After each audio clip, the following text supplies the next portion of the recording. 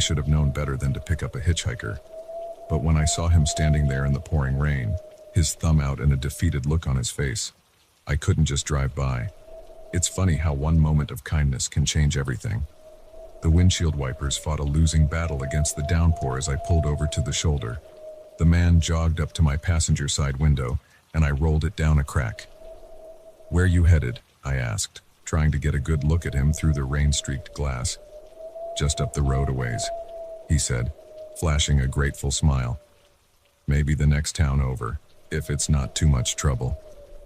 I hesitated for a moment, then reached over and unlocked the door. "Hop in."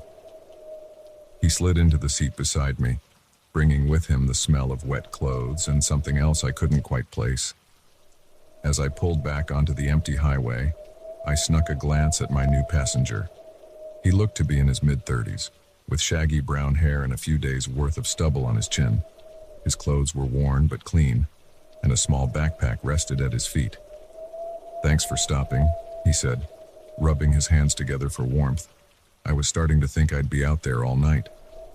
"No problem," I replied, keeping my eyes on the road ahead. "I'm Sarah, by the way." "Nice to meet you, Sarah. I'm Mike." We fell into an easy conversation as the miles ticked by. Mike told me he was a freelance photographer, traveling the country and taking odd jobs to make ends meet. I shared a bit about my own life, my job as a high school teacher, my recent breakup, this impromptu road trip to clear my head. As we talked, I began to relax. Mike was charming and funny, with an easygoing manner that put me at ease. Maybe picking him up wasn't such a bad idea after all. About an hour into our drive, the rain finally let up. The clouds parted, revealing a sky full of stars and a bright full moon. The highway stretched out before us, empty and silent. "Mind if I turn on some music?" I asked, reaching for the radio. "Actually," Mike said, his voice suddenly different, "I'd prefer if you didn't." I glanced over at him, startled by the change in his tone. The moonlight cast strange shadows across his face, and for a moment, he looked like a completely different person. "Oh," I said, trying to keep my voice steady. "Okay, sure." An uncomfortable silence fell over the car. I gripped the steering wheel tighter, my earlier ease evaporating. Something had shifted, but I couldn't put my finger on what. "So," I said, desperate to break the tension, "how much further did you want to go?" Mike didn't answer right away. When he did, his voice was low and measured. "Why don't we just keep driving for a while?" A chill ran down my spine. I forced a laugh, trying to sound casual. "Well, I do need to stop for gas soon. There should be a station coming up in the next town." "No." The word came out sharp, almost angry. "No stops. Just keep driving." My heart began to race. I chanced another look at Mike and found him staring at me intently, all traces of his earlier warmth gone. "Look," I said, fighting to keep my voice steady. "I think maybe it's time I dropped you off. There's a rest stop a few miles ahead." Before I could finish, Mike's hand shot out, grabbing my wrist. His grip was like iron, his fingers digging into my skin. I said, "Keep driving," he growled, no longer bothering to hide the menace in his voice. Panic surged through me. I yanked my arm away, swerving slightly on the empty road. "What the hell? Let go of me!" Mike's other hand disappeared into his jacket, and when it re-emerged, my blood ran cold. The moonlight glinted off the blade of a knife, its wicked edge pointed directly at me. "Now, Sarah," he said, his voice eerily calm, "here's what's going to happen. You're going to keep driving exactly where I tell you to. If you try anything stupid, if you speed up, slow down, or even think about stopping, I'll have no choice but to use this. Do you understand?" I nodded, too terrified to speak.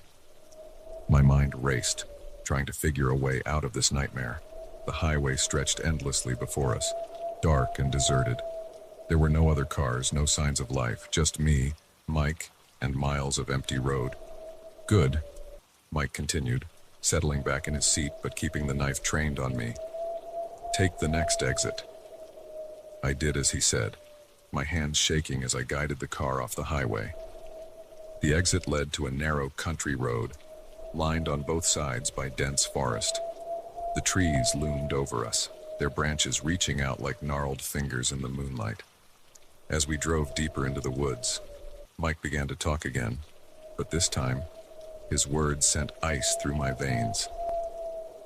"You know, Sarah," he said, almost conversationally, "you really shouldn't pick up strangers. Didn't your parents ever teach you that it's dangerous out here? You never know who might be waiting on the side of the road." I swallowed hard, trying to keep my voice from trembling. "Please," I whispered, "just take my car, my money, whatever you want. Just let me go." Mike laughed, a chilling sound that echoed in the small space of the car. "Oh, Sarah, it's not your money I'm after. You see, I've been waiting for someone like you. Someone kind, trusting, alone." Tears burned in my eyes as the full horror of my situation sank in. I thought about my family, my friends. Would they even know what had happened to me? Would anyone ever find me out here in the middle of nowhere? We drove on in silence for what felt like hours, the trees pressing in closer with each passing mile. Finally, Mike directed me onto a dirt road barely wide enough for the car. Branches scraped against the windows as we bumped along, heading deeper into the forest. "Stop here," Mike commanded suddenly. I brought the car to a halt in a small clearing. The headlights illuminated a dilapidated cabin, its windows dark and empty. My heart sank as I realized this must be our final destination. "Turn off the engine," Mike said, his knife never wavering. I complied, my hands shaking so badly I could barely manage the key. As soon as the engine died, the forest seemed to press in around us, the silence overwhelming.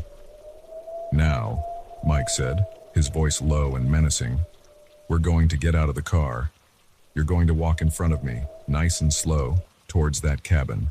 If you try to run, if you scream, if you do anything I don't like, well, I think you know what will happen." I nodded, unable to speak past the lump of fear in my throat. Slowly, I opened my door and stepped out into the cool night air. Mike followed close behind, the tip of his knife pressing into my back. As we approached the cabin, my mind raced. There had to be a way out of this, some way to escape, to get help. But with each step, hope slipped further away. Just as we reached the porch steps, a twig snapped in the darkness behind us. Mike whirled around, momentarily distracted. In that split second, instinct took over. I ran. I didn't think, didn't plan. I just bolted into the woods as fast as my legs would carry me. Branches whipped at my face and arms as I crashed through the underbrush, my lungs burning with each desperate breath. Behind me, I could hear Mike cursing, his heavy footsteps in pursuit. I pushed myself harder, ignoring the pain as thorns tore at my clothes and skin. I had no idea where I was going, no plan beyond putting as much distance between myself and Mike as possible. The forest was a maze of shadows and moonlight, each tree indistinguishable from the next. Just when I thought my legs would give out, I broke through the tree line and found myself on the edge of a steep ravine. Far below, I could hear the rush of water, a river or stream, hidden in the darkness. The sound of Mike crashing through the woods grew closer. I was trapped, with nowhere left to run. In that moment, faced with the choice between the devil I knew and the unknown below, I made my decision. Taking a deep breath, I stepped off the edge of the ravine. The fall seemed to last forever, and no time at all. I hit the water hard, the shock of the cold stealing my breath. The current immediately swept me away, tumbling me over and over in its icy grip. I fought my way to the surface, gasping for air. Above me, I could hear Mike's enraged shouts growing fainter as the river carried me swiftly downstream. I don't know how long I was in the water, minutes or hours. It all blurred together in a haze of cold and fear. Eventually, the current slowed, and I managed to drag myself onto a rocky bank. I lay there for a long time, shivering and exhausted, hardly daring to believe I had escaped. As the sky began to lighten with the first hints of dawn, I slowly got to my feet and began the long walk towards salvation. It took hours of stumbling through the woods before I finally found a road. A kind elderly couple picked me up, alarmed by my bedraggled appearance now, and drove me to the nearest police station. The authorities searched the area where I'd left my car, but found no trace of Mike or the cabin. It was as if they had vanished into thin air, leaving me to question if it had all been some terrible nightmare. But I know the truth. I know the evil that waits on lonely highways, wearing a friendly face and a disarming smile. And I know that sometimes, the most dangerous predators are the ones we invite into our lives with a simple act of kindness. I never pick up hitchhikers anymore.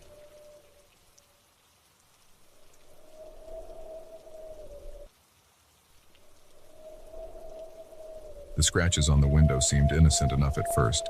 Just old damage on a rustic cabin, I thought.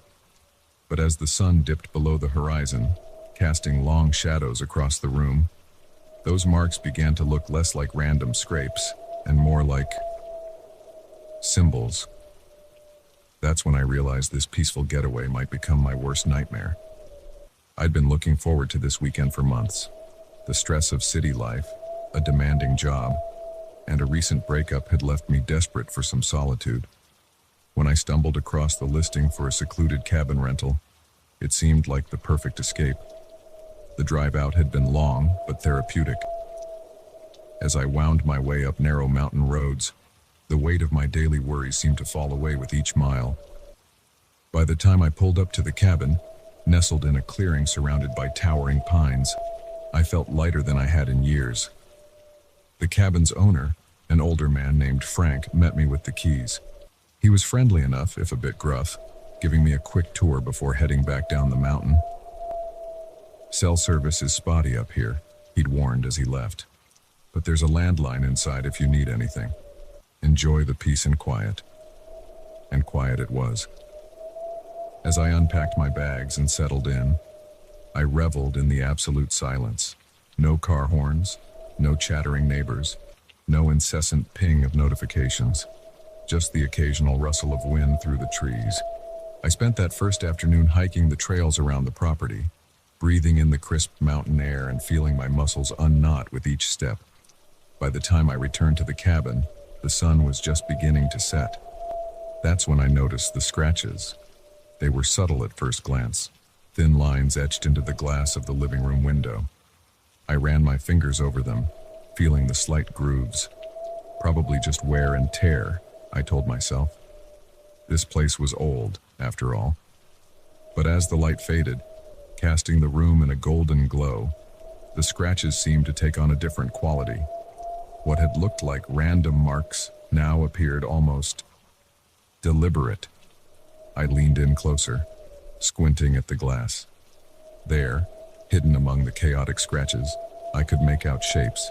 A circle here, a jagged line there. And was that an eye? A chill ran down my spine. I shook my head, forcing a laugh. My imagination was clearly working overtime. I needed food and rest. I busied myself with making dinner, pushing the odd markings out of my mind. The kitchen was well stocked, and soon the cabin filled with the comforting aroma of pasta sauce and garlic bread. As I sat down to eat, I couldn't help glancing back at the window. In the fading light, the scratches seemed even more pronounced, casting eerie shadows across the floor. "Stop it," I chided myself. "You came here to relax, not spook yourself with ghost stories." After dinner, I curled up on the couch with a book, determined to enjoy my evening. But I couldn't focus on the words. My eyes kept drifting to the window, tracing the outlines of those strange symbols. The more I looked, the more convinced I became that they weren't random at all. There was a pattern there, a deliberate arrangement that sent a shiver through me.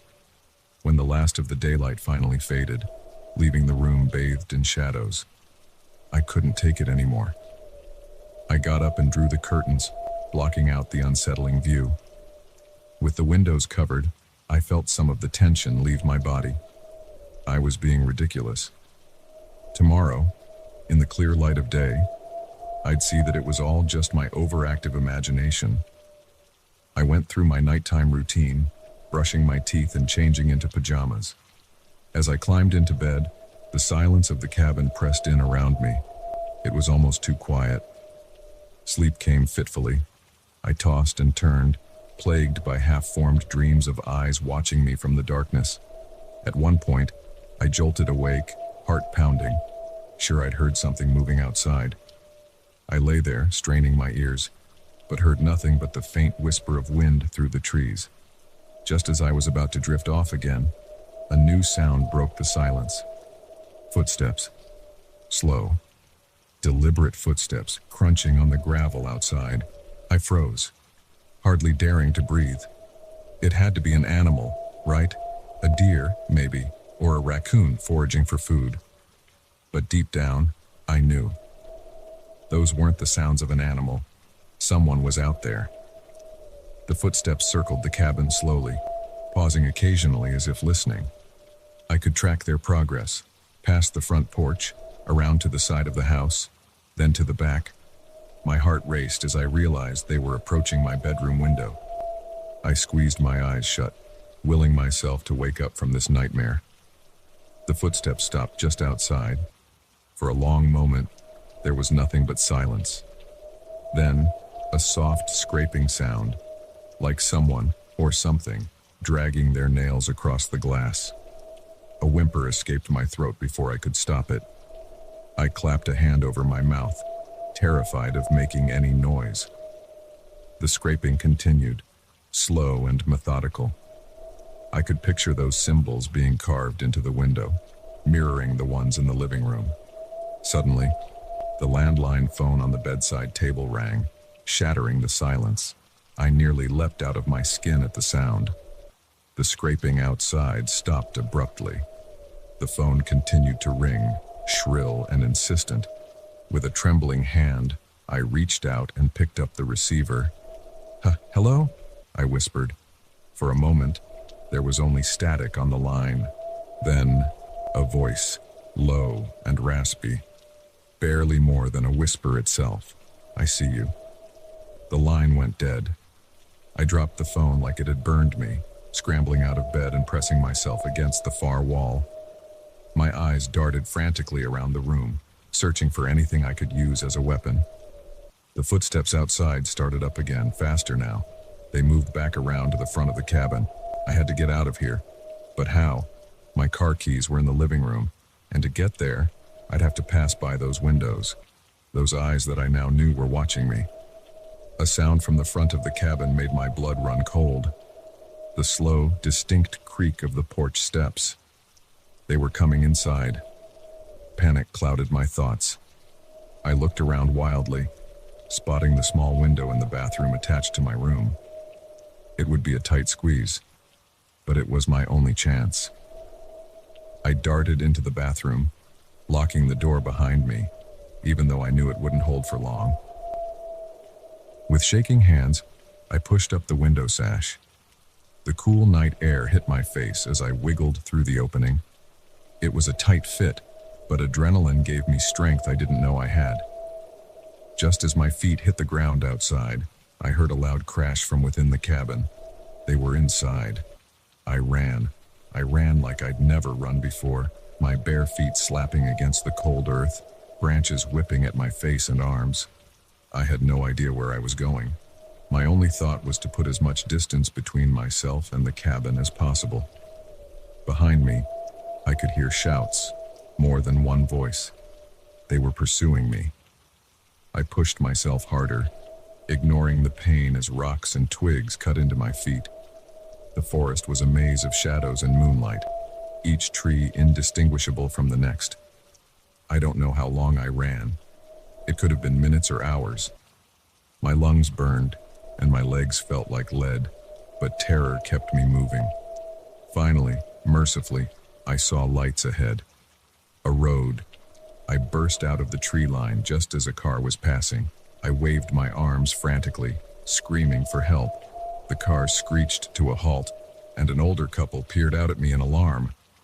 I must have looked insane, barefoot, in pajamas, covered in scratches and leaves. "Please," I gasped, "please help me. Someone's after me." They ushered me into the car without hesitation. the woman wrapping a blanket around my shoulders as her husband sped away. At the police station, I told my story through chattering teeth, still shaking with fear and adrenaline. The officers looked skeptical but agreed to check out the cabin. They found nothing. No signs of intruders. No footprints. Not even the scratches on the windows. Frank, the owner, swore up and down that he'd been home all night and hadn't called me. I know what I saw, what I heard, what? The symbols, the footsteps, the voice on the phone. It was all real.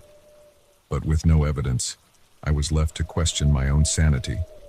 Had it all been some vivid hallucination brought on by stress and isolation? I'll never know for sure.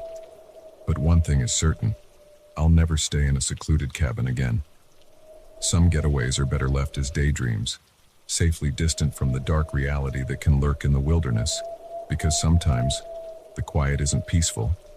Sometimes the quiet is just hiding something far more sinister, waiting for the perfect moment to strike.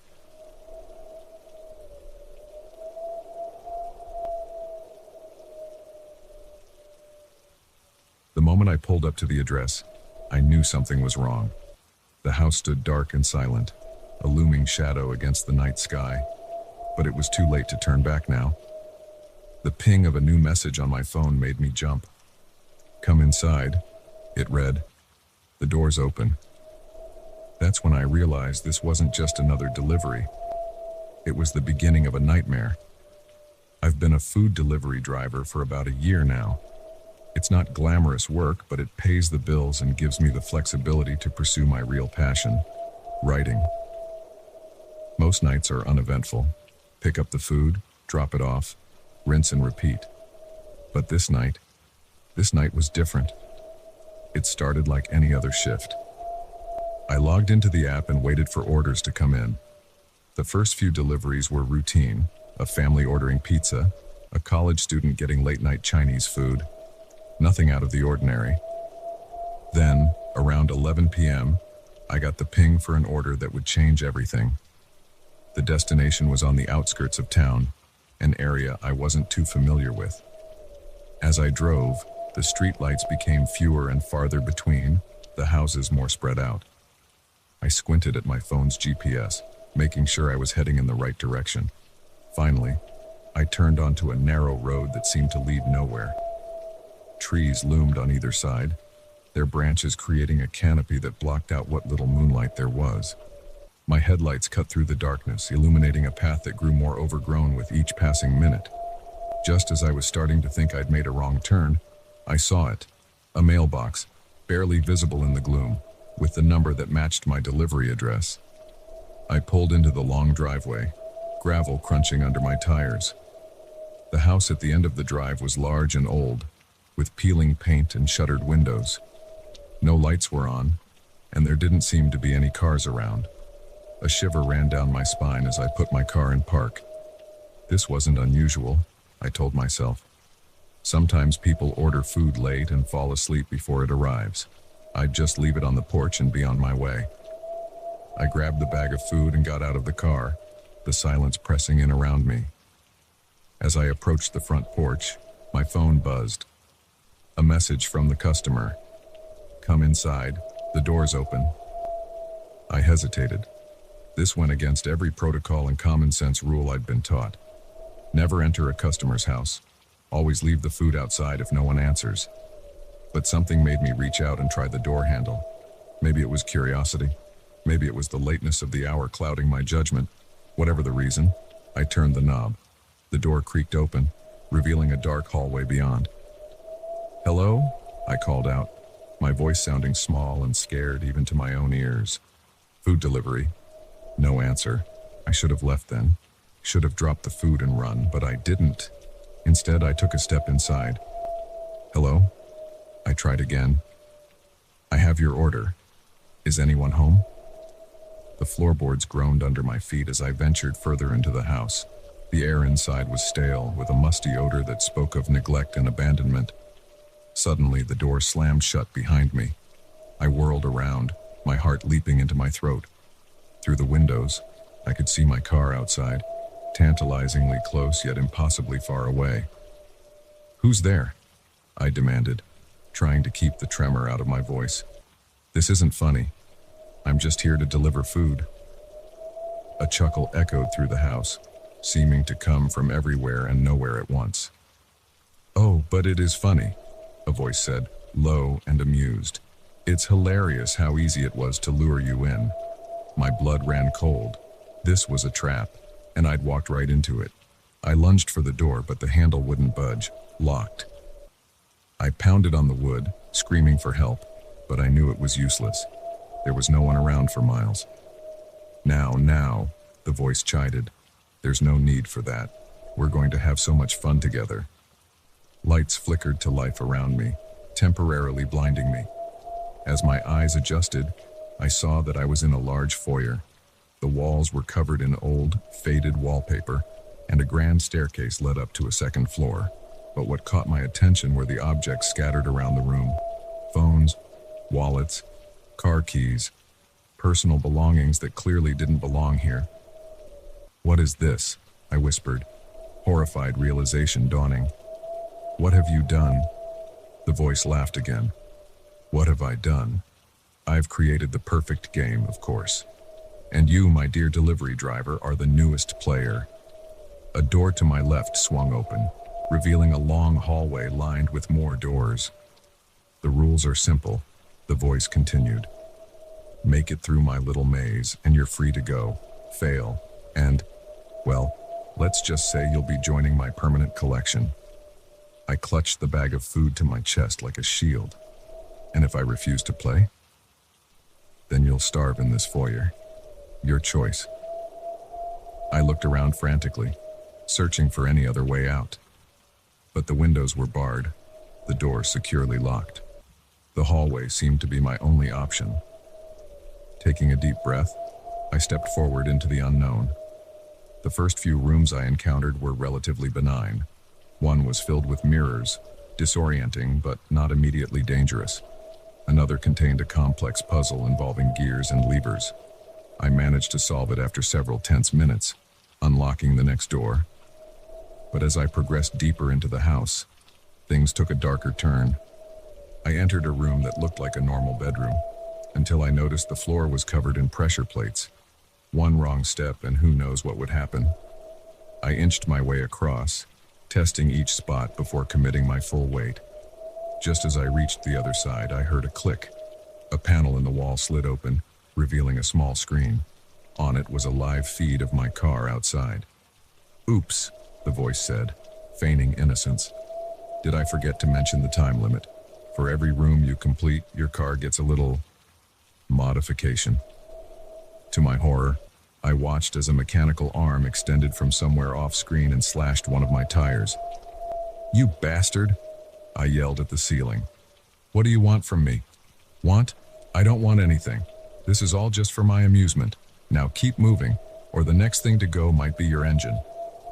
Fury and fear warred inside me as I pushed on. The next room was pitch black, and I had to navigate by touch alone. Something skittered across my feet, and I bit back a scream. Rats, or worse. Each challenge tested me in new and terrifying ways. A room filled with swinging blades that I had to time my way through. Another where the floor gradually tilted, threatening to dump me into a pit of something I couldn't see but could hear bubbling ominously. All the while, the voice taunted me, sometimes offering hints, other times lying outright about what awaited me. I couldn't trust anything I heard, could only rely on my own instincts and desperate will to survive. I lost track of time as I made my way through the twisted labyrinth. Minutes or hours could have passed. My clothes were torn, my body bruised and battered. But I kept going, driven by the primal need to escape. Finally, after what felt like an eternity, I reached a door that looked different from the others. It was made of heavy metal, with a complex locking mechanism. Congratulations, the voice said, sounding genuinely impressed. You've made it to the final challenge. Get through this door, and you win your freedom. I approached cautiously, examining the lock. It seemed to require a code of some kind. Of course, I can't make it too easy, the voice continued. You'll have to figure out the code yourself. Here's a hint. The answer has been with you all along. I frowned, my mind racing. What did that mean? I patted my pockets, looking for anything that might help. Then my hand brushed against the bag of food I'd been carrying this whole time. The food. Of course. With trembling fingers, I opened the bag. Inside was a receipt with the order number. I punched the digits into the keypad, holding my breath. For a moment, nothing happened. Then, with a hiss of hydraulics, the door swung open. Cool night air rushed in, and I could have cried with relief. Beyond the door, I could see my car, battered but still drivable. I took a step forward, then hesitated. Why? I asked, not really expecting an answer. Why do all this? The voice chuckled one last time. Why does anyone do anything? For the thrill, my dear, for the game. And you played beautifully. I didn't wait to hear more. I ran to my car, fumbling with the keys. As I peeled out of the driveway, I glanced in my rearview mirror. The house stood silent and dark once more, as if nothing had happened. But I knew the truth. Somewhere in there, a twisted mind was already planning the next game, waiting for another unsuspecting victim to fall into their trap. I drove straight to the police station, my hands shaking as I recounted my story. They were skeptical at first, but the state of my car and my own battered appearance lent credence to my tale. They never found the house. The address I'd been given led to an empty lot, overgrown with weeds. No trace of the nightmare I'd endured. I quit my delivery job the next day. Some risks aren't worth taking, no matter how good the tips might be. Now, when my phone pings with a notification, I can't help but flinch, wondering if it's another invitation to a game I never want to play again.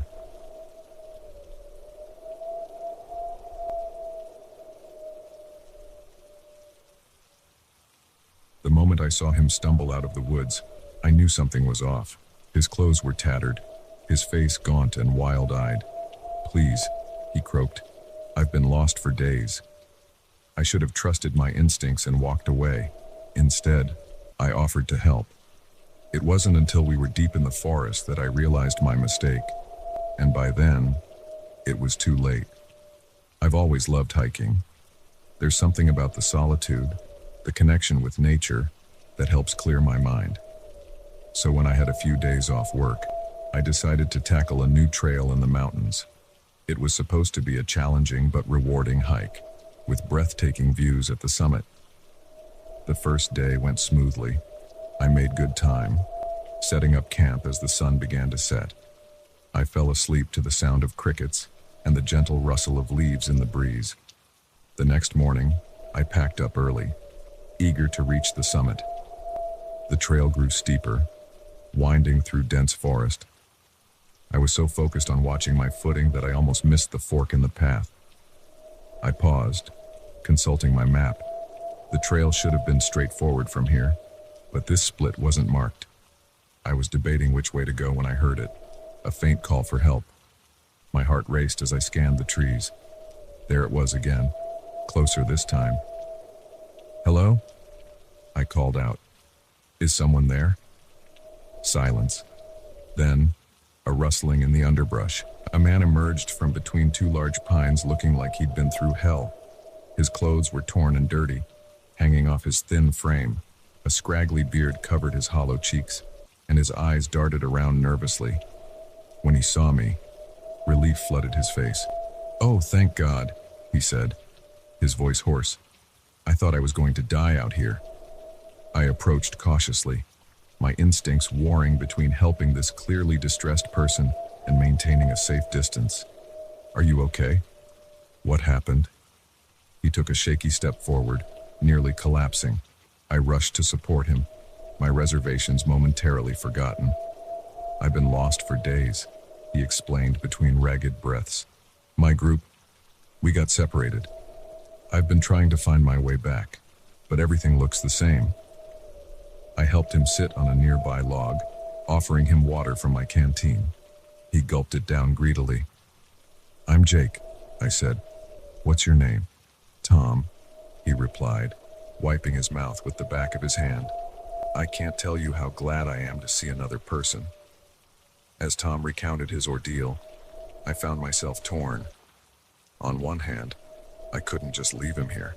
He was clearly in no shape to make it out on his own. On the other, something about his story didn't quite add up. How had he survived for days with no supplies? And why hadn't I heard about any missing hikers in the area?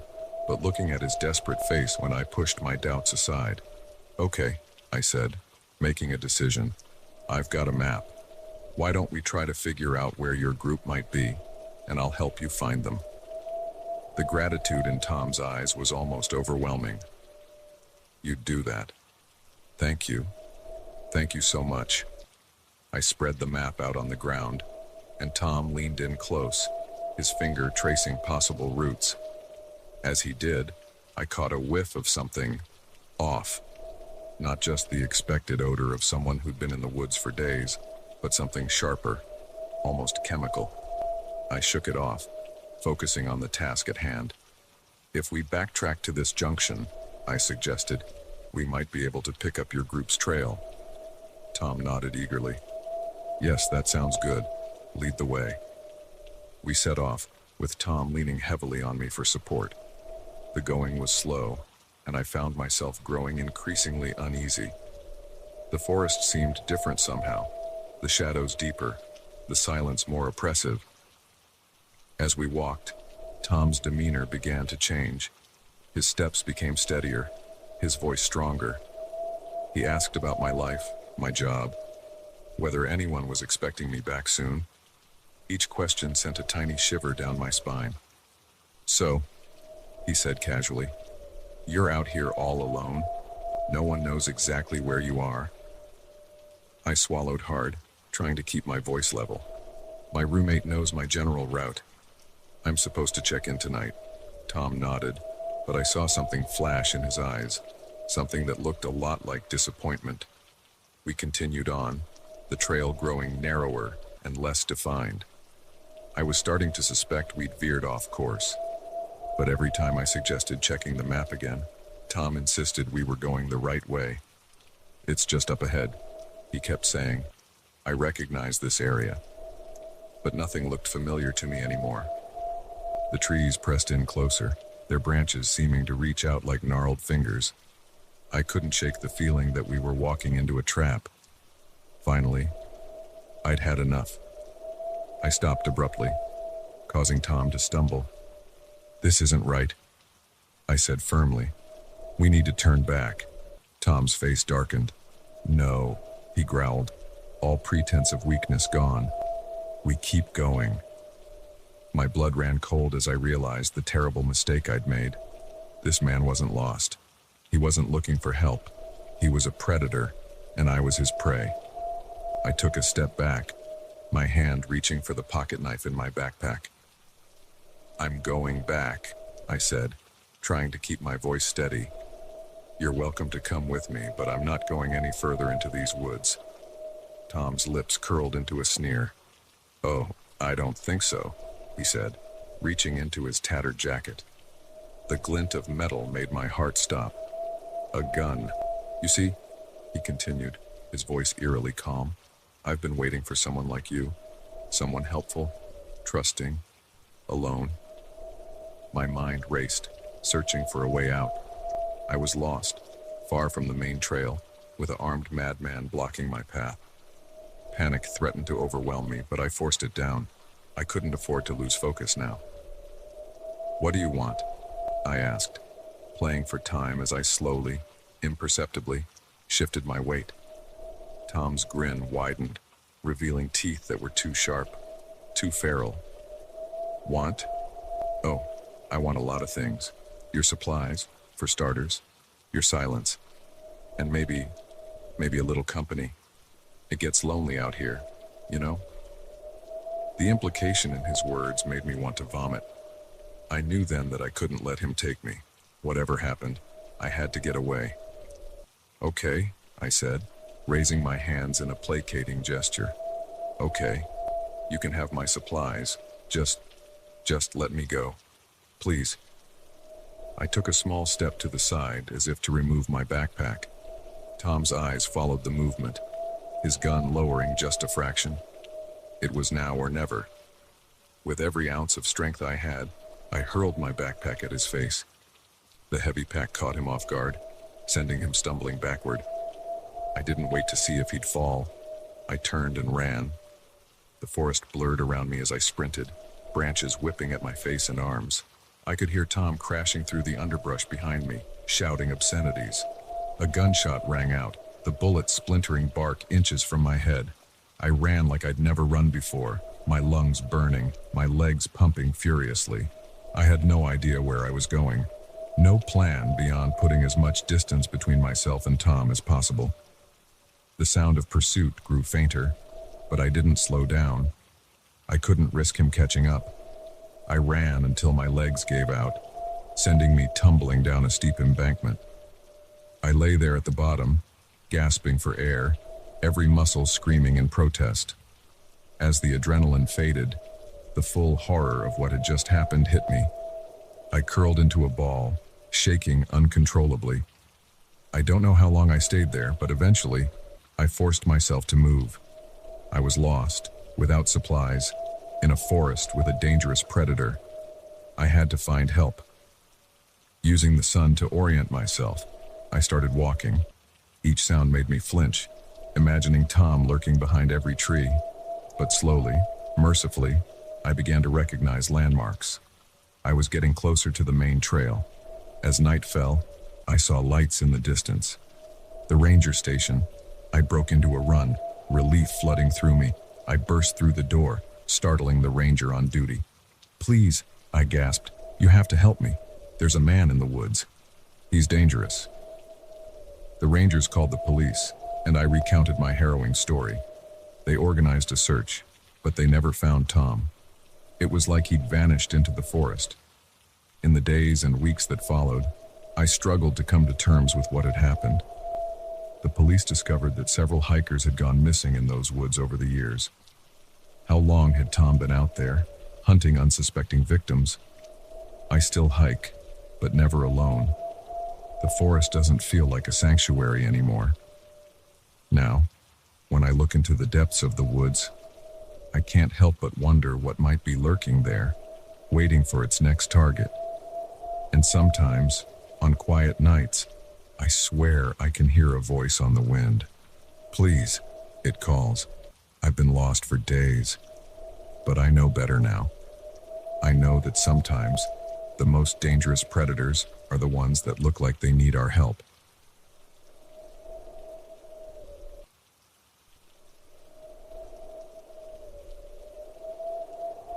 The first knock was so faint I thought I'd imagined it.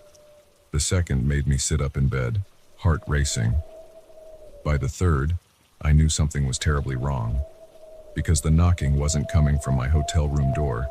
It was coming from inside the walls of the supposedly empty room next door. And as I would soon discover, some vacancies are better left unfilled. I never thought a business trip could turn into a nightmare. As a software sales rep, I'm used to staying in generic hotel rooms across the country. This particular stay was in a small town I'd never heard of before, at a hotel that had seen better days. But hey, it was just for one night. What could go wrong? The moment I stepped into the lobby, I sensed something was off. The air was heavy, almost oppressive, and the flickering fluorescent lights cast strange shadows across the faded carpets. The clerk at the front desk barely looked up as I approached, his fingers tapping away at an ancient computer. "Checking in," I said, sliding my ID and credit card across the counter. "Reservation for Alex Mercer." The clerk's eyes flicked to me, then back to his screen. "Room 237, he mumbled, pushing a key card towards me. "Elevators to your left. Enjoy your stay." I wanted to ask about nearby restaurants or Wi-Fi, but something in his demeanor made me hold my tongue. I grabbed my bag and headed for the elevator, eager to get to my room and unwind. The hallway on the second floor was dimly lit, the wallpaper peeling in places. Room 237 was near the end, sandwiched between 235 and 239. As I approached, I noticed a Do not disturb sign hanging on the doorknob of 235. Room 239's door was slightly ajar, but when I glanced inside, all I saw was darkness. My own room was adequate, a bit musty, with furnishings that had seen better decades, but clean enough. I set my laptop up on the small desk and tried to connect to the Wi-Fi, but the signal was frustratingly weak. With a sigh, I gave up and decided to call it an early night. My presentation wasn't until 10 a.m. the next day, so at least I'd be well rested. I must have dozed off quickly because the next thing I knew, I was jolted awake by a sound. At first, I couldn't place it. A soft thump, then silence. I blinked in the darkness, my eyes adjusting to the faint glow of the digital alarm clock. 2:17 a.m. There it was again. A knock. But not from my door. It seemed to be coming from the wall I shared with room 235. I sat up, suddenly wide awake. It could be nothing, I told myself. Just another guest getting in late, maybe a bit drunk. But as I listened, the knocking continued. It wasn't the sound of someone at a door, though. It was muffled, like someone was trapped inside the wall itself. A chill ran down my spine. This wasn't right. I got out of bed, my bare feet silent on the thin carpet as I approached the wall. The knocking had stopped, but now I could hear something else. A faint scratching sound, like nails dragging across the other side of the drywall. "Hello?" I called out, feeling slightly foolish. "Is someone there?" Silence. Then, so quietly I almost missed it, a voice. "Help me." My blood ran cold. The voice was small, almost childlike, but there was something wrong about it. Something that made every hair on my body stand on end. I backed away from the wall, my mind racing. Should I call the front desk? The police? What would I even say? Before I could decide, the knocking started again. Louder this time, more insistent. It was coming from different parts of the wall now, as if whatever was in there was moving around. I fumbled for my phone, my hands shaking as I dialed the front desk. It rang once, twice, 3 times. On the 4th ring, someone picked up. "Front desk," a bored voice answered. "This is room 237, I said, trying to keep my voice steady. "I think there's someone in the room next door, in the walls. I can hear knocking and—" "Sir," the voice cut me off, suddenly sharp. "Room 235 is vacant, has been for months. You must be mistaken." But I heard, "Good night, sir." The line went dead. I stared at my phone in disbelief. What the hell was going on? The knocking had stopped again, but the silence was almost worse. I could feel eyes on me, watching from somewhere I couldn't see. I needed to get out of there. I started throwing my things into my bag, not bothering to be quiet. As I zipped it closed, a new sound froze me in place. The doorknob to room 235 was turning. I watched, paralyzed, as the "Do Not Disturb" sign swung gently. The door creaked open, revealing a yawning darkness beyond. Something moved in that darkness, a shape, vaguely human but wrong somehow, too tall, too thin, its movements jerky and unnatural. I didn't wait to see more. I grabbed my bag and ran, not even bothering to close my own door behind me. The elevator was too slow, too risky. I took the stairs, taking them 2 at a time, my heart pounding in my ears. The lobby was empty when I burst through the stairwell door. The front desk was unmanned, the ancient computer screen glowing with an error message. I didn't stop to investigate. I just ran, out into the cool night air, to the safety of my car. As I peeled out of the parking lot, I glanced in my rearview mirror. For a moment, I thought I saw a figure standing in the hotel's entrance, watching me go. But when I looked again, there was nothing there. I drove through the night, putting as much distance between myself and that hotel as possible. When the sun finally rose, I pulled into a rest stop and tried to make sense of what had happened. Had it all been a dream? A hallucination brought on by stress in an unfamiliar place? But no, my hastily packed bag and the terror still coursing through my veins were all too real. I called my boss and made up an excuse about a family emergency. There was no way I was going back to that town. Presentation be damned. Over the next few weeks, I tried to put the incident behind me, but curiosity got the better of me, and I started researching the hotel online. What I found chilled me to the bone. There were other stories, not many, and most were vague, but they all shared similar elements. Guests hearing noises from vacant rooms, strange figures seen in hallways, and always, room 235 at the center of it all. One account, posted on an obscure paranormal forum, caught my eye.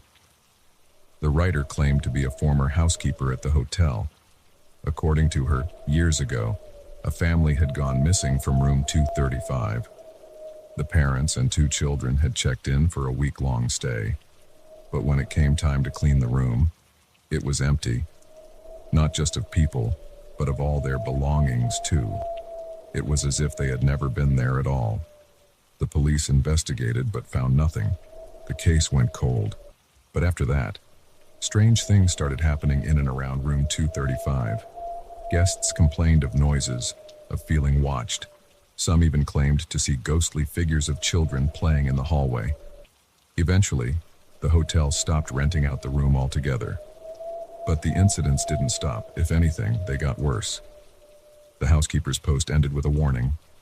If you ever find yourself in that hotel, stay away from room 235. Whatever's in there, it's not human anymore, and it's hungry. I closed my laptop, feeling sick. Part of me still wanted to believe it was all an elaborate hoax, or that I had somehow imagined the whole thing. But deep down, I knew the truth. Something was in that hotel, something that shouldn't exist. And for one terrifying night, I had come face to face with it. I never took another business trip after that. I quit my job, moved to a new city, tried to start fresh. But some nights, I still wake up in a cold sweat, the sound of knocking echoing in my ears. And sometimes, in the moments between sleep and waking, I swear I can hear a small voice calling out from behind my bedroom wall. "Help me," it whispers. I'm still here. But I know better now.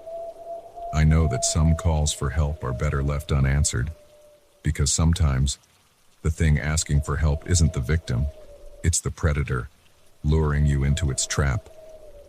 So if you ever find yourself in a hotel and you hear knocking from a supposedly empty room, don't investigate. Don't call the front desk. Just grab your things and run. Run as fast and as far as you can. Because what's on the other side of that wall isn't something you want to meet. And once it has your attention, it may never let you go.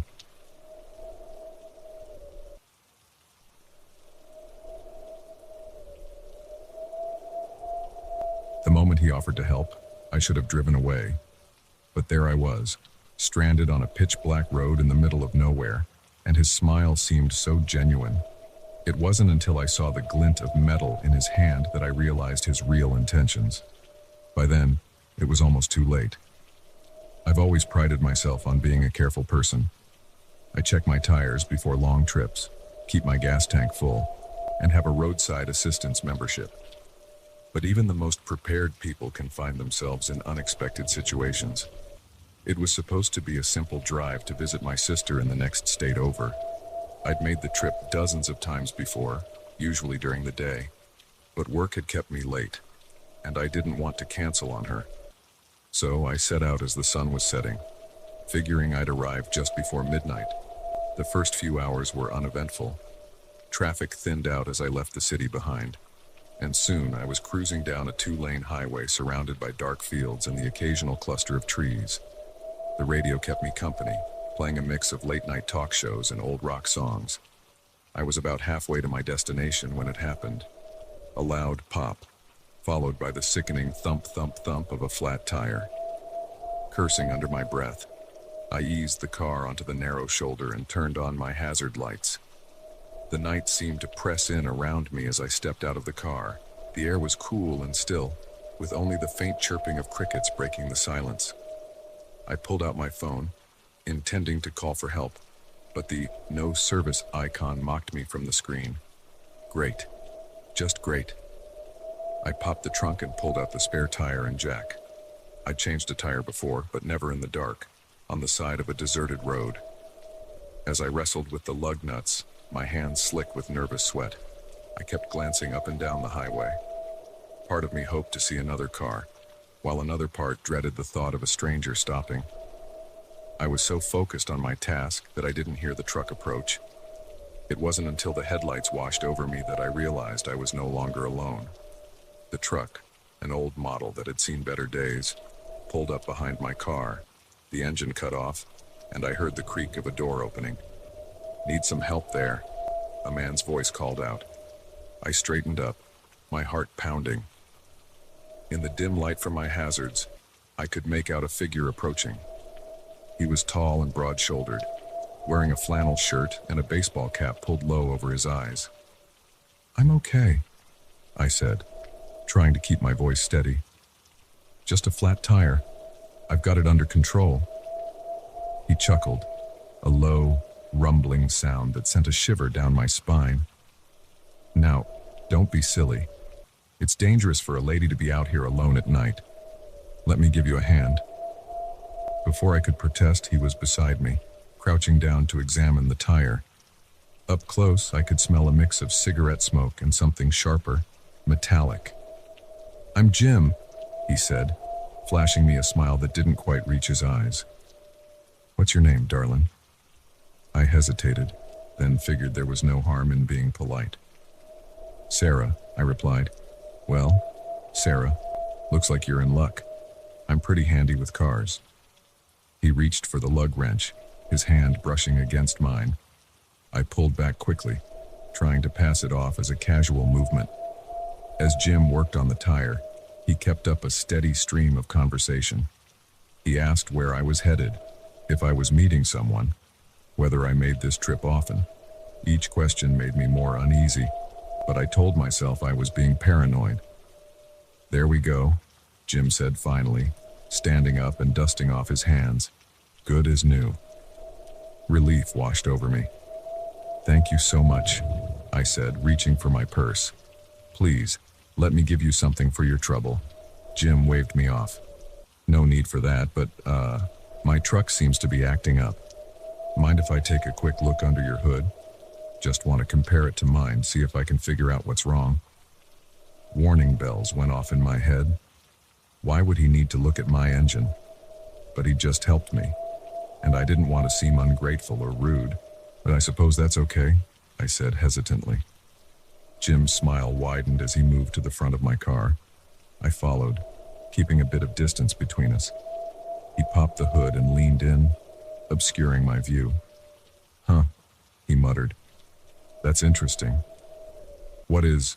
I asked, taking a step closer. It happened so fast I barely had time to react.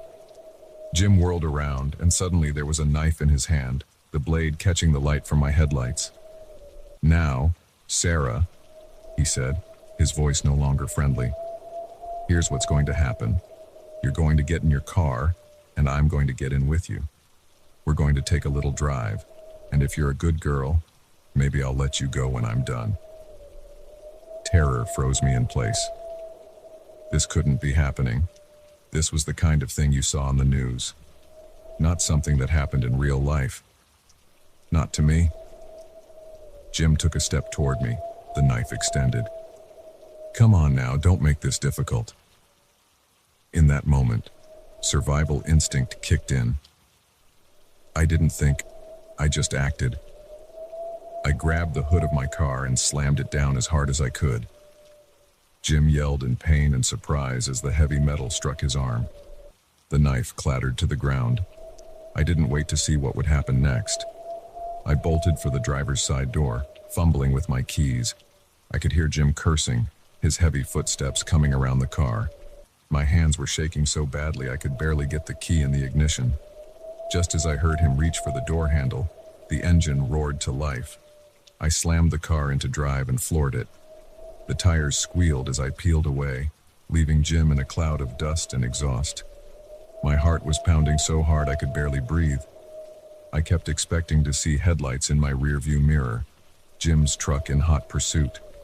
but the road behind me remained dark and empty. I drove for what felt like hours, my knuckles white on the steering wheel. Every shadow on the road looked like a potential threat. When I finally saw signs for a town, I nearly cried with relief. I pulled into the first well-lit gas station I saw and called the police. They took my statement and sent out patrols to look for Jim, but I knew it was unlikely they'd find him. The highway was long and dark, with plenty of places for someone to disappear. As I sat in the harsh fluorescent light of the gas station, waiting for my sister to come pick me up, the full weight of what had almost happened hit me. I broke down, sobbing uncontrollably. The kind-faced cashier brought me a cup of coffee and a sad smile, like she'd seen this kind of thing before. In the days and weeks that followed, I struggled to come to terms with the incident. I jumped at every unexpected sound, flinched when strangers got too close. I couldn't bring myself to drive at night, and even daytime trips filled me with anxiety. But slowly, with the help of therapy and support from my family, I started to heal. I learned that what happened wasn't my fault, that trusting people isn't a weakness, but that it's okay to listen to your instincts when something feels off. I still make the drive to visit my sister, but now I always go during the day. I keep my doors locked and don't stop for anyone. Some might call it paranoia, but I call it survival. Because the truth is, there are predators out there. People who see kindness as an opportunity to exploit, who prey on those in vulnerable situations. But there are also good people, people who genuinely want to help. The trick is learning to tell the difference, to trust your gut when it tells you something isn't right, to be prepared, but not let fear rule your life. I'll never know what might have happened if I hadn't slammed that hood down, if I'd been a second slower getting to my car. But I do know this: I survived. And in surviving, I became stronger. So if you ever find yourself on a dark, deserted road, and a stranger offers help, remember my story. Be cautious, be aware, and above all, trust your instincts. Because sometimes, the difference between safety and danger is a split-second decision. And in that moment, you have to be ready to fight for your life.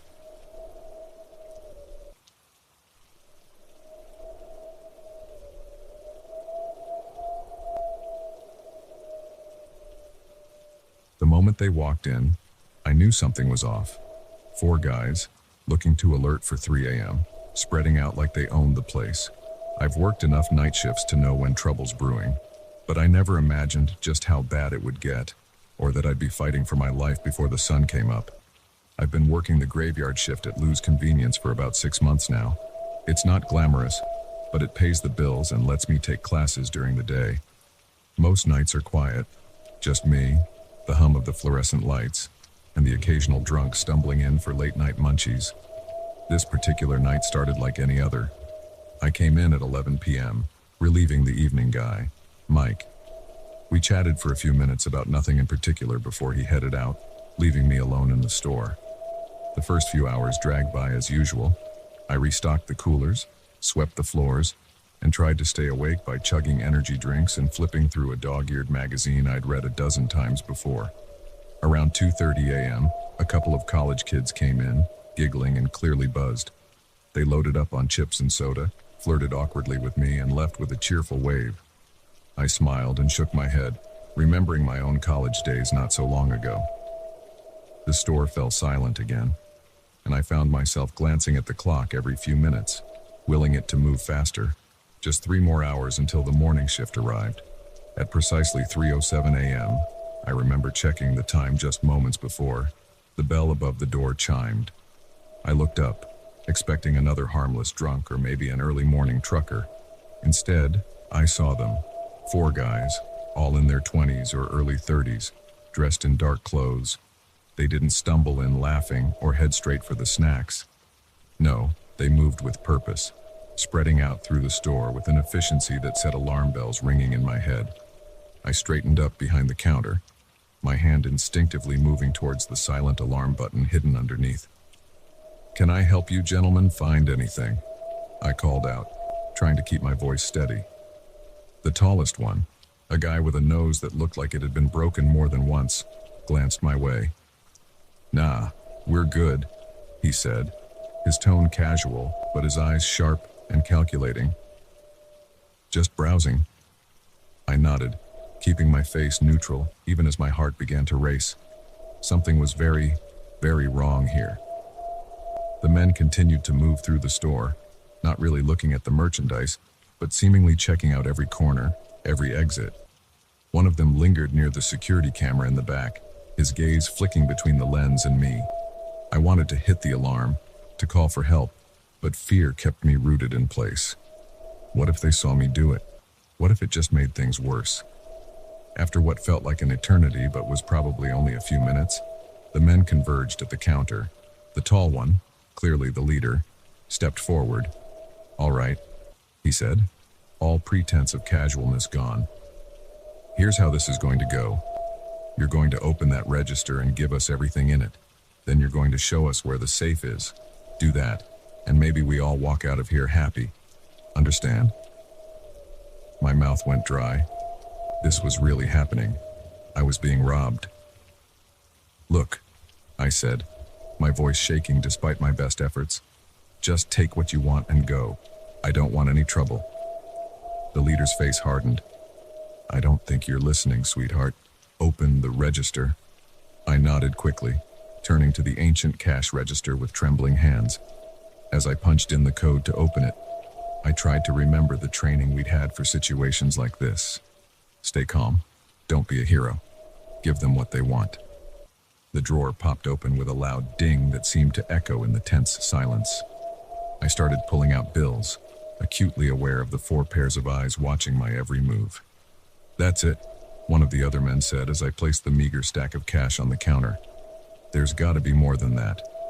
"It's all we keep in the register overnight," I explained, hating how small my voice sounded. "The rest is in the safe, but I don't have the code for that. Only the manager does."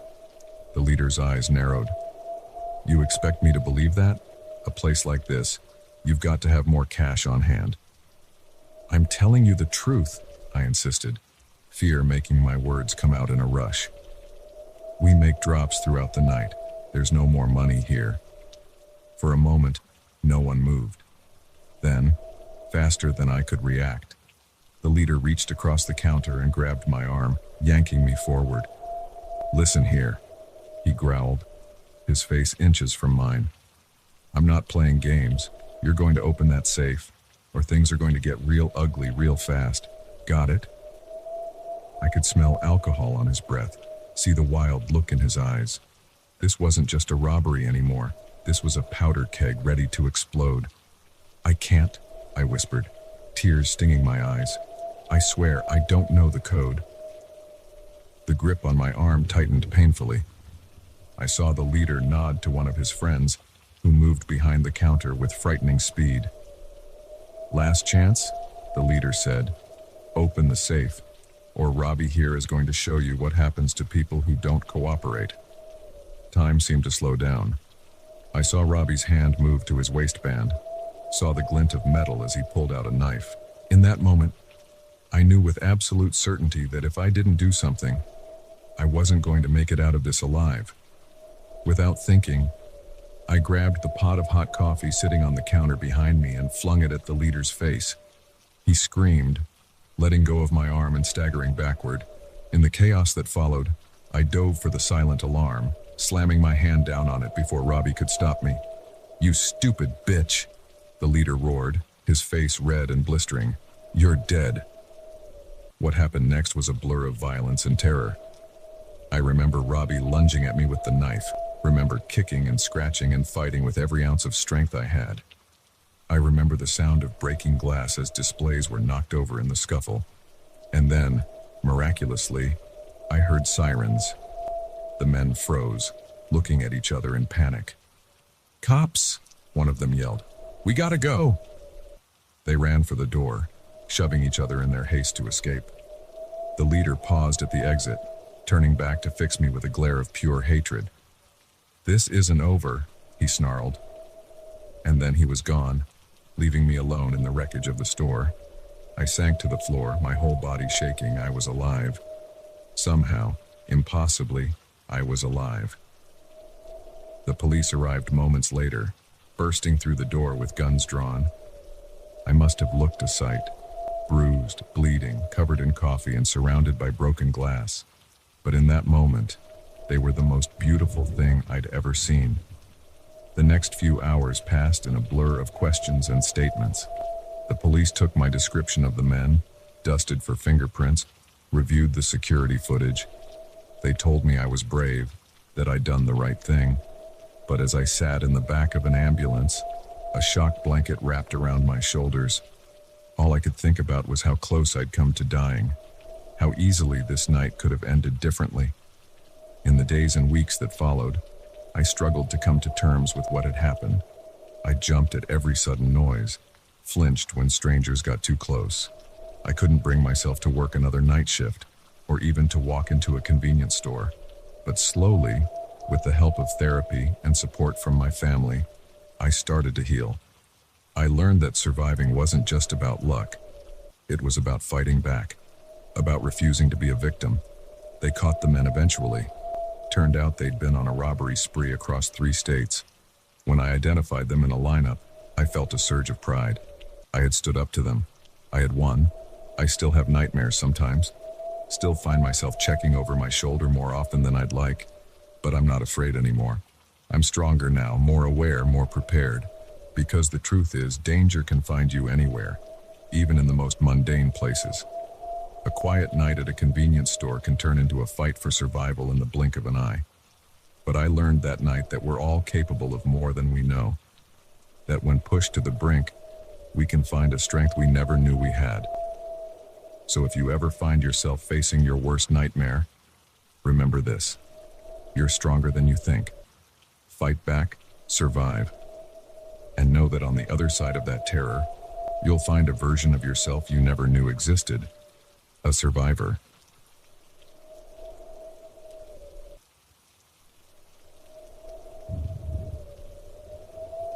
The first night, I dismissed the sounds as settling pipes or a stray cat.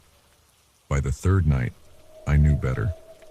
Someone was outside, watching the house, watching me. And as I peered through the curtains into the darkness, I realized with a chill that this house-sitting gig might be the last job I ever take. It was supposed to be an easy way to make some extra cash. My college roommate's parents were going on a month-long European vacation, and they needed someone to look after their sprawling suburban home.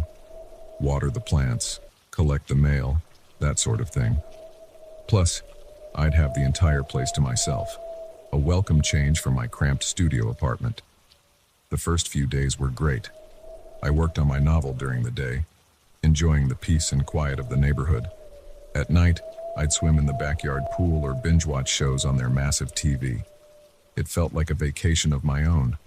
But then, on the 4th night, things changed. I was up late, around 2 a.m., working on a particularly tricky chapter of my book. The house was silent, save for the gentle hum of the air conditioning. That's when I heard it. A soft crunch of gravel from the driveway. At first, I thought nothing of it. Probably a neighbor getting home late or a car turning around. But then I heard it again. Closer this time, like someone was walking up the drive. I set my laptop aside and moved to the window, carefully peering out through a gap in the curtains. The street was dark, lit only by a few widely spaced street lamps. I couldn't see anyone, but the feeling of being watched was overwhelming. Just as I was about to turn away, movement caught my eye. A shadow, detaching itself from the darkness near the hedge. It was there for just a moment before melting back into the night, but it was unmistakably human-shaped. My heart began to race. I double-checked all the doors and windows, making sure everything was locked. As I made my way back upstairs, I couldn't shake the feeling of eyes on my back. The next morning, I almost convinced myself I'd imagined it all. Lack of sleep and an overactive writer's imagination, a dangerous combination. But then I saw the footprints in the dewy grass, leading right up to the living room window. I called the police, of course. They came, took a report, and promised to keep an eye on the place. But I could tell they weren't taking it too seriously. No crime had been committed, after all. Just a spooked house sitter and some footprints that could have been made by anyone. That night, I was on edge. Every creak of the house, every rustle of leaves outside, set my nerves jangling. I tried to focus on my writing, but the words wouldn't come. Instead, I found myself constantly getting up to check the windows, peering out into the darkness. Around midnight, I heard it again. Footsteps, slow and deliberate, circling the house. I crept downstairs, my phone in one hand and a heavy flashlight in the other. The footsteps stopped near the back patio door. My hand shook as I reached for the curtain. Do I really want to see what's out there? But I had to know. I yanked the curtain back, flicking on the flashlight at the same time. The beam cut through the darkness, illuminating nothing. The patio was empty. I let out a shaky breath, feeling foolish and relieved at the same time. But as I turned to go back upstairs, something on the glass caught my eye. Pressed against the patio door was a perfect handprint, as if someone had been leaning there, watching me through the glass. Sleep was impossible after that. I sat in the living room, lights on, jumping at every sound. When dawn finally broke, I was exhausted and terrified. I spent that day in a daze, alternating between convinced I was overreacting and certain I was in grave danger. I thought about leaving, going back to my apartment. But I'd promised to look after the house, and part of me, the stubborn part that had gotten me through countless all-nighters and writer's block, refused to be chased away. As night fell, I prepared myself. I turned on every light in the house, positioned myself in the living room with clear views of both the front and back of the house. I had the police on speed dial and my car keys within reach. Hours passed. The quiet of the neighborhood seemed oppressive now, like a held breath waiting to be released. I was beginning to think that maybe, just maybe, it was over. Then I saw it. A figure, darting between the houses across the street. My breath caught in my throat as I watched it move with purpose towards this house. I fumbled for my phone, my fingers feeling thick and clumsy as I tried to dial 911. But before I could hit call, a rock came sailing through the front window, shattering the silence along with the glass. I screamed, dropping to the floor as shards rained down around me. Through the new opening, I could hear quick footsteps approaching the house. Panic gave me speed I didn't know I possessed. I scrambled to my feet and ran for the back door, not daring to look behind me. I could hear someone in the house now, their heavy breathing and hurried footsteps spurring me on. I burst out onto the patio, sprinting across the backyard towards the fence. I could see my car parked on the street, tantalizingly close. If I could just make it there. A hand grabbed my arm, yanking me backward with bruising force. I spun around, coming face to face with my pursuer for the first time. He was younger than I expected, maybe in his early 20s, but his eyes were cold and empty, devoid of any emotion as he stared at me. "Why?" I gasped, struggling to break free. "Why are you doing this?" A slow, chilling smile spread across his face. "Why not?" he said, his voice eerily calm. "It's fun." In that moment, I understood that there was no reasoning with him, no talking my way out of this. This wasn't about robbery or any rational motive. This was about the thrill of the hunt, and I was the prey. Adrenaline surged through me. I brought my knee up hard, catching him in the groin. He doubled over with a grunt, his grip loosening just enough for me to wrench free. I ran like I'd never run before, vaulting over the fence and sprinting towards my car. I could hear him recovering, his angry shouts spurring me to move faster. My hands shook as I tried to unlock the car door. "Come on, come on." I could hear his footsteps pounding on the pavement behind me. Finally, the door opened. I dove inside, slamming the lock down just as he reached the car. He pounded on the window, his face contorted with rage.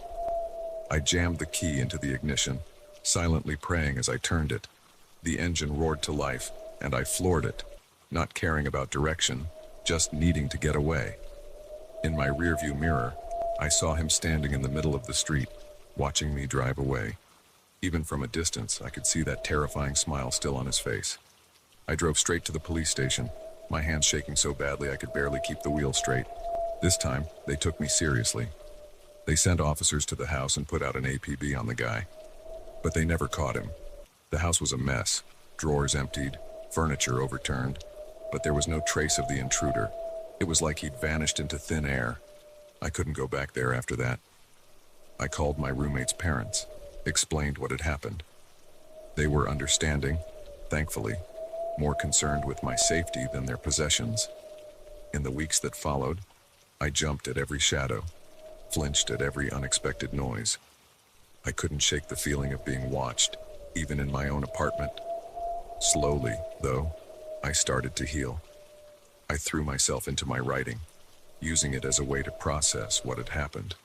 The novel I'd been working on took a dark turn, evolving into a thriller that poured all my fear and anger onto the page. I still house sit occasionally, but never alone, and never without thoroughly vetting the neighborhood first.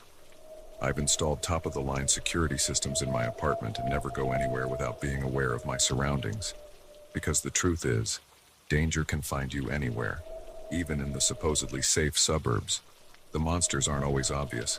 Sometimes they wear a calm smile and hunt for fun. But I refuse to let fear control my life. I'm stronger now, more cautious but also more confident in my ability to handle whatever comes my way. So if you ever find yourself alone in a strange house, hearing noises in the night, remember this. Trust your instincts. Don't dismiss your fears. And most importantly, be prepared to fight like hell if you have to. Because in the end, the difference between victim and survivor might just be the willingness to do whatever it takes to see another dawn.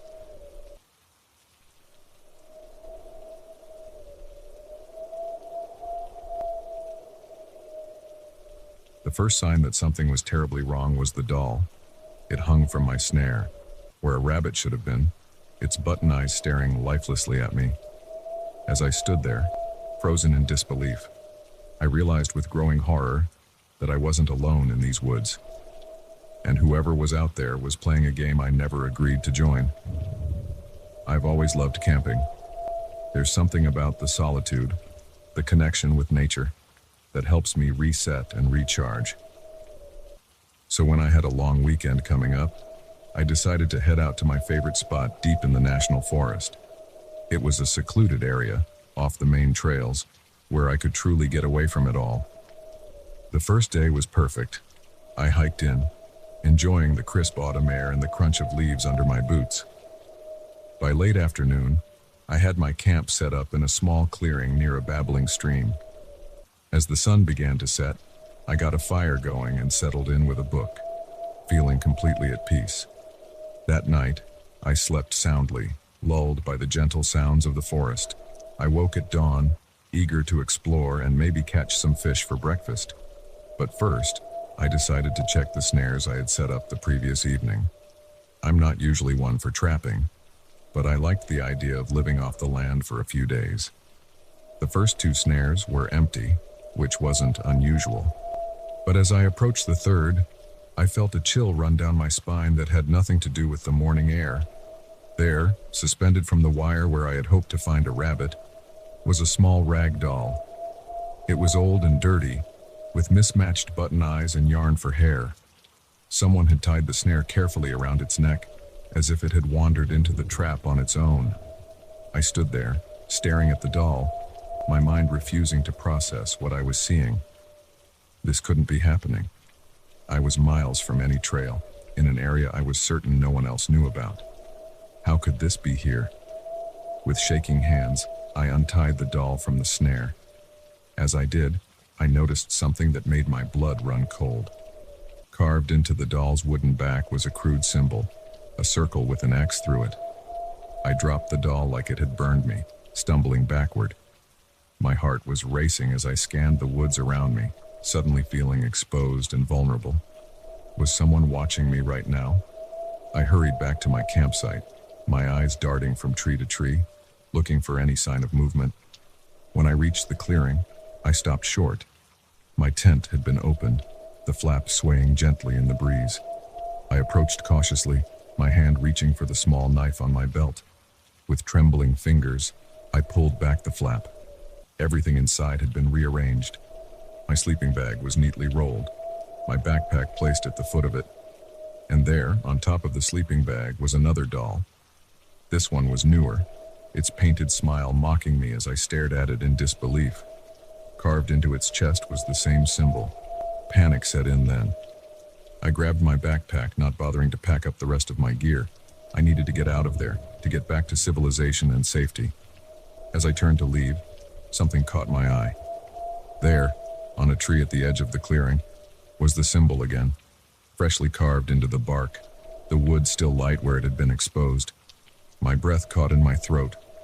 Whoever had done this was close, maybe even watching me right now. I ran. I crashed through the underbrush, no longer caring about stealth or leaving no trace. Branches whipped at my face and arms, but I barely felt them.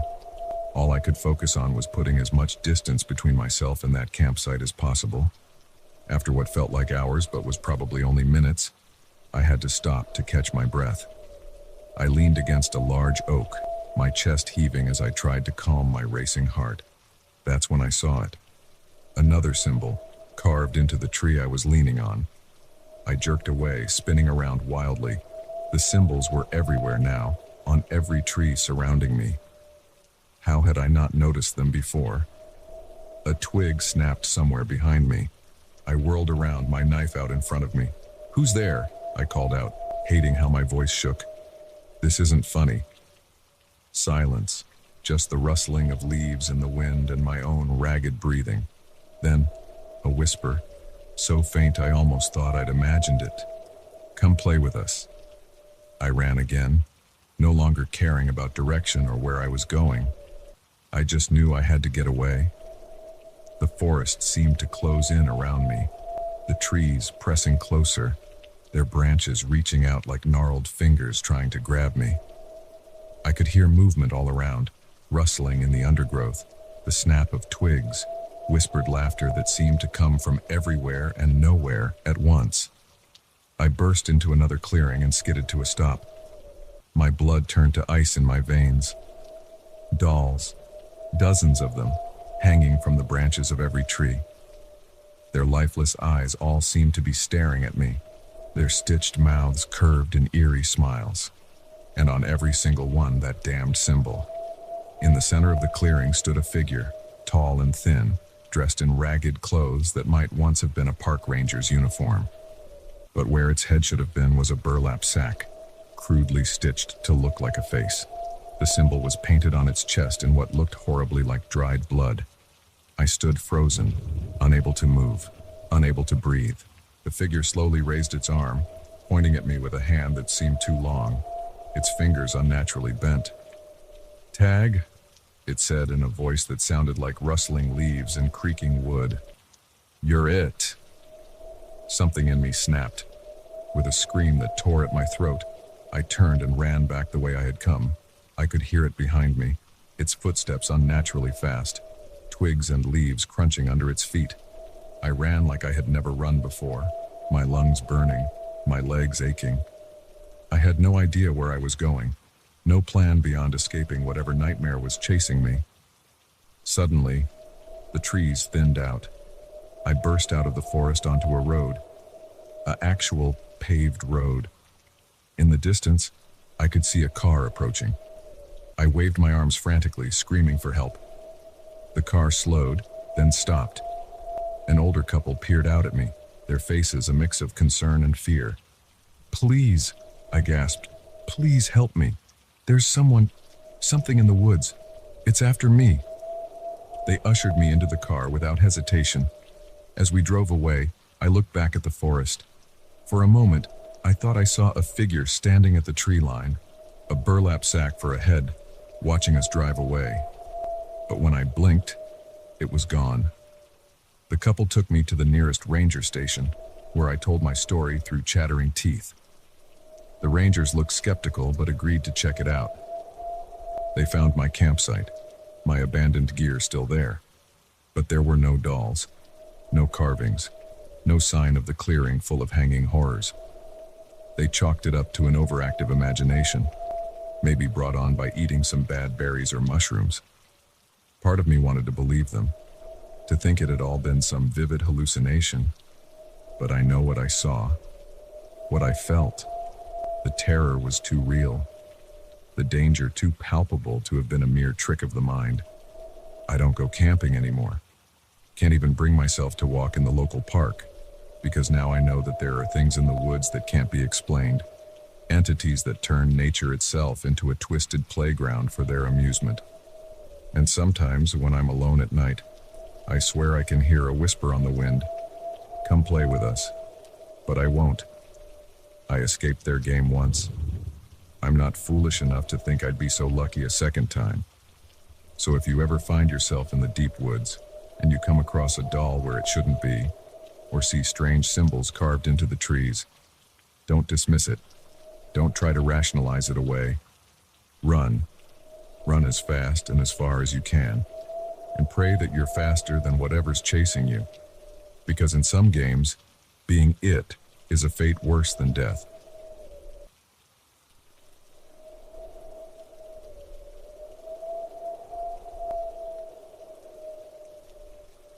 The first footstep echoed through the empty office like a gunshot. I froze, my fingers hovering over the keyboard, suddenly aware of how alone I was. It was well past midnight, and I knew for a fact that everyone else had gone home hours ago. So who or what was walking around in the darkness beyond my cubicle? I hadn't planned on staying so late. As a junior copywriter at Meridian Advertising, I was used to putting in extra hours, but usually I was home by 9, maybe 10 at the latest. Tonight, though, I had a major pitch due in the morning, and the words just weren't flowing. So I kept at it, telling myself I'd leave after just one more paragraph, then one more page. Before I knew it, the cleaning crew had come and gone. The overhead lights automatically dimmed to their nighttime setting. And still, I sat there, bathed in the glow of my computer screen, trying to find the perfect phrase to sell overpriced sneakers to teenagers. It was 12:37 a.m. when I heard that first footstep. I held my breath, straining my ears. For a long moment, there was nothing but the soft hum of the air conditioning. Then, another step, and another. Slow, deliberate footfalls coming from the direction of the elevator bank. My mind raced through the possibilities. A late-night worker like myself. Unlikely. I would have heard the elevator arrive. Security?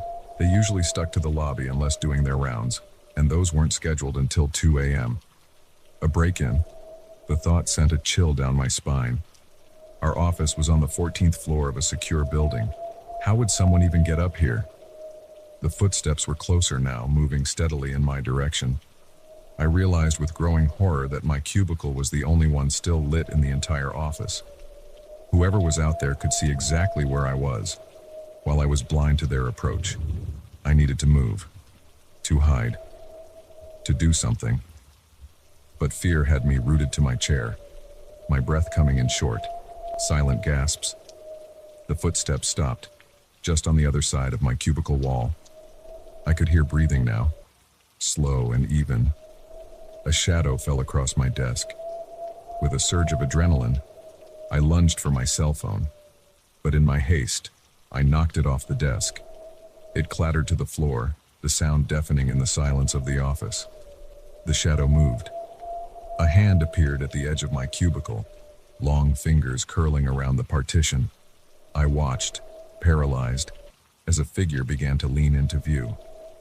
In that moment, survival instinct kicked in. I didn't think, I just acted. I grabbed my heavy stapler and hurled it with all my might at the approaching figure. There was a satisfying thunk and a grunt of pain. I didn't wait to see more. I bolted from my chair, running blindly into the maze of cubicles. Behind me, I could hear angry muttering and the sound of pursuit. The office was a different world in the dark. Familiar paths became treacherous obstacle courses. I stumbled over chairs, banged my hip on a desk corner, nearly clotheslined myself on a stray power cord. I made for the emergency stairwell, my footsteps thundering in the enclosed space as I took the stairs two at a time. Above me, I could hear the door slam open again. My pursuer was following. 14 flights of stairs stretched endlessly before me. My lungs burned, my legs screamed in protest, but terror kept me moving. The footsteps above were getting closer. Whoever it was, they were faster than me. I burst out of the stairwell on the ground floor, gasping for air. The lobby was dimly lit, the security desk ominously empty. Where was everyone? I ran for the main doors, only to find them locked. Of course, it was after hours. I needed a key card to get out, and mine was sitting uselessly on my desk 14 floors up. The stairwell door banged open behind me. I whirled around, backing up until I hit the glass doors. The figure that emerged from the shadows made my blood run cold. It was Mr. Erickson, the head of HR, but not the kindly, middle-aged man I was used to seeing in the hallways. This version of him moved with an unnatural fluidity, his head cocked at an odd angle, and his eyes were completely black, like empty sockets in the dim light. Now, he said, his voice a rasping parody of his usual jovial tone. No need to run. I just want to talk about your performance review. He took a step towards me, and I saw something glint in his hand, a letter opener, its blade catching the faint light. You've been working so hard, he continued, taking another step. Staying late, giving it your all. We appreciate that kind of dedication. In fact, we'd like to offer you a permanent position. The way he said permanent sent shivers down my spine. I glanced frantically around the lobby, looking for anything I could use as a weapon or a way out. That's when I spotted it, the security guard's desk phone. If I could just reach it, maybe I could call for help. I feinted to the left, then dove right, making a break for the desk. Mr. Erickson, or whatever was wearing his face, snarled and lunged for me. I felt the whisper of the blade against my back as I vaulted over the desk. My fingers closed around the phone, lifting it to my ear as I punched in 911. But instead of a dial tone, I heard a sound that made my stomach drop. That same rasping voice, coming through the receiver. We're sorry. The number you are trying to reach is out of service. Please hang up and try again. Forever. I dropped the phone like it had burned me. Mr. Erickson was rounding the desk now, that terrible smile still fixed on his face. You really should have read the fine print on your contract, he said. Once you're part of the Meridian family, you're with us for life, and beyond. As he spoke, I noticed movement behind him, shadows detaching themselves from the walls, taking shape. I recognized them with growing horror, my co-workers, my boss, even the nice lady who ran the coffee cart in the lobby. All of them moving with that same unnatural grace, their eyes black and empty. They were closing in, forming a circle around me. I was trapped. Mr. Erickson raised the letter opener. Now, about that permanent position. In that moment, with nowhere left to run, something in me snapped. If this was how it ended, I wasn't going to go quietly. I grabbed the heavy stapler from the security desk and swung it with all my might at the overhead sprinkler. The pipe burst, sending a cascade of water down on us all. The effect was immediate and horrifying. As the water hit them, my possessed coworkers began to melt. Not like normal people getting wet, but like candle wax under a flame. Their features ran together, their bodies collapsing in on themselves. Mr. Erickson screamed, a sound no human throat should be able to make. He lunged for me one last time, but I ducked under his grasping hands and ran. I didn't stop running until I was blocks away, soaked to the bone and gasping for air. When I finally turned back, the office building looked normal, lights on in the lobby, a bleary-eyed security guard visible through the windows. I never went back. I sent an email resignation from a library computer the next day, then left town. I couldn't explain what had happened, couldn't prove anything. Who would believe me? But I know what I saw, what I experienced. And I know now that some jobs ask for more than just your time and effort. Some want your very soul. So if you're ever working late, alone in a dark office, and you hear footsteps when there should be none, don't wait to see who it is. Run, and don't look back. Because in the corporate world, some deadlines are more final than others. And whatever you do, always read the fine print.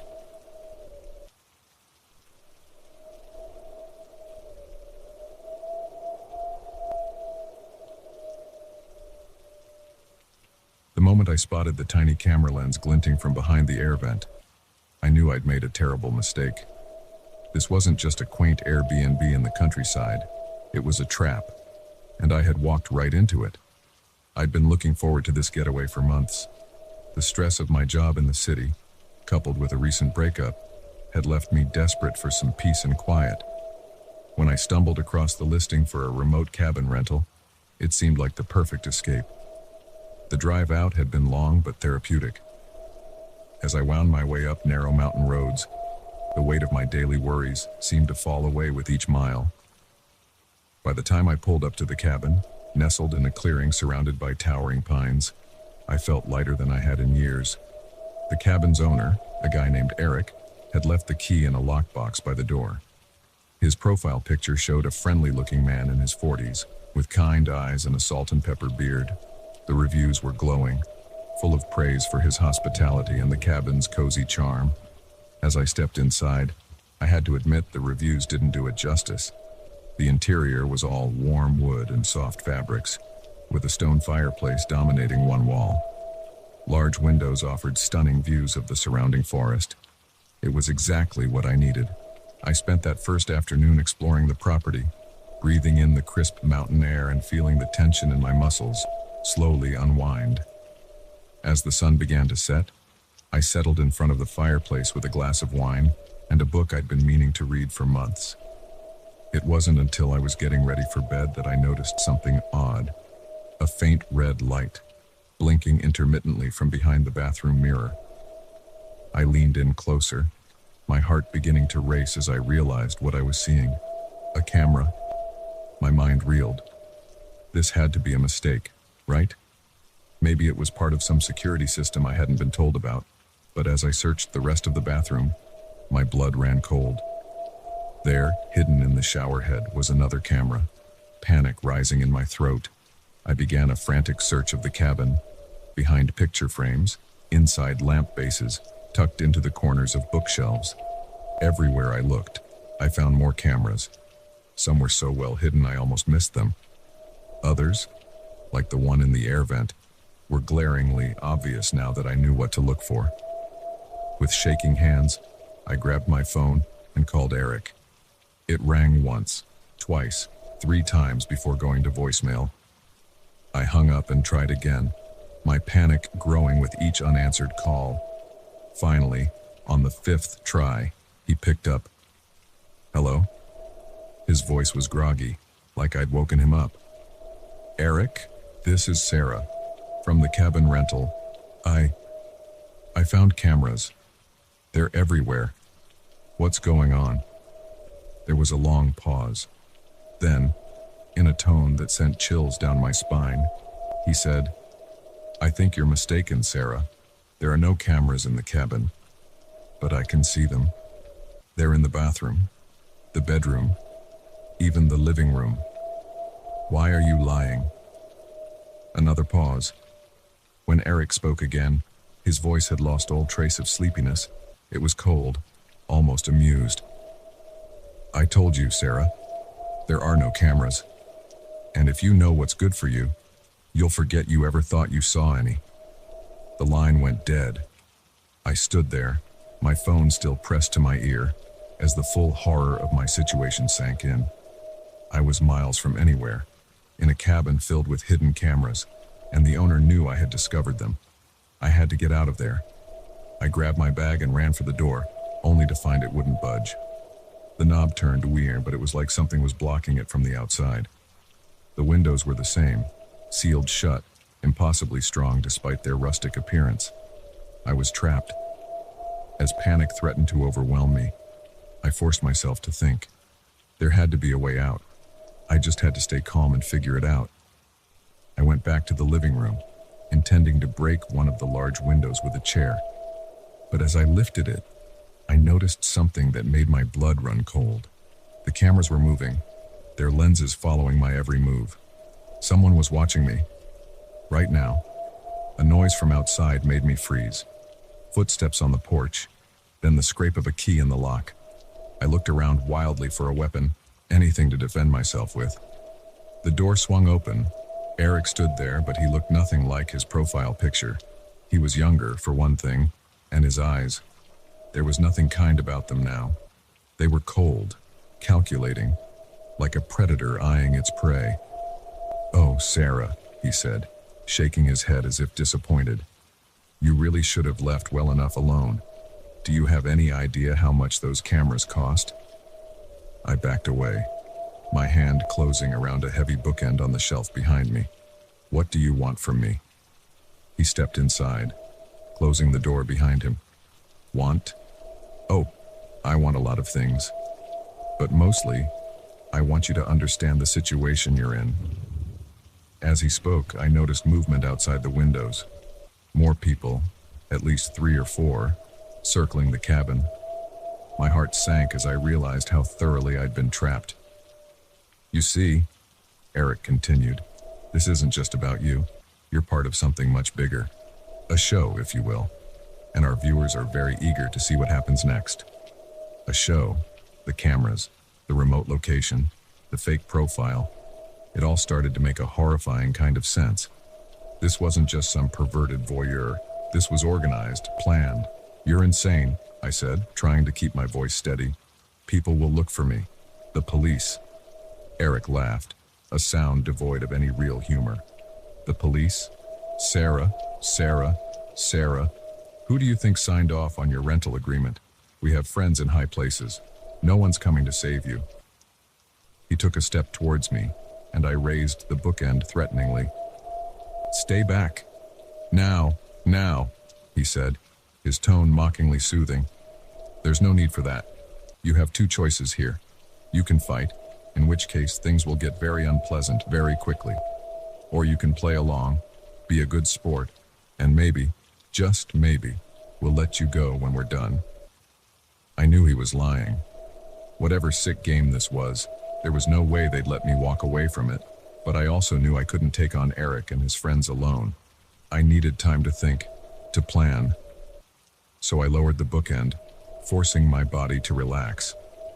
"What do you want me to do?" Eric's smile widened, and I saw a flash of genuine pleasure in his eyes. It made my skin crawl. "That's a good girl. For now, just act natural. Pretend you never saw the cameras. We'll give you further instructions as we go." He turned to leave, then paused at the door. "Oh, and Sarah, don't try to be clever. Remember, we're always watching." As the door closed behind him, I sank to the floor, my mind reeling. How had a simple vacation turned into this nightmare? And more importantly, how was I going to get out of it? I spent the next few hours in a daze, going through the motions of a relaxing evening while my mind raced. I knew they were watching, so I forced myself to eat dinner, to read my book, to act as if everything was normal. But all the while, I was searching for a way out, a weakness in their system. It wasn't until late that night, as I lay in bed pretending to sleep, that I had an idea. The cameras needed power. If I could find a way to cut it, I might have a chance. I waited until the early hours of the morning, when I hoped my watchers might be less alert. Then, moving as quietly as I could, I made my way to the circuit breaker. It was a risk. They might have anticipated this move, but it was the only plan I had. With a deep breath, I flipped the main switch. The cabin plunged into darkness. For a moment, there was silence. Then, chaos. I heard shouts from outside, footsteps running towards the cabin.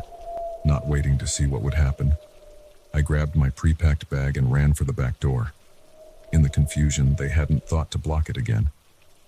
I burst out into the cool night air and ran. I ran like I'd never run before, my lungs burning, branches whipping at my face. I could hear them behind me, crashing through the underbrush, but fear gave me speed I didn't know I possessed. I don't know how long I ran. It felt like hours. But finally, mercifully, I saw lights ahead.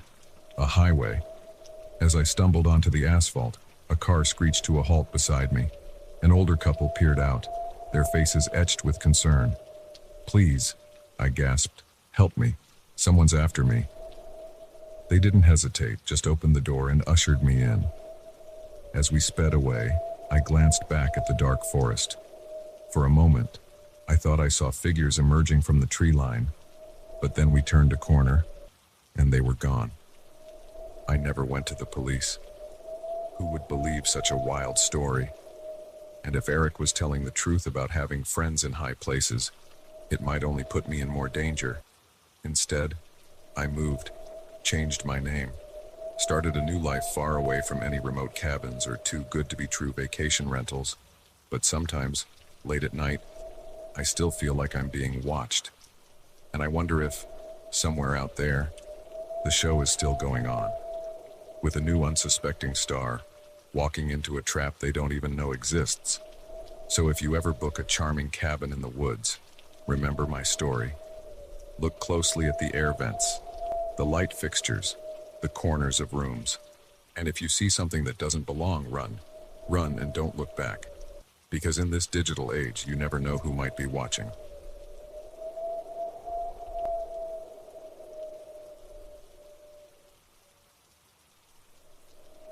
The moment he sat down next to me, I knew something was off. His eyes were too focused, his smile too wide. As the bus lurched forward into the night, I realized with growing horror that this wasn't just another late-night passenger. This was a predator, and I was his prey.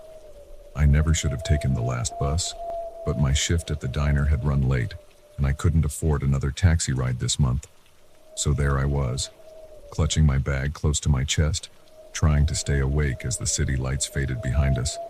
The bus was nearly empty when I got on.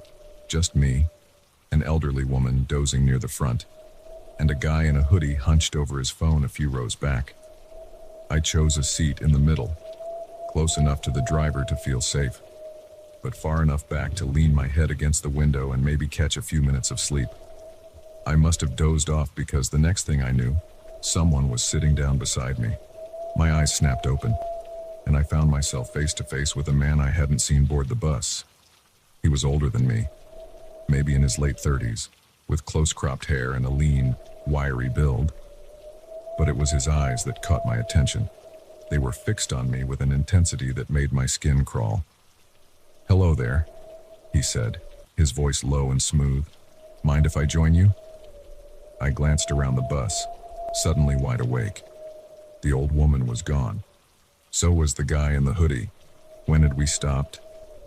How long had I been asleep? Actually, I'd prefer to sit alone, I mumbled, trying to scoot closer to the window. His smile widened, showing too many teeth. "Now, don't be like that. It's not safe for a pretty young thing like you to be all alone at night." The irony of his statement wasn't lost on me. Right then, the only thing making me feel unsafe was him. I looked towards the front of the bus, hoping to catch the driver's eye in the rearview mirror. But the mirror was angled away, and the driver seemed oblivious to what was happening behind him. "Really, I'm fine," I said, my voice stronger now. "Please find another seat." He leaned in closer, and I caught a whiff of stale cigarettes and something metallic. "You shouldn't be so unfriendly," he whispered. "It's a long ride, and anything could happen." A chill ran down my spine at the thinly veiled threat. I needed to get away from this guy, but where could I go? We were on a moving bus in the middle of nowhere. I stood up abruptly, intending to move to another seat, but his hand shot out, gripping my wrist with surprising strength. "Sit down," he hissed, all pretense of friendliness gone. "We're not done talking." Fear coursed through me, but anger flared too. Who did this creep think he was? "Let go of me," I said, loud enough that I was sure the driver would hear. "Now." But the driver didn't react. It was like he couldn't hear us at all. The man's grip tightened painfully. I said, "Sit down." I looked around desperately for something, anything that could help me. That's when I noticed it. The emergency exit handle, just 2 rows behind us. Without thinking, I brought my knee up hard, catching him in the groin. He let out a grunt of pain, his grip loosening just enough for me to wrench free. I lunged for the emergency handle, praying it wasn't just for show. To my relief, it gave way under my hand with a loud hiss. The bus swerved as the back door flew open. Wind and road noise filled the cabin. I heard the man shouting behind me, but I didn't look back, I just jumped. The impact knocked the wind out of me. I rolled across the asphalt, feeling my skin tear and my clothes rip, but adrenaline kept me moving. I scrambled to my feet and ran into the darkness beside the road. Behind me, I could hear the bus screeching to a halt. The man's angry shouts echoed in the night air. I ran faster, my heart pounding in my ears. I don't know how long I ran.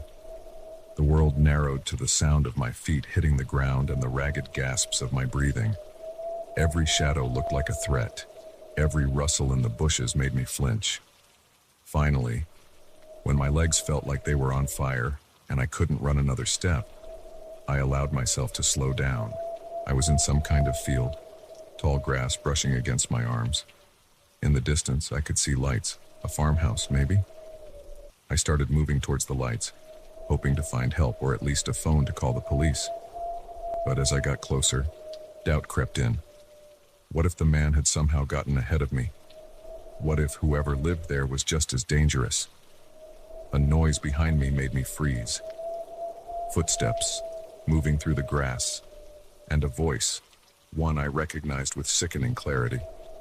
Come out, wherever you are," the man called, a sing-song lilt to his words that sent shivers down my spine. "You're only making this harder on yourself." Panic threatened to overwhelm me. He'd followed me. How had he found me in the dark? I dropped to the ground, pressing myself flat against the earth. The grass was tall enough to hide me if I stayed still. I held my breath, praying he would pass by without seeing me. The footsteps came closer. I could hear him breathing now, heavy and excited. "I can smell your fear," he said, his voice uncomfortably close. "It's intoxicating." I squeezed my eyes shut, willing myself to disappear. My whole body was trembling, and I was sure he would hear the pounding of my heart. A hand grabbed my ankle. I screamed, kicking out wildly. My foot connected with something solid, and I heard a satisfying grunt of pain. Not waiting to see if I'd bought myself any time, I scrambled to my feet and ran. The farmhouse lights were closer now. I could make out the shape of a barn, a beaten-up truck in the driveway. I ran towards it, screaming for help at the top of my lungs. A dog started barking. Then, miraculously, a porch light flicked on. "Who's out there?" A gruff voice called out. "Help me," I cried, my voice cracking with desperation. "Please, he's after me." I heard a door slam, then the sound of a shotgun being cocked. An older man in a bathrobe stepped into view, the gun held ready. "Get behind me," he ordered as I reached the porch steps. I didn't need to be told twice. I ducked behind him, gasping for breath, my whole body shaking. "Come out where I can see you," the man shouted into the darkness. "I've called the police, and I ain't afraid to use this gun." Silence. Then, the sound of someone crashing through the underbrush, moving away fast. The adrenaline that had kept me going suddenly drained away. My legs gave out, and I sank to the porch steps, sobbing. The next few hours passed in a blur. The police came, took my statement, searched the area. They found the bus pulled over a few miles down the road, the driver unconscious behind the wheel. Of my attacker, there was no sign. As I sat in the back of an ambulance, a shock blanket wrapped around my shoulders, the reality of what had happened, what had almost happened, hit me full force. I'd come so close to becoming another statistic, another tragic story on the evening news. The police told me I was lucky, that most people freeze in situations like that my quick thinking probably saved my life. But I didn't feel lucky. I felt angry. Angry that I couldn't take a bus home without fearing for my life. Angry that there are people in this world who prey on others for their own sick pleasure. In the days and weeks that followed, I struggled to return to normal life. Every stranger on the street was a potential threat. I jumped at shadows and couldn't sleep without the lights on. But slowly, with the help of therapy and self-defense classes, I started to reclaim my life. I refused to let one terrible night define me or limit my freedom. I still take the bus sometimes, but now I'm always alert, always aware of my surroundings. I carry pepper spray and a personal alarm, and I trust my instincts. If something feels off, I listen to that little voice in my head telling me to be careful. Because the truth is, there are predators out there. People who see kindness as weakness and vulnerability as an invitation. But there are also survivors, people who fight back, who refuse to be victims. I'm one of those survivors now. And if you ever find yourself in a situation like mine, I hope you'll remember my story. Stay alert, trust your gut, and never, ever give up without a fight. Because sometimes, the difference between becoming a victim and a survivor is the willingness to jump.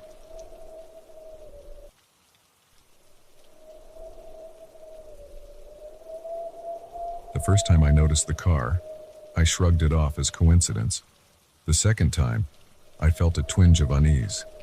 But by the third time it appeared, following the same route as my morning run, I knew with chilling certainty that this was no accident.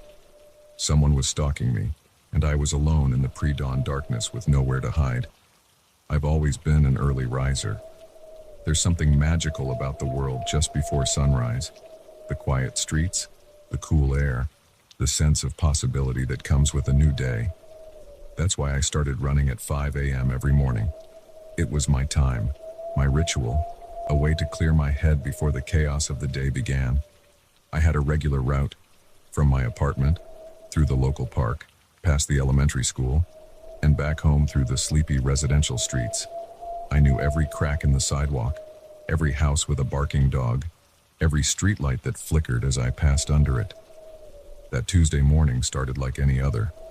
I laced up my running shoes, put in my earbuds, and stepped out into the cool September air.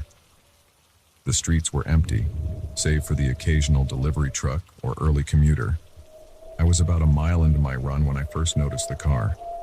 It was a dark sedan, nondescript enough that I probably wouldn't have paid it any attention, if not for the fact that it was going so slowly. As it passed me, I caught a glimpse of the driver.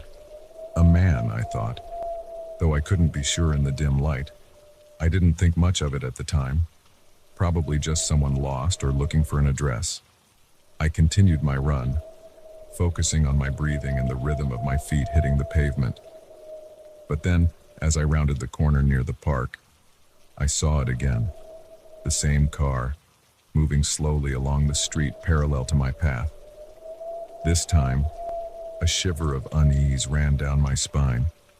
Once was coincidence, but twice.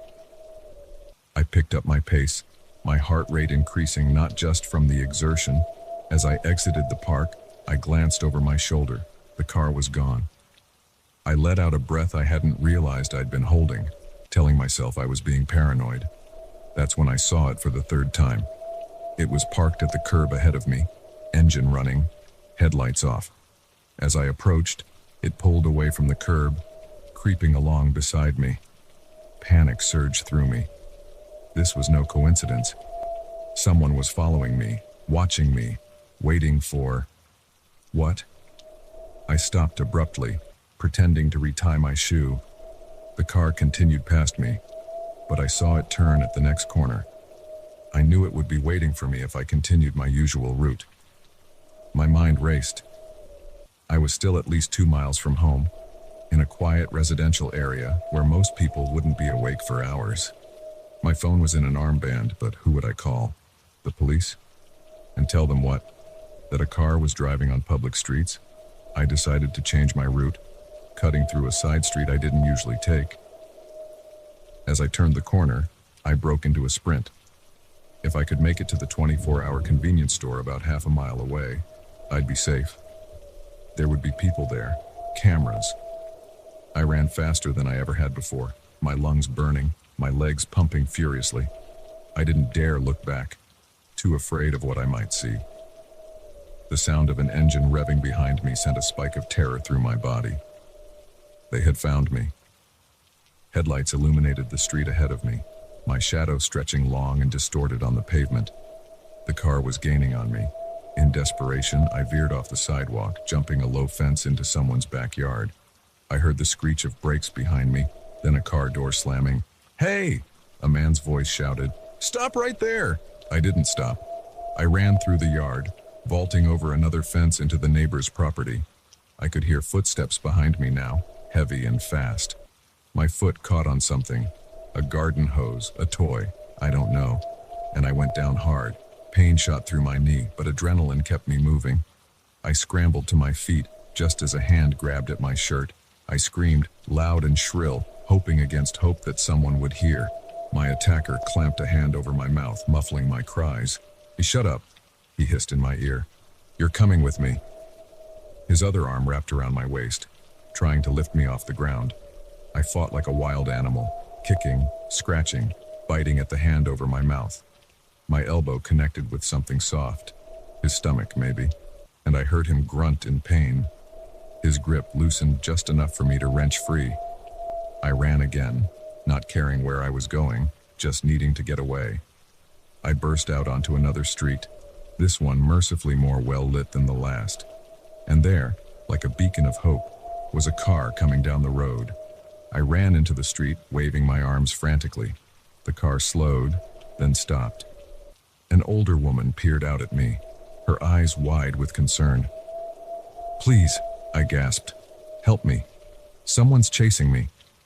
She didn't hesitate, just unlocked the doors. "Get in." I dove into the passenger seat just as I heard shouting behind me. Through the side mirror, I saw a figure emerge from between two houses, then stop abruptly at the sight of the car. "Drive," I urged. "Please, just drive." The woman hit the gas, and we sped away. I twisted in my seat, watching the figure grow smaller in the distance until we turned a corner and he disappeared from view.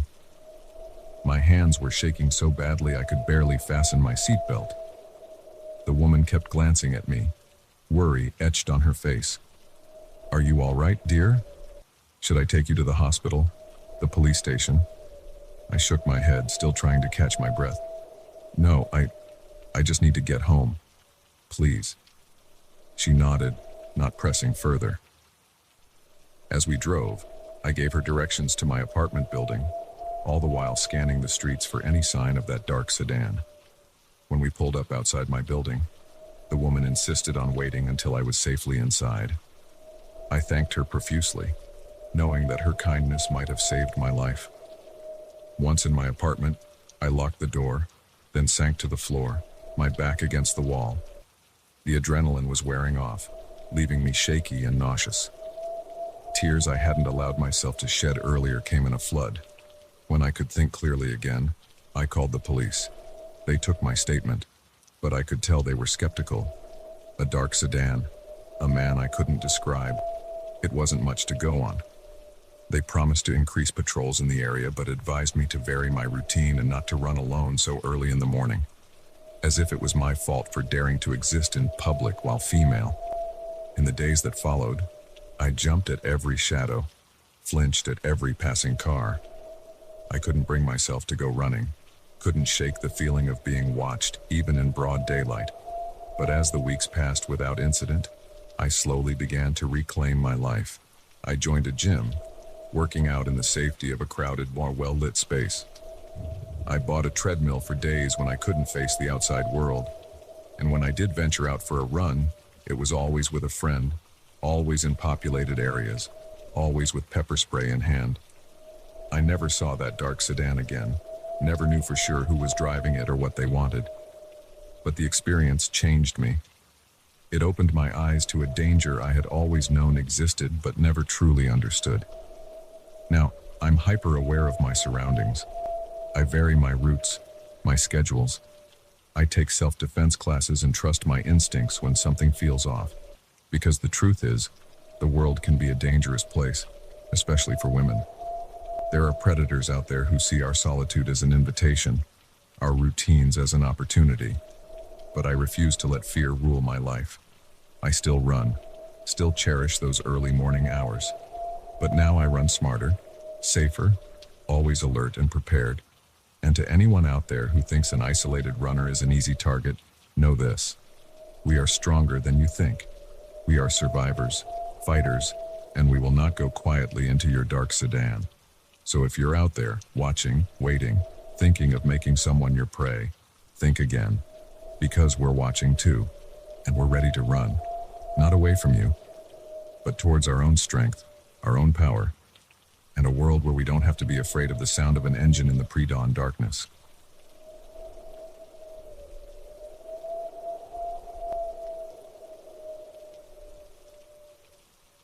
The moment the farmhouse door swung open, I knew I'd made a terrible mistake.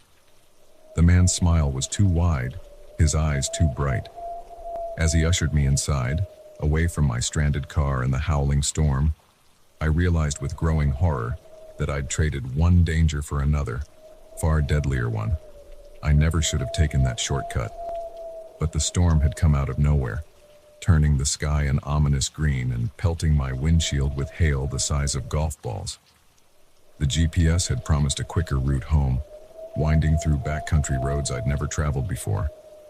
It seemed like a good idea at the time. The first sign of trouble was the sputtering of my engine. Then, the car jerked and died, coasting to a stop on the shoulder of the narrow road. I tried the ignition again and again, but nothing. Just the click of a dead battery and the increasing roar of the wind outside.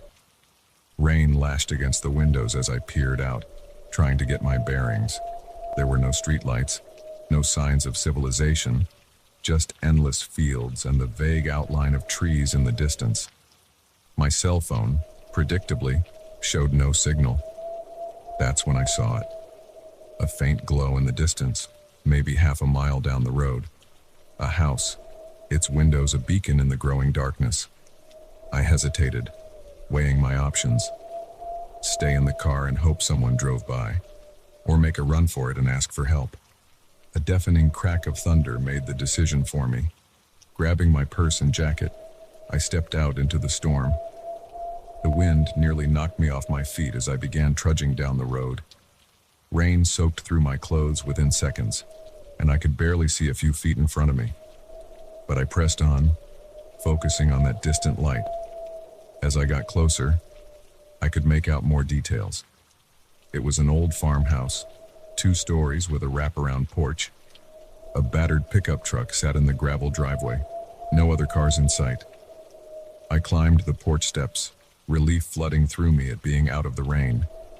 My hand shook slightly as I knocked on the door, suddenly aware of how vulnerable I was. A stranger, alone, in the middle of nowhere. The door opened almost immediately, as if someone had been waiting just on the other side. A man stood there, maybe in his 50s, with graying hair and weathered skin. He smiled, and something about it made my skin crawl. "Well, hello there," he said, his voice oddly cheerful given the raging storm. "Looks like you could use some help." I nodded, trying to keep the tremor out of my voice. "My car broke down up the road. I was hoping I could use your phone to call for a tow." His smile widened. Of course. Come on in out of that rain."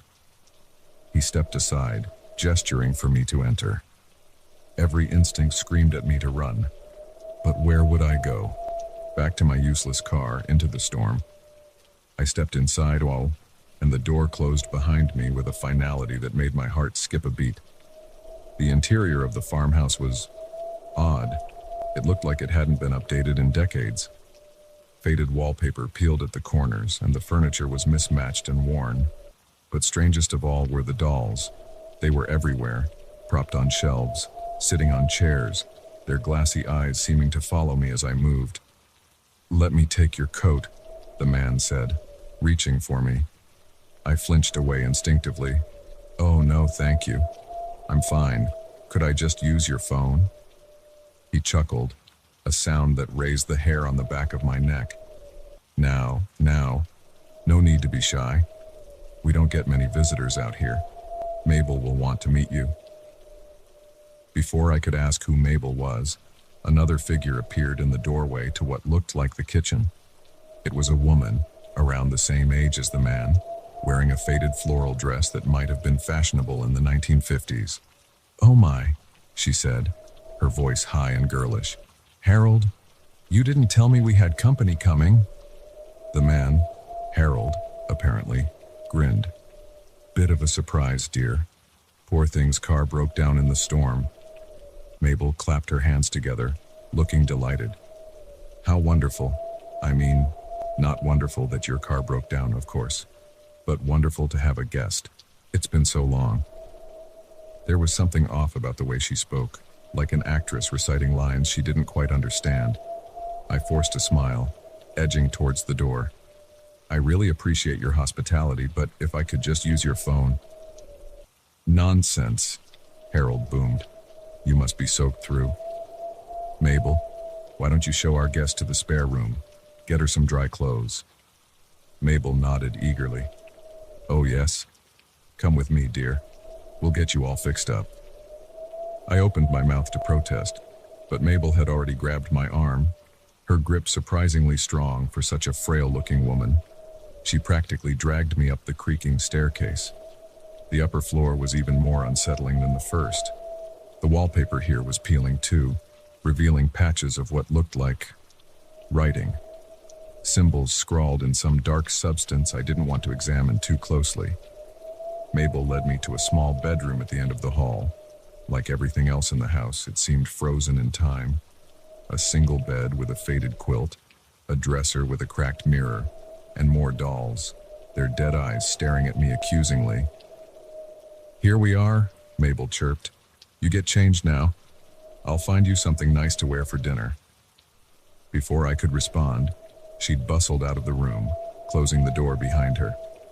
I heard an ominous click and realized with a sinking feeling that it had locked from the outside. Panic rose in my throat as the full horror of my situation sank in. I was trapped in a strange house with two people who were clearly not right in the head. My phone still showed no signal, and even if I could get out, the storm was still raging outside. I moved to the window, hoping for an escape route, but it was sealed shut. As I pressed my face against the glass, trying to see if there was a ledge or drain pipe I could use, something caught my eye.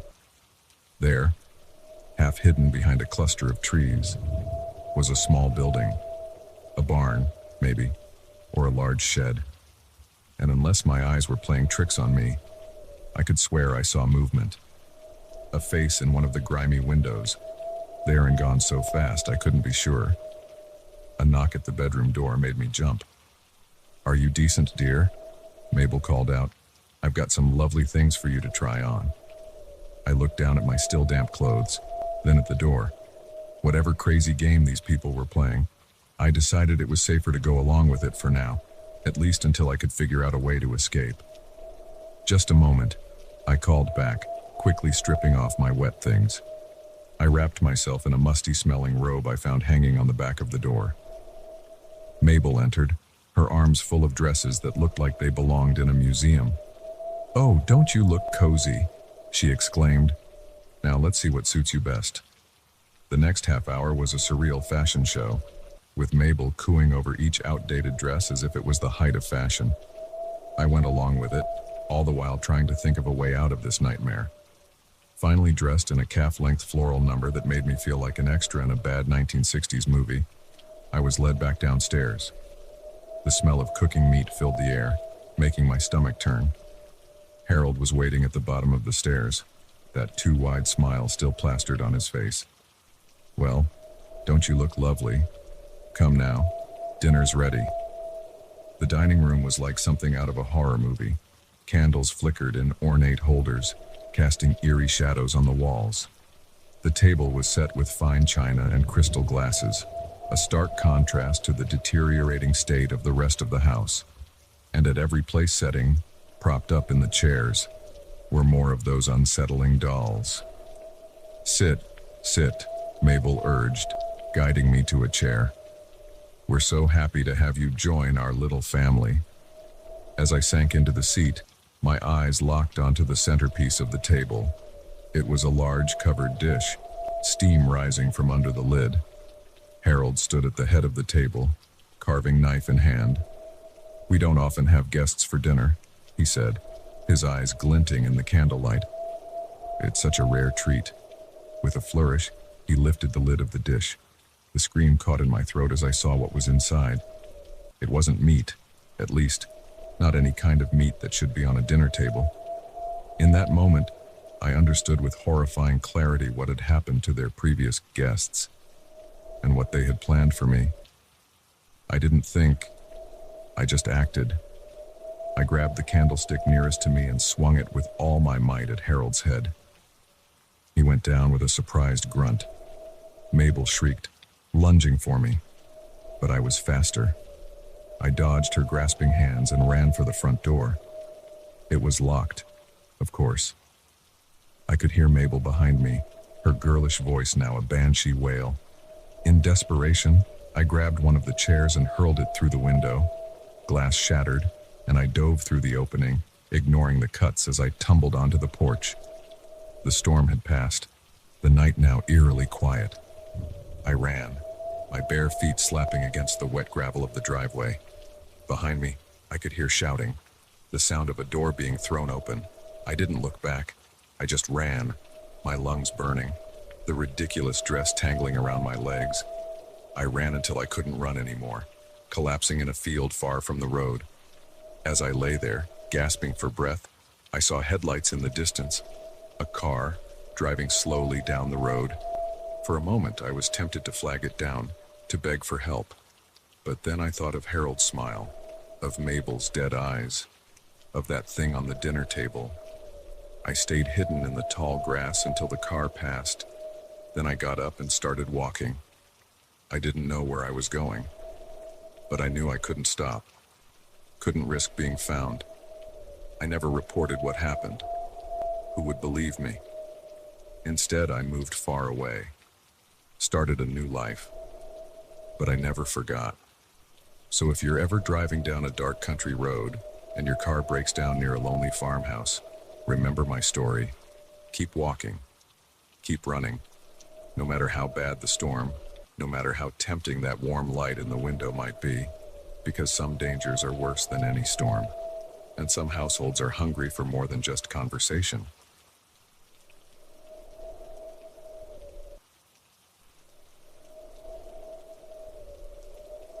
The first night, I dismissed the footsteps as the building settling. By the third night, I knew better. Something was stalking the empty halls of Grayson Tower, and as the new night security guard, I was its only prey. I never wanted to work nights. But when you're fresh out of college with a useless degree and mounting student loans, you take what you can get. So when Securitas offered me a position as the night guard at Grayson Tower, a gleaming skyscraper in the heart of downtown Ice, I jumped at the chance. The job seemed simple enough.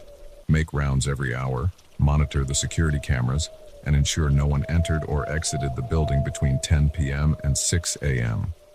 The pay was decent, and the quiet hours would give me plenty of time to work on my novel. It seemed perfect. My first week was uneventful. The building was eerily quiet at night, with only the hum of the air conditioning and the occasional ping of the elevators to keep me company.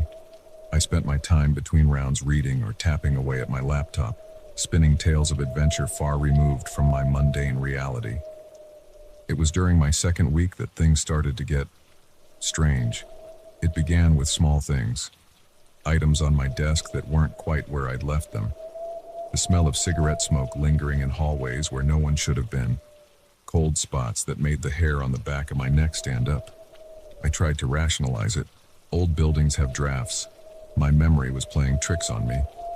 Maybe the day staff had snuck a quick smoke break before leaving. But then came the footsteps. I first heard them during my 2 a.m. round on the 27th floor.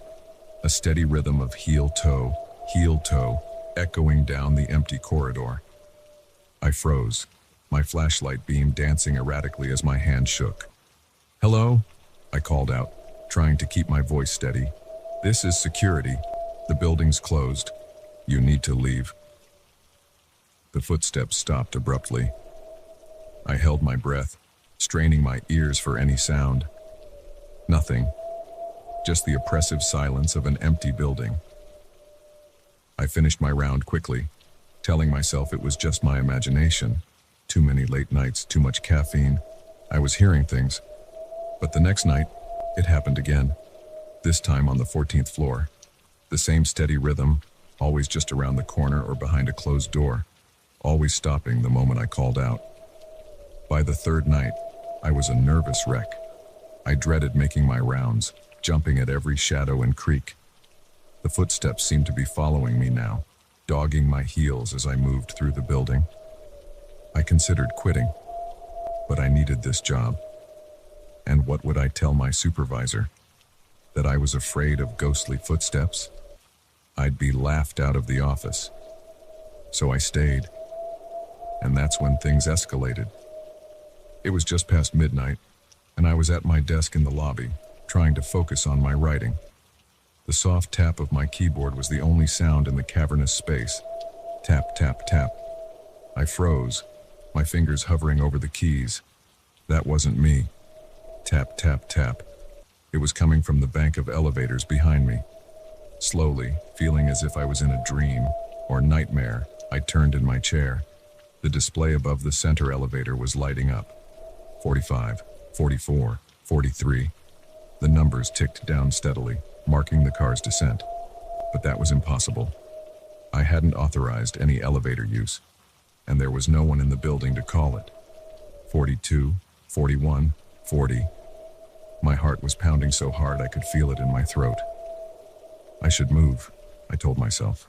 Call for backup. Do something.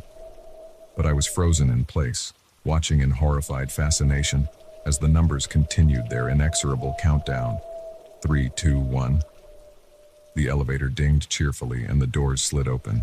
It was empty. I let out a shaky breath, relief flooding through me. Just a mechanical glitch. Nothing to worry about. Then I saw it.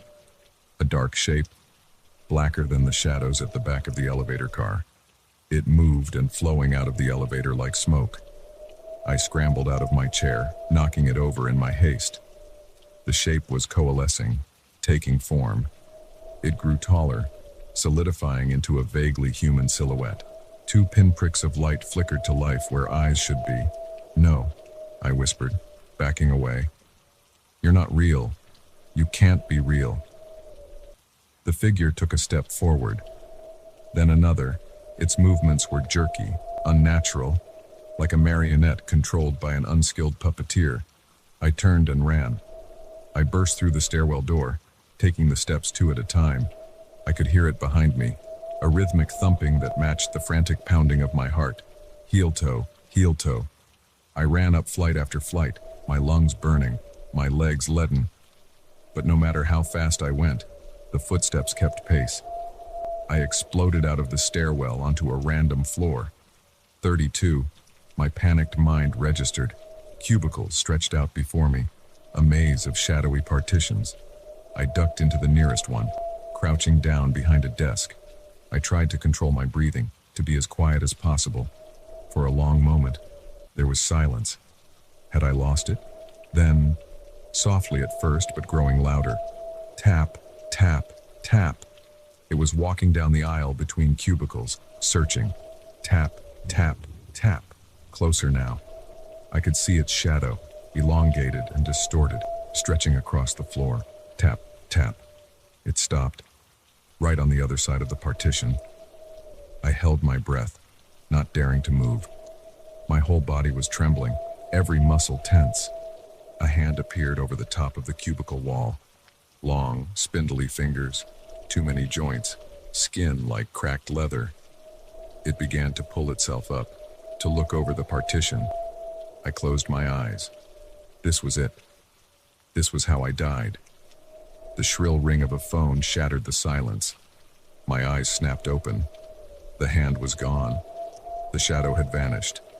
The phone continued to ring, the sound jarring in the quiet office. Without thinking, I reached up and answered it.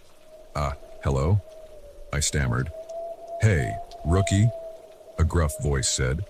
"You forget to check in? Everything okay up there?" It was Hank, the security supervisor. I'd completely lost track of time, forgot about the hourly check-ins. Yes, everything's fine," I lied, my voice shaking. "Just got caught up in a book. Sorry about that."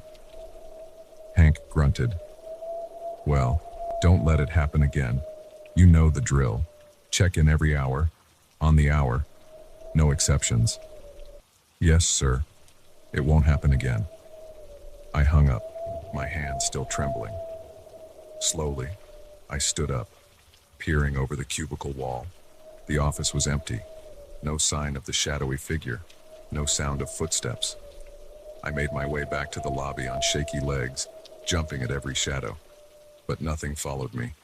Nothing appeared in the elevators or lurked in dark corners. By the time my shift ended, I'd almost convinced myself it had all been a stress-induced hallucination. Almost. I thought about quitting. I really did. But the rational part of my brain, the part that remembered my empty bank account and looming rent payment, convinced me to stay. It was just one more week until payday. I could tough it out until then. So I came back the next night, and the next. The footsteps continued, always just out of sight.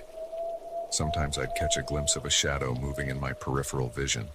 The elevators would operate on their own, stopping at random floors with no one inside. But the entity, or whatever it was, never showed itself as fully as it had that night. It was like it was toying with me, seeing how far it could push before I broke. I started researching the building's history, looking for any clues about what might be haunting it. I found nothing concrete, just vague rumors about accidents during construction and whispers of strange occurrences over the years. Other guards had quit, I learned, citing stress, or insomnia, or vague health concerns. None had lasted more than a few months. As my time at Grayson Tower stretched into weeks, then months, I began to wonder if that was the entity's true purpose. Not to harm, but to drive away. To keep people from looking too closely at whatever secrets the building held. I'm still here 6 months later. The footsteps have become almost comforting in their familiarity. The shadow in the elevator is an old friend. I don't know if I'm brave or foolish for staying. Maybe I'm just too stubborn to let some otherworldly entity scare me away from a steady paycheck. Or maybe, just maybe, I'm meant to be here, to uncover whatever mystery lies at the heart of Grayson Tower. Because lately, I've been hearing whispers, snippets of conversation carried on non-existent breezes. And sometimes, when I look at the security monitors, I see impossible things. Glimpses of other places, other times. I think the entity is trying to show me something. To reveal truths hidden in the steel and concrete of this imposing structure. So I'll keep coming back, night after night. I'll walk the empty halls and ride the haunted elevators. And maybe someday, I'll understand why I was chosen for this strange vigil. But for now, I have my rounds to make. The footsteps are starting up again, echoing down the corridor. Time to see where they lead me tonight.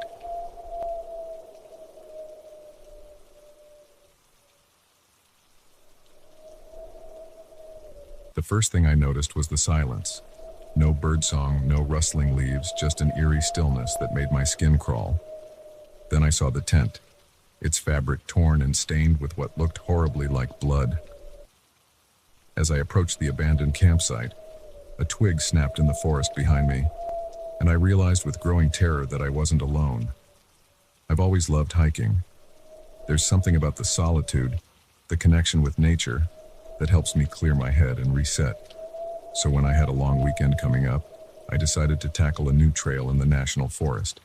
It was supposed to be a challenging but rewarding hike, with breathtaking views at the summit. The first day went smoothly. I made good time, enjoying the crisp autumn air and the crunch of leaves under my boots. As the sun began to set, I started looking for a good spot to make camp for the night. That's when I stumbled upon it. At first glance, it looked like any other campsite. A small clearing just off the trail, sheltered by tall pines. But as I got closer, I realized something was very wrong. The tent was in tatters, its poles bent at unnatural angles. Camping gear was strewn about haphazardly, as if someone had left in a great hurry. And there, next to the cold remains of a campfire, was a single hiking boot, tipped on its side, with dark stains that made my stomach churn. I stood frozen, my mind racing. What had happened here? Should I call for help? But I knew there was no cell service this deep in the woods. The nearest ranger station was miles away. As I debated what to do, a sound broke the unnatural silence, a branch snapping, somewhere in the trees behind me. I whirled around, my heart pounding. "Hello?" I called out, hating how my voice shook. "Is someone there?" No response, just that oppressive silence again. I turned back to the campsite, determined to see if there were any clues about what had happened. Maybe there was a note, or ID, something to tell me who had been here and what might have gone wrong. As I approached the tent, the hairs on the back of my neck stood up. I couldn't shake the feeling of being watched. I glanced over my shoulder again, scanning the tree line. Nothing moved, but the shadows seemed deeper somehow, more menacing. Inside the tent was chaos. Sleeping bags shredded, backpacks emptied, their contents scattered. And there, half hidden under a torn jacket, was a cell phone. My hands shook as I picked it up, praying for a signal, but the screen remained stubbornly dark. Dead battery. Another sound from the forest. Closer this time. A rustle of leaves, too deliberate to be the wind. I straightened up, every muscle tense. "Who's there?" I shouted, trying to sound braver than I felt. "Show yourself." For a long moment, there was nothing. Then a low growl, deep and rumbling. It was a sound that bypassed all rational thought and went straight to the primitive part of my brain that screamed, "Danger." I backed away from the tent slowly, my eyes darting from tree to tree. The lengthening shadows played tricks on my vision. Was that movement I saw, or just a branch swaying? The growl came again, closer now. And this time, I caught a glimpse of something moving between the trees. Something large, and definitely not human. Fear gave me speed I didn't know I possessed. I turned and ran, not caring about the trail, just needing to put distance between myself and whatever was in those woods. Branches whipped at my face as I crashed through the underbrush. I could hear it behind me, pursuing, not with the clumsy crashes I was making, but with a swift, silent grace that was somehow more terrifying. I ran until my lungs burned and my legs felt like lead. Only then did I dare to slow down, to listen. The forest had gone quiet again. No sign of pursuit. I leaned against a tree, gasping for breath, trying to get my bearings. In my panic, I'd run off the trail. I was lost in a darkening forest with night falling fast and something dangerous on the loose. As my breathing slowed, I forced myself to think rationally. I needed shelter, somewhere defensible to spend the night. In the morning, I could try to find my way back to the trail. I started walking, picking my way carefully through the unfamiliar terrain. The last of the daylight was fading, the forest transforming into a maze of shadows and uncertain shapes. That's when I saw it. A flicker of orange in the distance. Firelight. Relief flooded through me. Other hikers, maybe, or a ranger outpost. Either way, it meant safety. I moved towards the light, hope giving new energy to my tired legs. As I got closer, I could make out the shapes of tents, the glow of a campfire, but something felt off. The campsite was silent, no murmur of conversation, no sounds of people moving about, and the tents, they looked familiar. With dawning horror, I realized I had somehow circled back to the abandoned campsite, but it wasn't abandoned anymore. Figures sat around the campfire. Their shapes were wrong, somehow. Too tall, too thin, with limbs that bent at impossible angles. They were perfectly still, faces turned towards the flames. As I watched, frozen in terror, one of the figures slowly turned its head. I caught a glimpse of eyes reflecting the firelight, glowing like embers in a face that was not human. A twig snapped under my foot. Every head around the fire turned towards me in perfect unison. I ran. I ran like I'd never run before, crashing through the underbrush with no regard for stealth or direction. All I knew was that I had to get away, had to find the trail, had to get out of these cursed woods. Behind me, I could hear them giving chase. No longer silent, their pursuit was a cacophony of snarls and snapping branches. The sound drove me on, past the point of exhaustion, my body running on pure adrenaline and terror. I don't know how long I ran. Time lost all meaning in that nightmare chase. But suddenly, miraculously, I burst out onto a paved road. A car was approaching, its headlights cutting through the darkness. I waved my arms frantically, screaming for help. The car screeched to a halt, and an older couple peered out at me, their faces a mix of concern and fear. "Please," I gasped, "you have to help me. There's something in the woods. It's chasing me." They ushered me into the car without hesitation, the woman wrapping a blanket around my shoulders as her husband sped away. As we drove, I glanced back at the forest. For a moment, I thought I saw shapes at the tree line, tall and impossibly thin, watching us drive away. But when I blinked, they were gone. The couple took me to the nearest ranger station, where I told my story through chattering teeth. The rangers looked skeptical but agreed to check it out. They found the campsite exactly as I'd first seen it, but there was no sign of the otherworldly figures I'd encountered. No evidence of the chase through the woods. They chalked it up to an animal attack, maybe a bear, combined with the terror of being lost in the woods at night. Part of me wanted to believe them, to think it had all been some stress-induced hallucination, but I know what I saw, what I heard. The inhuman grace of those figures, the glowing eyes, the impossible speed of their pursuit. It wasn't natural. It wasn't of this world. I don't go hiking anymore. Can't even bring myself to walk in the local park, because now I know that there are things in the woods that can't be explained, entities that turn nature itself into a hunting ground. And sometimes, when I close my eyes at night, I can still hear them. The snap of twigs, the rustle of leaves, the sound of something inhuman giving chase through endless dark woods. So if you ever find yourself deep in the forest, and you come across an abandoned campsite that makes the hairs on the back of your neck stand up, don't investigate. Don't try to help. Just run. Run as fast and as far as you can. Because in some parts of the wilderness, we're not the hunters anymore. We're the prey. And what hunts us is something our nightmares haven't even begun to imagine.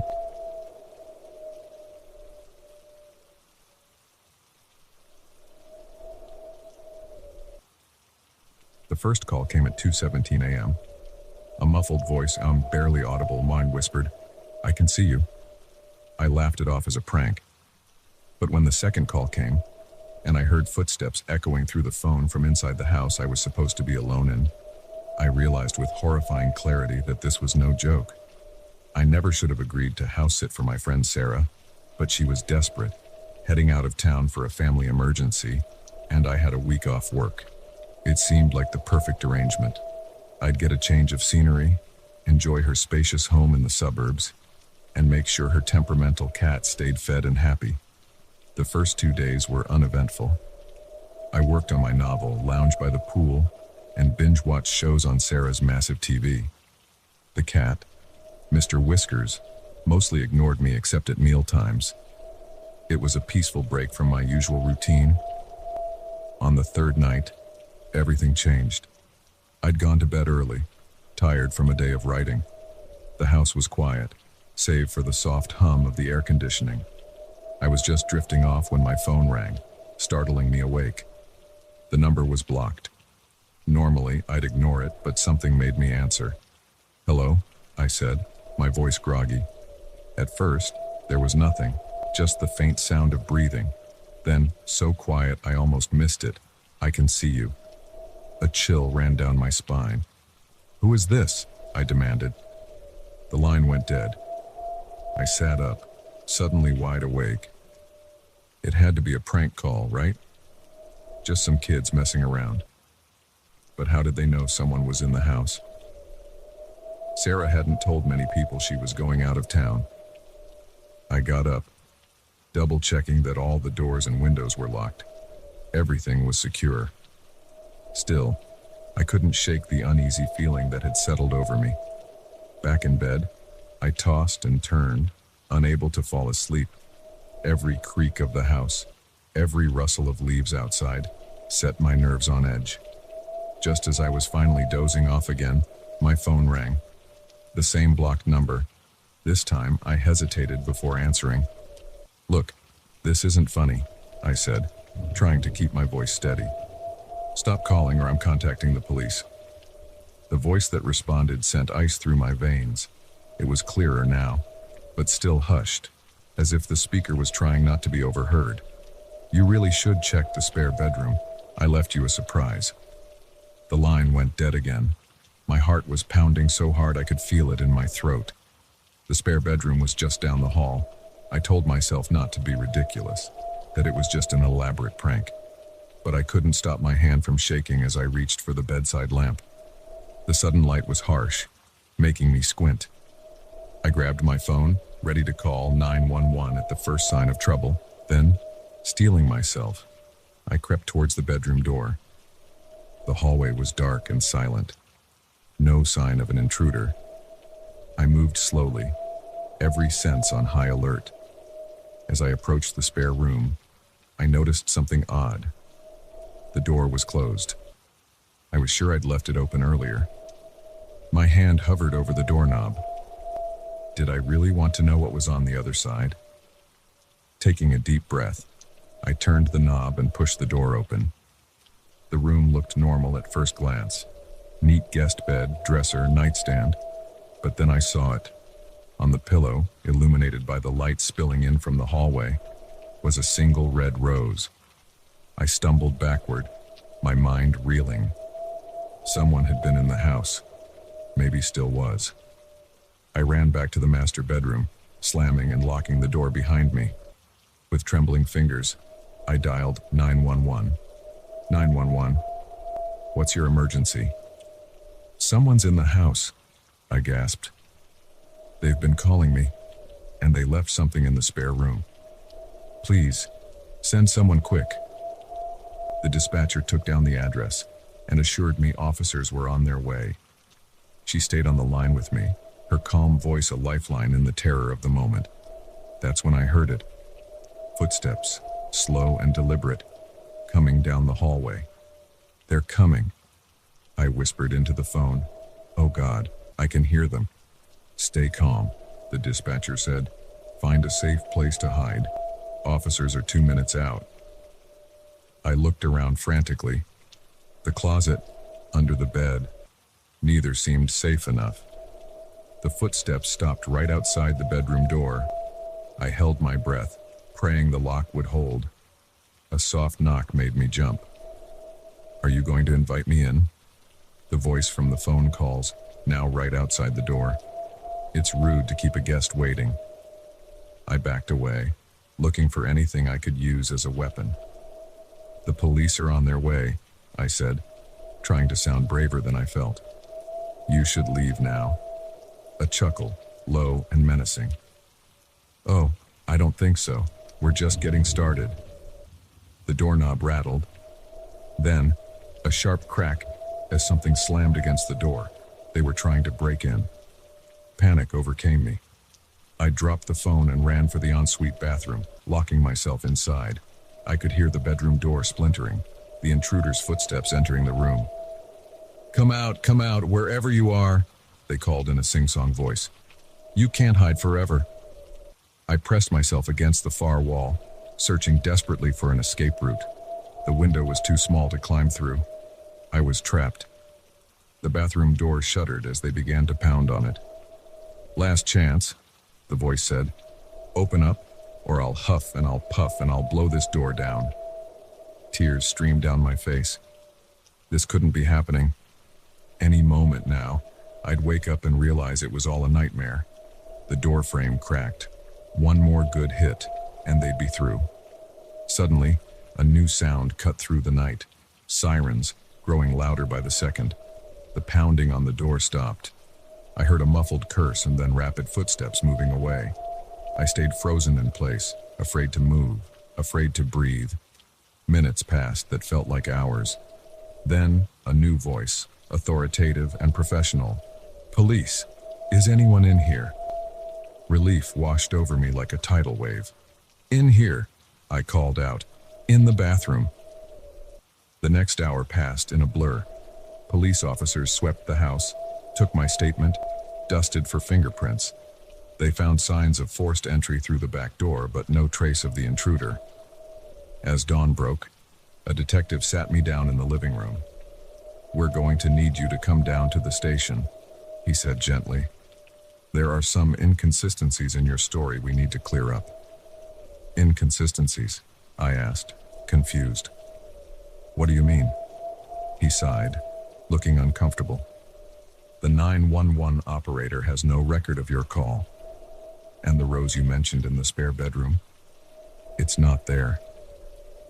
I stared at him in disbelief. "That's impossible."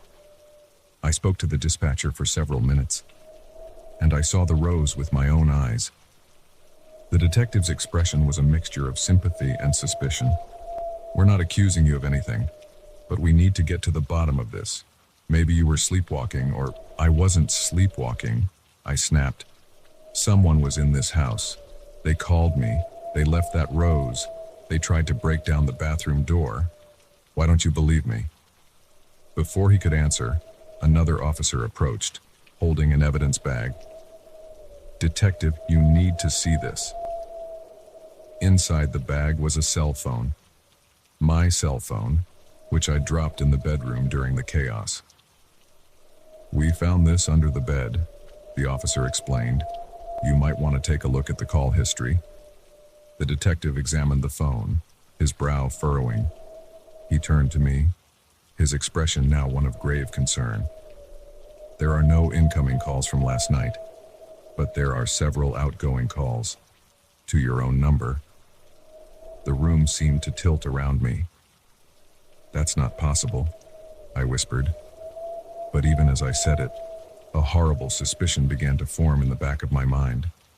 The voice on the phone, so muffled and distorted, had it really sounded like someone else? Or had it sounded like— "No," I said, shaking my head violently. "No, you're wrong. It wasn't me. It couldn't have been me." The detective placed a gentle hand on my shoulder.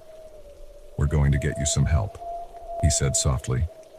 "Whatever happened here last night, we'll figure it out together." As they led me out to the police car, I caught a glimpse of my reflection in the window. For just a moment, I could have sworn I saw a smile there, a smile that wasn't my own. And somewhere in the back of my mind, a voice whispered, "I can see you." I never house sat again after that night. The doctors say I had a psychotic break, brought on by stress and isolation. They've got me on medication now, and most days I can almost believe them. But sometimes, late at night, my phone will ring. And even though I know better, even though I know it's all in my head, I can't help but answer. Because what if, this time, it's real?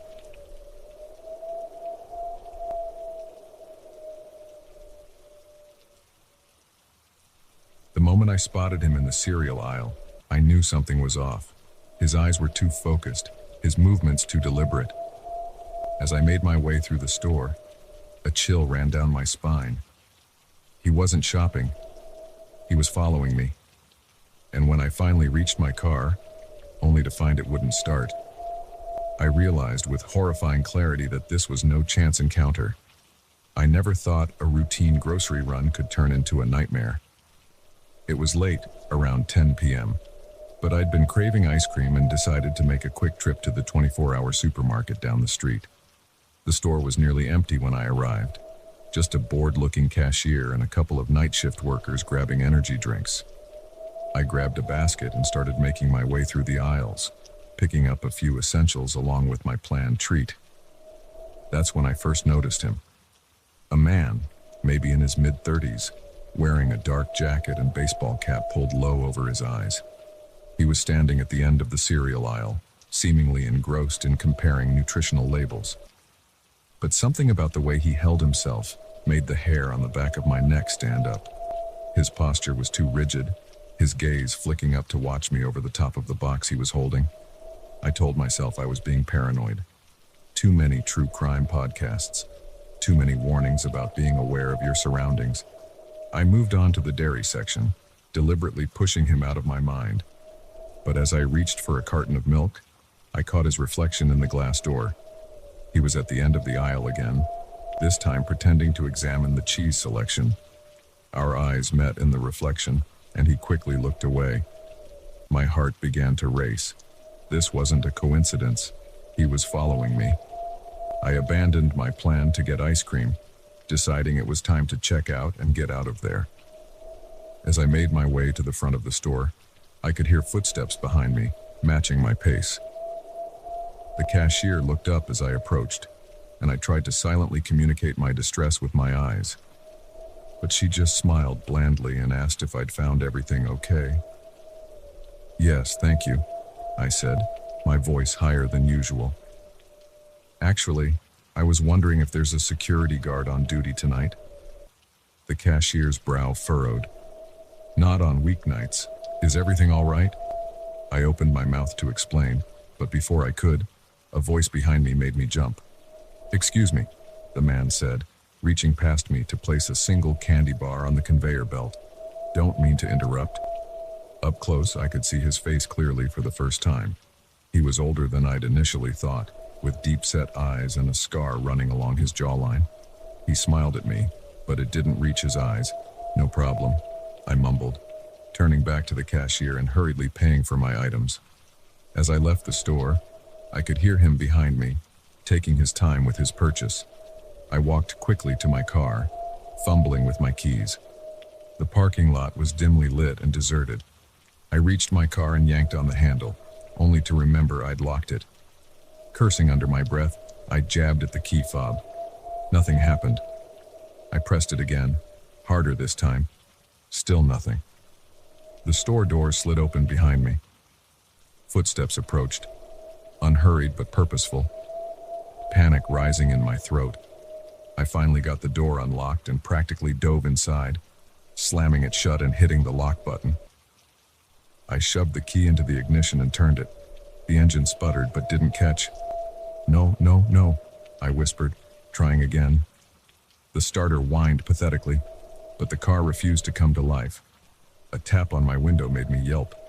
The man was standing there, that same unsettling smile on his face. "Car trouble?" he asked, his voice muffled through the glass. I shook my head, not trusting myself to speak. I tried the ignition again, silently pleading with my car to start. "I can take a look if you want," he offered, reaching for the door handle. "No!" I shouted, loud enough that he took a step back. "I'm fine. My husband is on his way to help." His smile widened, showing too many teeth. No, there's no need to lie. I know you're alone. I've been watching you for a while now." Ice flooded my veins. This wasn't a random encounter. He'd been planning this. I grabbed my phone, intending to call 911, but my hands were shaking so badly I dropped it. As I leaned down to retrieve it from under the seat, I heard a sharp crack. I looked up to see a spider web of cracks spreading across my driver's side window. The man had something in his hand, a spark plug, I realized. He was breaking the window. Another blow, and shards of glass rained down on me. A hand reached through the broken window, groping for the lock. In that moment, survival instinct took over.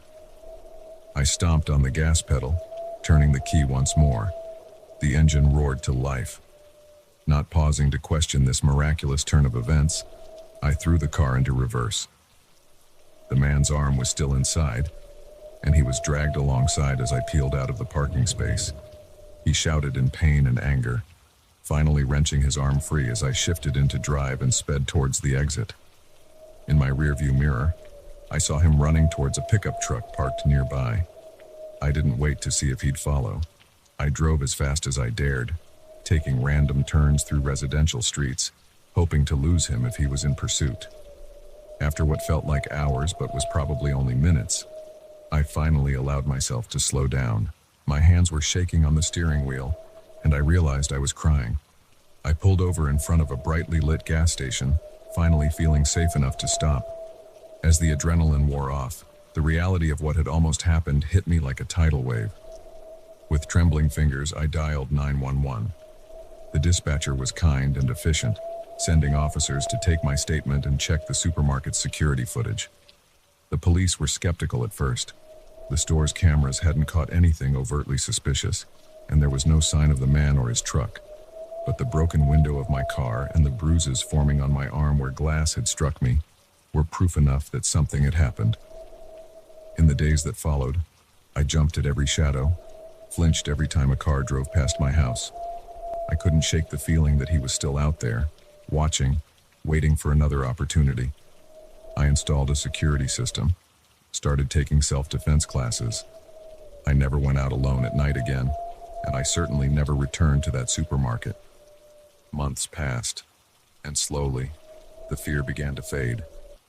I started to feel safe again, to believe that maybe it had been a one-time thing, a random act of violence that wouldn't be repeated. But then, almost a year to the day after that night, I received a letter. No return address, just my name scrawled in messy handwriting. Inside was a single sheet of paper with 5 words that made my blood run cold. I'm still watching. See you soon. I moved away after that, changed my name, started a new life in a new city. But even now, years later, I can't shake the feeling that he's out there somewhere, waiting, watching. So if you ever find yourself alone in a store late at night, and you get that prickle on the back of your neck that tells you something's not right, listen to it. Don't dismiss it as paranoia. Don't tell yourself you're overreacting, because sometimes that feeling is the only warning you get, and sometimes the difference between becoming a victim and a survivor is the willingness to trust your instincts and fight like hell. I was lucky that night. My car started just in time. My reflexes were quick enough, but I know that luck doesn't last forever, so I stay vigilant. I stay prepared, and I never, ever go grocery shopping alone at night. Because in this world, there are predators, and once they've chosen their prey, they don't give up easily. But neither do I. And if he ever does find me again, he'll learn that the scared girl from the parking lot is long gone. In her place is a survivor, and survivors fight back.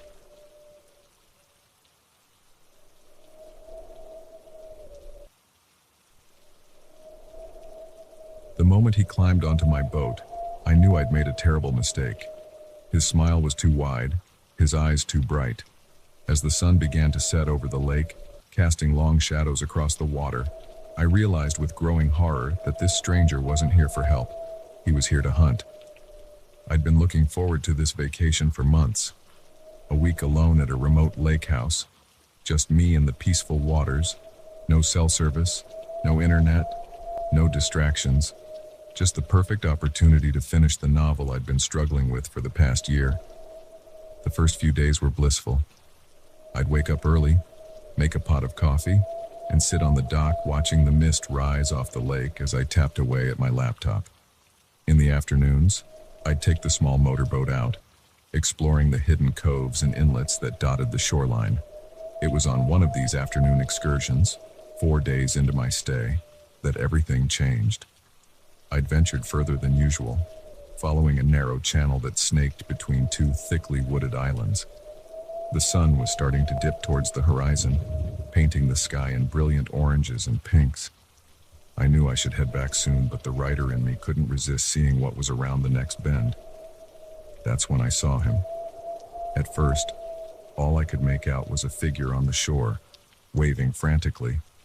As I drew closer, I saw it was a man, maybe in his late 30s or early 40s. He was dressed oddly for the wilderness, slacks and a button-down shirt, both wrinkled and dirty. "Hey," he called out as I approached. "Thank God, I thought I was going to be stuck out here forever." I slowed the boat, my initial instinct to help warring with a nagging sense of unease. Something about this didn't feel right. Are you okay? I called back, keeping the boat a safe distance from the shore. He ran a hand through his disheveled hair, flashing me a grin that was probably meant to be charming but came off as slightly manic. Oh, you know, just taking an unplanned camping trip. My buddy and I were out here fishing, but we had a bit of an accident. Boat sank, if you can believe it. He went to try and find help, but that was 2 days ago. My unease grew. His story seemed plausible enough, but there was something off about the way he told it, like an actor reciting lines he didn't quite believe. That sounds terrible, I said, trying to keep my voice neutral. Have you called for help? I can radio the ranger station if you need. His smile faltered for just a moment. No need for that. If you could just give me a ride back to the main shore, I'm sure I can find my way from there. Every instinct was screaming at me to leave, to speed away and not look back. But what if he really was in trouble? Could I live with myself if I abandoned someone in need? Against my better judgment, I edged the boat closer to the shore. All right, I can give you a ride, but we'll need to stop at my cabin first so I can call it in to the rangers. They'll want to know about your friend. Relief washed over his face, but there was something else there too, a glint in his eye that sent a shiver down my spine. You're a lifesaver, he said, wading into the water. I really can't thank you enough. As he climbed aboard, I noticed a few things that made my heart rate spike. His clothes, while dirty, weren't nearly disheveled enough for someone who'd been stranded for days, and his skin didn't have the reddened, sunburnt look you'd expect. But it was the knife I glimpsed tucked into his waistband that truly set off alarm bells. I tried to keep my voice steady as I turned the boat around, heading back the way I'd come. So, where exactly did you say you were fishing? He settled onto the bench across from me, that unsettling grin still plastered on his face. Oh, you know, here and there.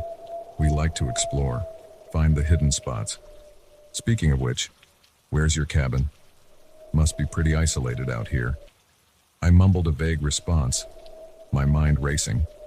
I needed to get back to the cabin, to people, to safety, but I couldn't let him know I was onto him. As we sped across the lake, the sun sank lower, the shadows lengthening. The man kept up a steady stream of chatter, asking questions about my boat, my cabin, whether I was out here alone. Each query felt like a probe, testing for weaknesses. We were about halfway back when he made his move. You know, he said, his voice suddenly low and menacing, I really hate liars. I turned to look at him, fear clenching my gut. The friendly mask was gone, replaced by something cold and predatory. I'm not sure what you mean, I said, trying to keep my voice from shaking. He stood up, swaying slightly with the motion of the boat. Oh, I think you do. You were never going to take me to the Rangers, were you? You figured me out. I gripped the steering wheel tighter, my knuckles turning white. Look, I don't want any trouble. Just tell me what you want, and we can... What I want? He cut me off, laughing humorlessly. I want what everyone wants out here in the wilderness. Freedom, the thrill of the hunt. And right now, you're looking like some mighty fine prey. He took a step towards me, reaching for the knife at his waistband. In that moment, survival instinct took over. I jerked the wheel hard to the left, sending the boat into a sharp turn. The sudden movement caught him off balance. He stumbled, his hand missing the knife and instead flailing for purchase. I didn't hesitate. I shoved him, putting all my weight behind it. He toppled backwards over the side of the boat and into the dark water with a startled yell. I gunned the engine, not daring to look back. My heart was pounding so hard I could barely hear the roar of the motor over the blood rushing in my ears. The remaining journey back to my cabin passed in a blur of terror and adrenaline. Every shadow on the shore looked like a threat. Every ripple in the water made me flinch, half expecting to see him swimming after me like some horror movie villain. As soon as I reached the dock, I leapt out, nearly forgetting to tie the boat up in my haste. I ran for the cabin, locking the door behind me and drawing all the curtains. With shaking hands, I tried to call for help on the landline, but the line was dead. Of course it was. Why hadn't I checked it before now? I spent that night huddled in the bedroom, a kitchen knife clutched in my hand, jumping at every creak of the old cabin and rustle of wind through the trees. When dawn finally broke, I threw my things haphazardly into my car and sped away, not even bothering to clean up or lock the cabin behind me. I didn't feel safe until I was miles away, back in cell phone range, with other cars on the road around me. I reported what happened to the police, of course. They searched the area but found no sign of the man, no sunken boats, no missing person reports that matched his description. It was like he had vanished into thin air. Sometimes I wonder if I imagined it all, if the isolation and the pressure of my looming deadline had caused some kind of break with reality. But then I remember his eyes, the cold, predatory gleam as he stood over me in that boat. The way he moved, like a wolf sizing up its prey. That was real, all too real. I never went back to that lake, never finished my novel either. Some stories, I've learned, are better left untold, but I did take one thing away from that terrifying experience. A lesson I'll never forget. Trust your instincts. When something feels wrong, it probably is. And sometimes, the difference between becoming a victim and a survivor is the willingness to act, to fight back, even when every fiber of your being is paralyzed with fear. So if you ever find yourself alone in the wilderness and a stranger asks for help, remember my story. Be cautious, be smart, and always have an escape plan. Because out there, in the quiet places where cell phones don't reach and help is far away, there are predators. And once they've chosen their prey, the only person who can save you is yourself.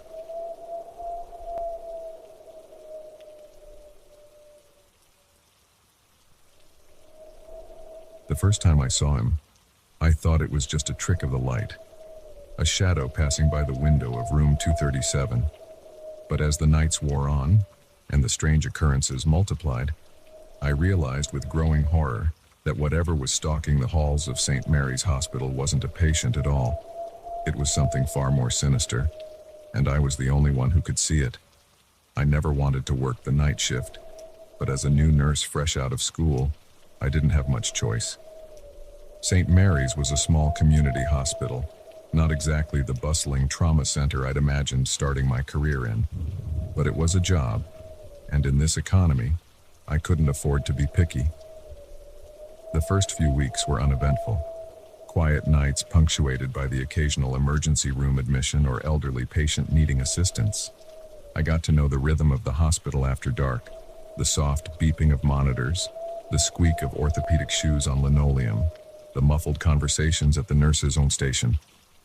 It was during my third week that things started to get strange. I was doing my 2 a.m. rounds, checking on the patients in the med-surg wing. Most were asleep, a few watching late-night TV with the volume turned low. As I approached room 237, I felt a chill run down my spine. The door was closed, which was odd. We usually kept them open unless a patient specifically requested privacy. I reached for the handle, but before I could turn it, I saw movement out of the corner of my eye. A tall, thin figure passing by the window inside the room. My hand froze. Mr. Jenkins, the room's occupant, was a short, heavy-set man in his 60s. This figure was nothing like him. I blinked, and the shadow was gone. Shaking my head, I chalked it up to fatigue and too much caffeine. When I entered the room, Mr. Jenkins was sound asleep, his breathing steady and calm. But as I turned to leave, I noticed something that made my blood run cold. On the window, visible now in the dim light from the hallway, was a handprint.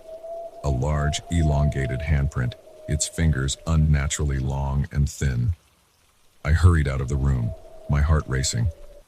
I wanted to tell someone, to report what I'd seen, but who would believe me? A shadow and a smudge on a window. I'd be laughed off the floor, so I kept quiet. But I started paying closer attention. Over the next few nights, I noticed more oddities. call buttons going off in empty rooms, patients complaining of whispered conversations when no one else was around. The temperature in certain areas dropping drastically for no apparent reason, and always, that tall, thin shadow, glimpsed just at the edge of vision, never fully seen, but unmistakably there. I started dreading my shifts. The night seemed to press in around me, full of watching eyes and unseen presences. I jumped at every noise, flinched at every flicker of movement. My coworkers noticed, asking if I was feeling all right. I brushed off their concerns, not daring to voice my fears. Then came the night that changed everything. It was about a week after I'd first seen the shadow. I was at the nurse's station, updating charts, when the code alarm went off. Room 237. Mr. Jenkins. I ran down the hall, pushing the crash cart ahead of me. As I burst into the room, I saw Mr. Jenkins on the bed, his body convulsing, eyes rolled back in his head. But that wasn't what stopped me in my tracks. Standing over him, its long fingers wrapped around his throat, was the figure I'd been glimpsing for days. In the harsh fluorescent light, I could finally see it clearly. It was tall, impossibly tall, its body emaciated and twisted.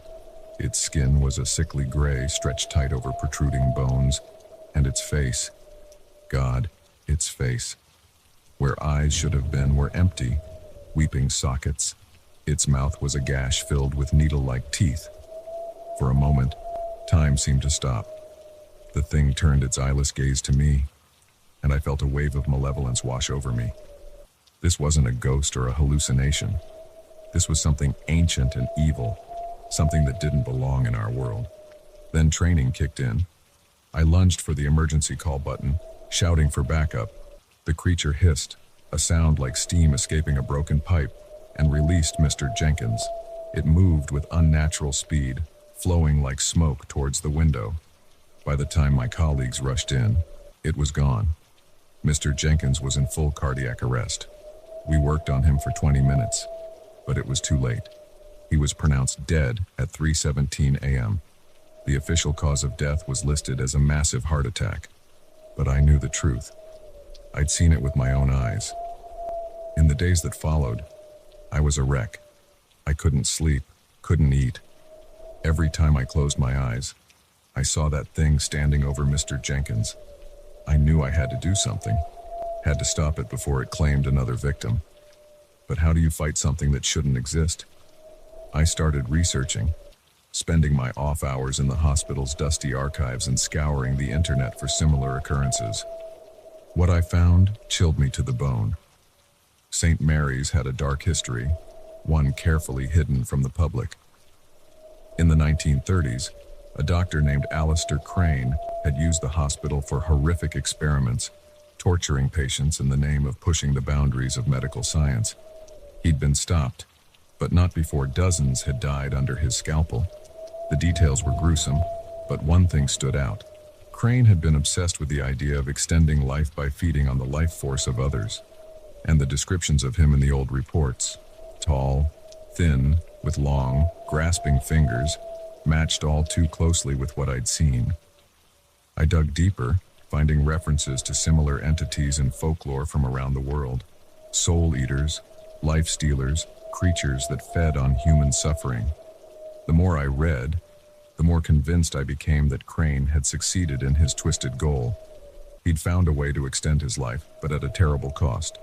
He'd become something inhuman, haunting the halls of the hospital he'd once terrorized. Armed with this knowledge, I knew I had to act. But how do you stop something that's already dead? I found my answer in those same folklore tales. Salt, iron, blessed objects, the usual tools against supernatural evil. It wasn't much, but it was all I had. That night, I came to work prepared. My pockets were filled with salt packets from the cafeteria. I'd borrowed an iron fire poker from my apartment building's fireplace, and around my neck hung a silver cross, blessed by the hospital's chaplain, under the guise of seeking comfort after Mr. Jenkins' death. As I made my rounds, I subtly laid down salt lines at doorways, placed small iron objects in patients' rooms. I felt ridiculous, like I was play-acting some B-movie exorcist, but the weight of the cross against my chest gave me courage. It was nearing 3 a.m., the time Mr. Jenkins had died, when I felt it. A chill in the air, a heaviness that pressed down on me. I knew without turning that Crane was behind me. I spun around, brandishing the fire poker like a sword. There he stood, at the end of the hallway, his eyeless gaze fixed on me. For a long moment, neither of us moved. Then, with that same unnatural speed, he rushed towards me. I swung the poker, feeling it connect with a sickening thud. Crane shrieked, the sound setting my teeth on edge. But the iron had hurt him. Emboldened, I pressed my attack. I swung again and again, driving him back. With my free hand, I grabbed fistfuls of salt from my pocket, flinging it at him. Where it touched his gray skin, it sizzled and smoked. Crane lashed out with those long fingers, catching my arm. Pain exploded where he touched me, and I felt a deep, bone-chilling cold spread from the point of contact. This was how he fed, I realized. This was how he stole the life from his victims. In desperation, I grabbed the cross from around my neck and pressed it against his hand. The effect was immediate and shocking. Crane released me with a howl of agony, his flesh bubbling where the silver had touched it. I didn't hesitate. I lunged forward, pressing the cross against his chest with all my strength. Crane writhed and screamed, his form seeming to dissolve around the point of contact, the air filled with the stench of burning flesh and ozone. And then, with a final, unearthly shriek, Crane simply disintegrated. One moment he was there, and the next, he was gone, leaving nothing behind but a faint, greasy smear on the linoleum. I stood there, panting, my arm throbbing where he'd grabbed me. It was over. I'd won. The official story was that I'd stopped a violent patient who'd somehow gotten hold of a weapon. My arm was treated for frostbite, an injury the doctors found puzzling but chalked up to the hospital's faulty air conditioning. I know the truth, though. I know what really haunted the halls of St. Mary's Hospital. And I know that there are things in this world that science can't explain. Evils that lurk just out of sight. I still work the night shift. Someone has to stand guard against the darkness. But now, I'm prepared. Salt in my pockets, iron at my side, and faith as my shield. Because in the quiet hours of the night, when the veil hides, I hadn't seen another car for miles. That's when I heard it, a sputtering sound from the engine, followed by a series of ominous clicks. No, no, no, I muttered, gripping the steering wheel tighter as I felt the car losing power. I managed to guide it onto the shoulder before it died completely, leaving me stranded in the pitch-black night. I sat there for a moment, heart pounding, trying to think. My phone showed no signal. Of course. I popped the hood and got out, shining my phone's flashlight into the engine compartment as if I'd suddenly developed mechanical expertise. The tangle of hoses and metal meant nothing to me. Just as I was debating whether to start walking or wait for a passing car, I saw headlights approaching in the distance. Relief washed over me as a tow truck slowed and pulled up behind my car. A man stepped out, tall and lean in grease-stained coveralls. He looked to be in his 50s, with salt and pepper hair and smile lines around his eyes. "Having some trouble?" he called out, his voice warm and friendly. "Yeah, it just died on me," I said, gesturing helplessly at the car. "I have no idea what's wrong." He introduced himself as Mike and started examining the engine with the practiced eye of someone who'd done this 1,000 times. "Looks like your alternator might be shot," he said after a few minutes. "I can tow you to my shop if you'd like. It's not far from here." I hesitated for a moment. It was late, and the thought of going off with a stranger made me uneasy. But what choice did I have? I was miles from anywhere, with no cell service and no other options. "That would be great, thank you," I said, forcing a smile. Mike was chatty as we drove, asking about my trip and telling me about the area. His manner was so easygoing that I found myself relaxing. Maybe I'd gotten lucky, finding help so quickly. We pulled up to a small garage about 20 minutes later. It was set back from the road, surrounded by trees. A single floodlight illuminated the gravel lot. "Let's get your car unloaded and I'll take a look," Mike said. "Shouldn't take too long to fix." I stood awkwardly to the side as he worked, shivering slightly in the cool night air. The garage was cluttered but clean, tools neatly organized on pegboards. Faded posters of classic cars decorated the walls. After about an hour, Mike straightened up from under the hood, wiping his hands on a rag. "Well, I've got good news and bad news," he said. "Good news is, I know what the problem is. Bad news is, I don't have the part I need to fix it. I'll have to order it. Won't be here until tomorrow afternoon at the earliest." My heart sank. "Oh," I said, trying to hide my disappointment and growing unease. "Is there a motel nearby where I could stay?" Mike shook his head. "Nearest one's about 30 miles away. But listen, I've got a little cabin out back where I stay sometimes when I'm working late. You're welcome to crash there for the night. It's nothing fancy, but it's clean and warm." Every instinct told me to say no, to insist on finding another option. But it was well past midnight now, and the thought of trying to find a ride to a far-off motel was exhausting. Against my better judgment, I agreed. The cabin was small but cozy, just one room with a bed, a small kitchenette, and a bathroom. Mike showed me in and pointed out where everything was. "I'll head home now, but I'll be back first thing in the morning to work on your car," he said. "Sleep well." I thanked him again, and he left. I locked the door behind him, feeling a mix of gratitude and lingering apprehension. I was too tired to dwell on it, though, and soon fell into a fitful sleep. I woke to sunlight streaming through the window. For a moment, I was disoriented. Then the events of the previous night came rushing back. I checked my phone, still no signal. With a sigh, I got up and peered out the window. Mike's tow truck was parked outside the garage, and I could see him moving around inside. I got dressed quickly and headed over. "Morning," he called out cheerfully when he saw me. "Sleep okay?" "Yes, thank you," I said. "How's it looking?" His face fell slightly. "Well, I'm having a bit more trouble than I thought. Looks like there might be some additional damage. I'm still waiting on that part, too." My stomach clenched. "How much longer do you think it will take?" He shrugged. "Hard to say for sure. Could be late tonight. Might even be tomorrow morning." I tried to keep the panic out of my voice. "Is there any way I could get a ride into town? Maybe rent a car?" Mike shook his head. "Rental place is closed on Sundays, and I can't leave the garage, expecting a few customers today. But don't worry, I'll have you out of here as soon as I can." I nodded, not trusting myself to speak. What choice did I have but to wait? The day dragged on endlessly. I paced around the garage, then the cabin, feeling increasingly trapped. Mike worked on my car off and on, but every time I asked about the progress, he had some new problem to report. As evening approached, I watched the sun sinking behind the trees with growing dread. The thought of spending another night here made my skin crawl. "Listen," I said to Mike as he wiped his hands after another session under the hood. "I really appreciate all your help, but I think I'm going to try to find another way home. Maybe I could call a taxi."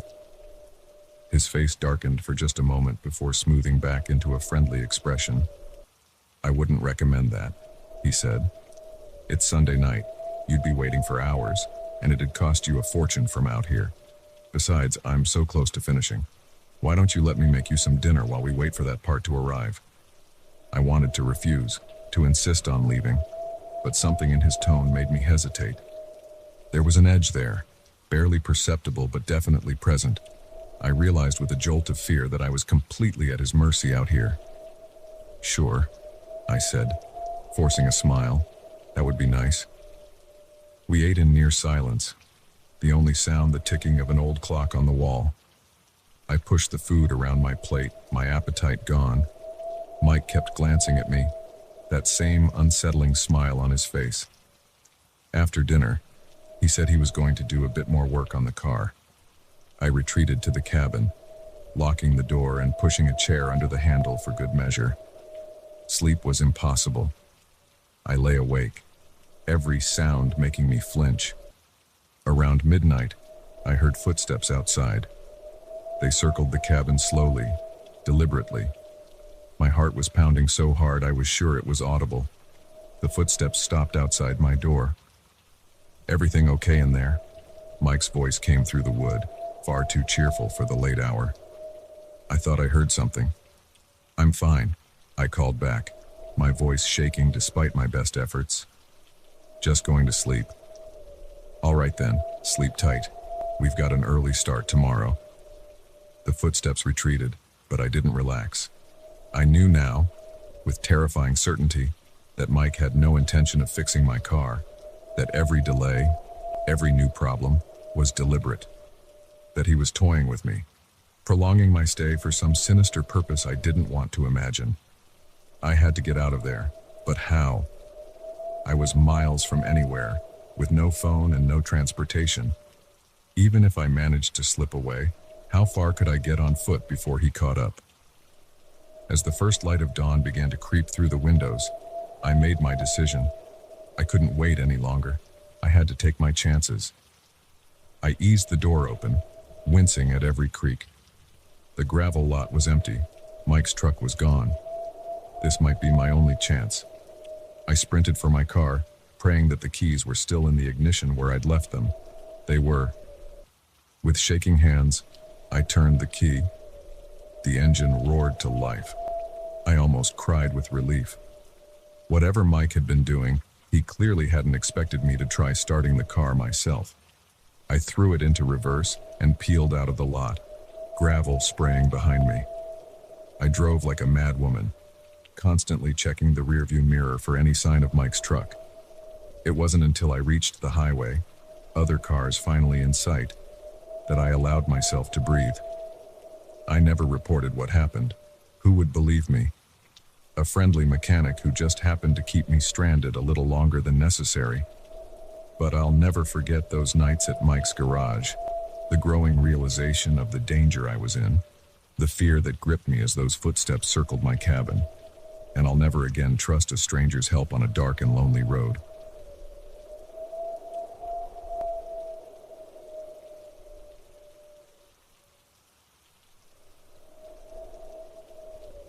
The forest had always been my sanctuary, a place of peace and solitude. But as I stared at the abandoned campsite before me, a chill ran down my spine that had nothing to do with the cooling evening air. Something was very wrong here, and as the shadows lengthened around me, I realized with growing horror that I was no longer alone in these woods. I'd set out early that morning, my backpack loaded with supplies for a 3-day solo hike. It was something I did a few times a year, a way to clear my head and reset. The trail was a challenging one, winding through dense forest and rocky terrain, but I was experienced and in good shape. By late afternoon, I'd covered a good 15 miles and was ready to start looking for a place to set up camp for the night. That's when I saw it. A small clearing just off the trail, partially hidden by a thick stand of pines. Perfect, I thought, pushing through the branches. But as I stepped into the open space, I froze. A tent stood in the center of the clearing, its door flapping open in the light breeze. Camping gear was scattered around, a cooler tipped on its side, clothes strewn across the ground, a flashlight lying in the dirt, still weakly glowing. It looked like someone had left in a hurry. "Hello?" I called out, my voice sounding unnaturally loud in the quiet forest. No response. I approached the tent cautiously, the hairs on the back of my neck standing up. As I got closer, I noticed dark stains on the tent fabric. My stomach lurched as I realized what they were. Bloodstains. Not much, but unmistakable. My heart began to race. What had happened here? Where were the campers? Should I try to find them or go for help? I was miles from the nearest ranger station, and I had no cell service out here. As I stood there, debating what to do, I noticed something else that made my blood run cold. There were footprints in the soft earth around the campsite, lots of them, overlapping and chaotic, like there had been a struggle. But among them were other marks, not quite right for human feet. They were elongated, with strange indentations that looked almost like claws. I backed away from the tent, my breathing shallow and quick. I needed to get out of here, to find help, or at least a safe place to spend the night. But as I turned to leave, I realized with a jolt of panic that I wasn't sure which direction I'd come from. In my shock at discovering the campsite, I'd lost track of the trail. The forest suddenly seemed much darker, the trees closing in around me. I spun in a slow circle, trying to spot any sign of the path, but everything looked the same, just endless trees and gathering shadows. "Calm down," I told myself firmly. "You're an experienced hiker, you can figure this out." I took a deep breath and pulled out my compass. If I just headed east, I should hit the main trail eventually. I'd only taken a few steps when I heard it, a rustling in the underbrush, too heavy to be a small animal. I froze, listening intently. For a long moment, there was nothing but the sound of my own rapid breathing. Then I heard it again, closer this time, accompanied by a low sound that might have been a whisper, or a growl. Panic surged through me. Without thinking, I broke into a run, crashing through the underbrush, branches whipping at my face. I had no idea where I was going, driven only by the primal urge to get away from whatever was behind me. I don't know how long I ran. My lungs were burning, my legs trembling with exhaustion when I finally stumbled into another small clearing. This one was empty, thank God, with no sign of disturbed campsites or strange footprints. I collapsed onto the ground, gasping for air. As my breathing slowed and my panic receded, I began to feel foolish. Had I really just gone tearing through the woods like a scared kid because of a few strange noises? I was probably miles off course now, and the sun was setting fast. I needed to get my act together and make camp before it got completely dark. I set up my tent with shaking hands, glancing nervously over my shoulder every few seconds. By the time I finished, the forest was draped in deep purple twilight. I crawled inside, zipping the door firmly behind me. Sleep seemed impossible, but eventually, my exhaustion won out. I drifted off into an uneasy slumber, filled with disjointed dreams of running through endless dark woods. A sound jolted me awake. I lay perfectly still, ears straining. There it was again, a soft crunch of leaves, like footsteps circling my tent. My heart began to race. It had to be an animal, right? A deer maybe, or a raccoon curious about the strange new object in its forest. But then I heard something that turned my blood to ice. Whispers, low and sibilant, in a language I didn't recognize. There was more than one voice, moving around the tent, coming from different directions. I reached for my flashlight with a trembling hand, but I couldn't bring myself to turn it on. Some instinct told me that announcing my wakefulness would be a terrible mistake. The whispers grew louder, more insistent. They didn't sound human. The tones were too guttural, the cadence all wrong. Interspersed with the whispers were other sounds, soft clicks and growls that made the hairs on my arms stand up. Something brushed against the side of the tent, and I had to bite back a scream. I could see a shadow through the thin fabric, something tall and oddly shaped. Not a person, not any animal I could identify.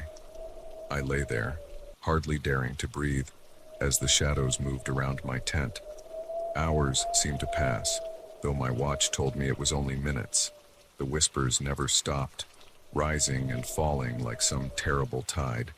Just when I thought I couldn't take it anymore, that I would either scream or go mad from the tension, a new sound cut through the night, a long, piercing howl from somewhere deep in the forest. The shadows around my tent froze. Then, with a final flurry of whispers that sounded almost like argument, they retreated.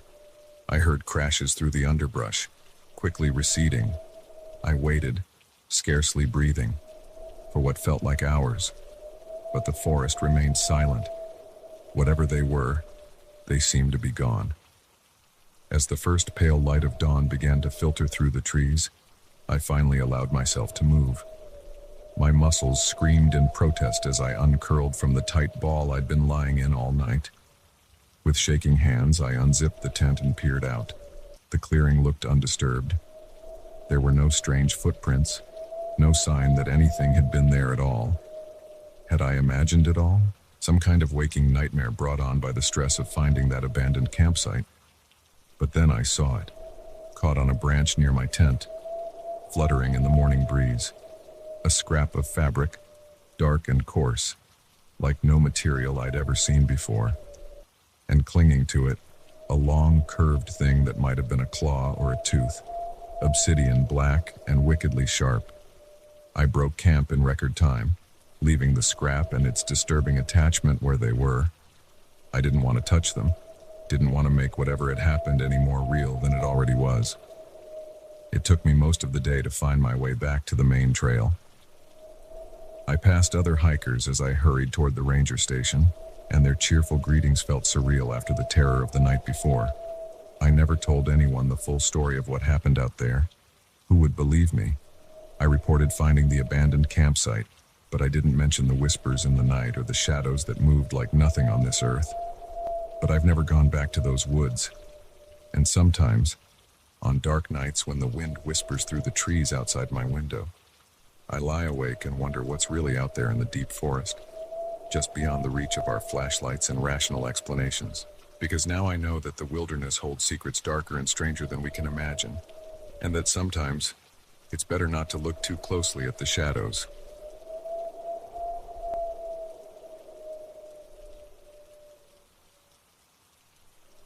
The moment I heard the lock click shut, I knew I'd made a terrible mistake. What started as a peaceful getaway became a nightmare of isolation, paranoia, and the growing certainty that something sinister lurked just beyond the cabin walls. I never should have come here alone, and now I feared I might never leave. It was supposed to be a simple weekend trip, a chance to decompress from the chaos of city life and clear my head. I'd found the cabin online. Rustic charm, total privacy, and best of all, no Wi-Fi or cell service. Just me, nature, and blissful silence. At least, that's what I thought I was signing up for. The drive out was long but scenic, winding roads cutting through dense forests and rolling hills. By the time I pulled up to the cabin, the sun was already sinking behind the trees, casting long shadows across the overgrown yard. The place looked exactly like the photos. A small, weathered structure with a wide porch and windows that gleamed orange in the fading light. The caretaker, an older man named Jim, was waiting for me on the porch. He had a weathered face and calloused hands, the look of someone who'd spent a lifetime working outdoors. "You must be Mark," he said, offering a firm handshake. "Hope you found the place all right." I nodded, stretching after the long drive. "No problem at all. It's beautiful out here."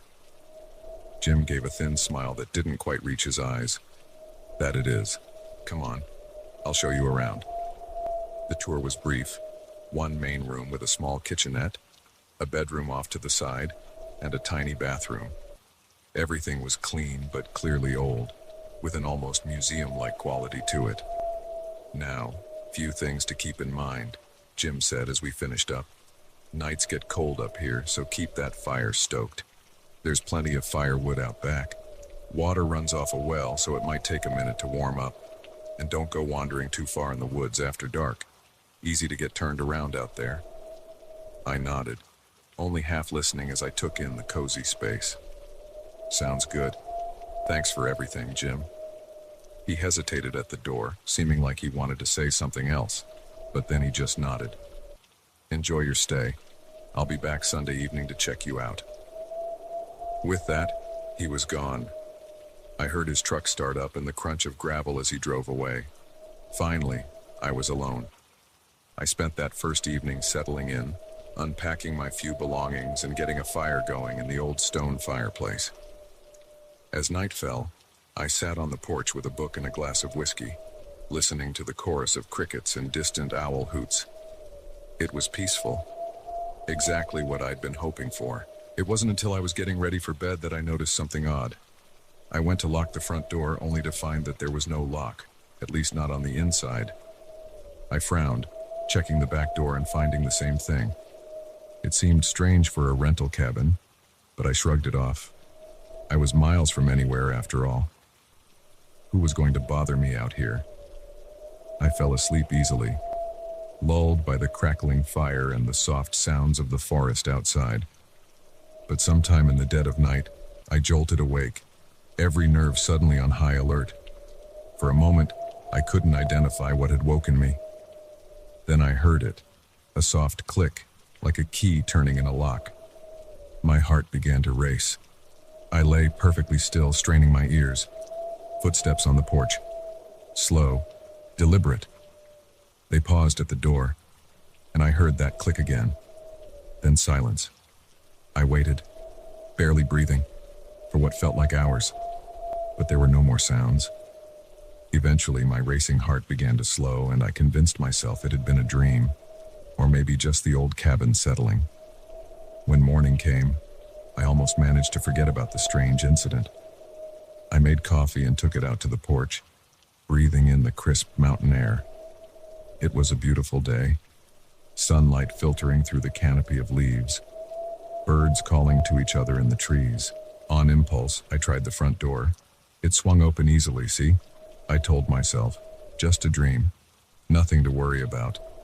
I spent the day hiking, exploring the woods around the cabin. By the time I returned, pleasantly tired and hungry, the sun was once again sinking below the horizon. I made a simple dinner and settled in with my book, perfectly content.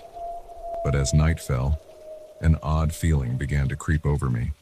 The shadows seemed deeper somehow, the silence of the forest more oppressive.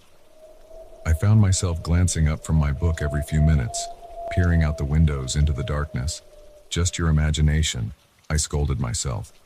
You're not used to being this isolated. Try to relax. I went to bed early, hoping a good night's sleep would reset my nerves. But once again, I woke in the middle of the night to that soft, unmistakable click. This time I was sure I wasn't dreaming. I sat up in bed, heart pounding, and fumbled for the flashlight on the nightstand. The beam cut through the darkness, revealing nothing. The cabin was empty, the doors still closed. But when I went to check them, my blood ran cold. Both the front and back doors were locked tight. From the outside, panic clawed at my throat. This wasn't possible. There had to be some explanation. Maybe Jim had come by to check on things and accidentally locked me in. But deep down, I knew that wasn't it. Something was very, very wrong here. I spent the rest of the night huddled in bed, jumping at every creak and groan of the old cabin. When dawn finally broke, I was exhausted, but too wired to sleep. The doors were unlocked again. I paced the small space, debating what to do. I could leave, just pack up and go home early. But something held me back. Pride, maybe, or the fear of looking foolish. What would I tell Jim? That I got spooked by some strange noises and a door that somehow locked itself. So I stayed. But I couldn't shake the feeling of unease that had settled over me. I found myself constantly looking over my shoulder, starting at small noises. The woods that had seemed so peaceful now felt menacing, like they were hiding secrets just beyond the tree line. As evening approached, my anxiety ratcheted up. I didn't want to experience another night like the last two. I decided to stay up, to catch whoever or whatever was coming to lock me in. I positioned myself in a chair facing the front door, a heavy flashlight in one hand and my phone in the other. Useless out here, but somehow comforting to hold. The hours crept by. My eyelids grew heavy, but I forced myself to stay awake, watching the door with an intensity that made my eyes burn. Just as I felt myself starting to drift off, I heard it. Footsteps on the porch, slow and heavy. My whole body tensed. This was it. I was going to find out what was going on. The footsteps stopped at the door. There was a long pause, and then, click. The sound was deafening in the silence of the night. I leapt up, yanking the door open, ready to confront. No one. The porch was empty. The yard beyond was still. No sign of movement anywhere. But the door was locked. I rattled it, disbelieving. Somehow, it had locked itself from the outside while I watched. A sound behind me made me whirl around. It was coming from the bedroom, a soft scratching, like something dragging across the wooden floor. Then whispers, too low and distorted to make out words. Terror gripped me. This wasn't real. It couldn't be real. But as the scratching grew louder, moving toward the bedroom door, I knew I couldn't stay to find out what was making it. I ran to the back door, praying it would open. It did, and I burst out into the cool night air. I didn't stop to grab any of my things, didn't even pause to put on shoes. I just ran, branches whipping my face, rocks cutting into my bare feet. I ran until my lungs were on fire and my legs felt like they would give out. When I finally stopped, gasping for breath, I realized I had no idea where I was. The woods looked the same in every direction, and in my panic I'd paid no attention to where I was going. For a moment, despair threatened to overwhelm me. But then I heard something that made my blood run cold. Whispers, carried on the wind. The same whispers I'd heard in the cabin, getting closer. I started running again. I don't know how long I ran, or how I eventually found my way back to the road. By the time I flagged down a passing truck, the sun was rising. The driver, an older man in a faded baseball cap, looked at me like I was crazy, wild-eyed, barefoot, covered in scratches and mud. But he gave me a ride to the nearest town anyway. I never went back for my things. I called Jim from a payphone in town, told him some family emergency had come up and I'd had to leave suddenly. He sounded skeptical, but I didn't care. To this day, I don't know what happened in that cabin. Was it all in my head? Some kind of stress-induced breakdown? Or was there really something out there in those woods? Something that defied explanation? All I know is that I'll never go back to find out. Some mysteries, I've learned, are better left unsolved.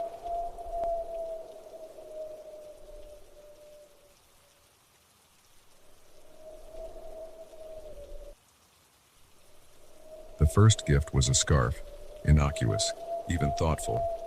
But as the presents kept coming, each more personal than the last, I realized too late that kindness can be the perfect mask for obsession. By the time I understood the danger I was in, the line between generosity and terror had blurred beyond recognition. It started on a crisp Saturday morning in early autumn. I'd just moved into my new apartment a few weeks prior, still settling into the rhythm of a new neighborhood. As I stepped out to grab the mail, I nearly tripped over a small package on my doorstep. Curious, I picked it up. It was neatly wrapped in brown paper, no return address, just my name written in an elegant script. Inside was a soft, gray cashmere scarf. No note, no explanation. I stood there for a moment, turning the scarf over in my hands. It was beautiful, exactly the kind of thing I would have chosen for myself. But who could have sent it? I'd only told a handful of people my new address, and this didn't seem like something any of them would do. I shrugged it off as a welcome gift from the building management, maybe. It was a nice gesture, whatever the source. The next week, another package appeared. This time, it was a box of gourmet chocolates, dark truffles with sea salt, my absolute favorite. Again, no note, no clue as to the sender.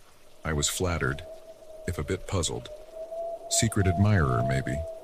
The thought made me smile. It had been a while since I'd dated anyone, and the idea that someone might be interested was exciting. The third week, things took a turn. The package contained a pair of sunglasses, expensive ones, the exact style I'd been eyeing in a shop downtown but couldn't justify buying. Alongside them was a handwritten note. "I hope you enjoy these, from your neighbor." That's when the first hint of unease crept in. How did this person know about the sunglasses?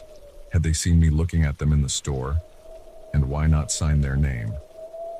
I decided to ask around, see if anyone in the building knew anything about my mysterious gift giver. But my neighbors all seemed as confused as I was. No one admitted to sending the packages, and no one had seen anyone leaving them.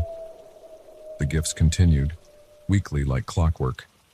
Each one was more personal than the last. A framed photo of the view from my apartment window, a journal with my initials embossed on the cover, a bottle of the perfume I'd worn for years but had recently run out of. With each package, my unease grew. It was clear now that this wasn't just a secret admirer or an overly generous neighbor. This was someone who was watching me, learning my habits, my preferences, my daily routines. I started being more cautious. I varied my schedule, kept my curtains drawn, watched carefully whenever I left the building.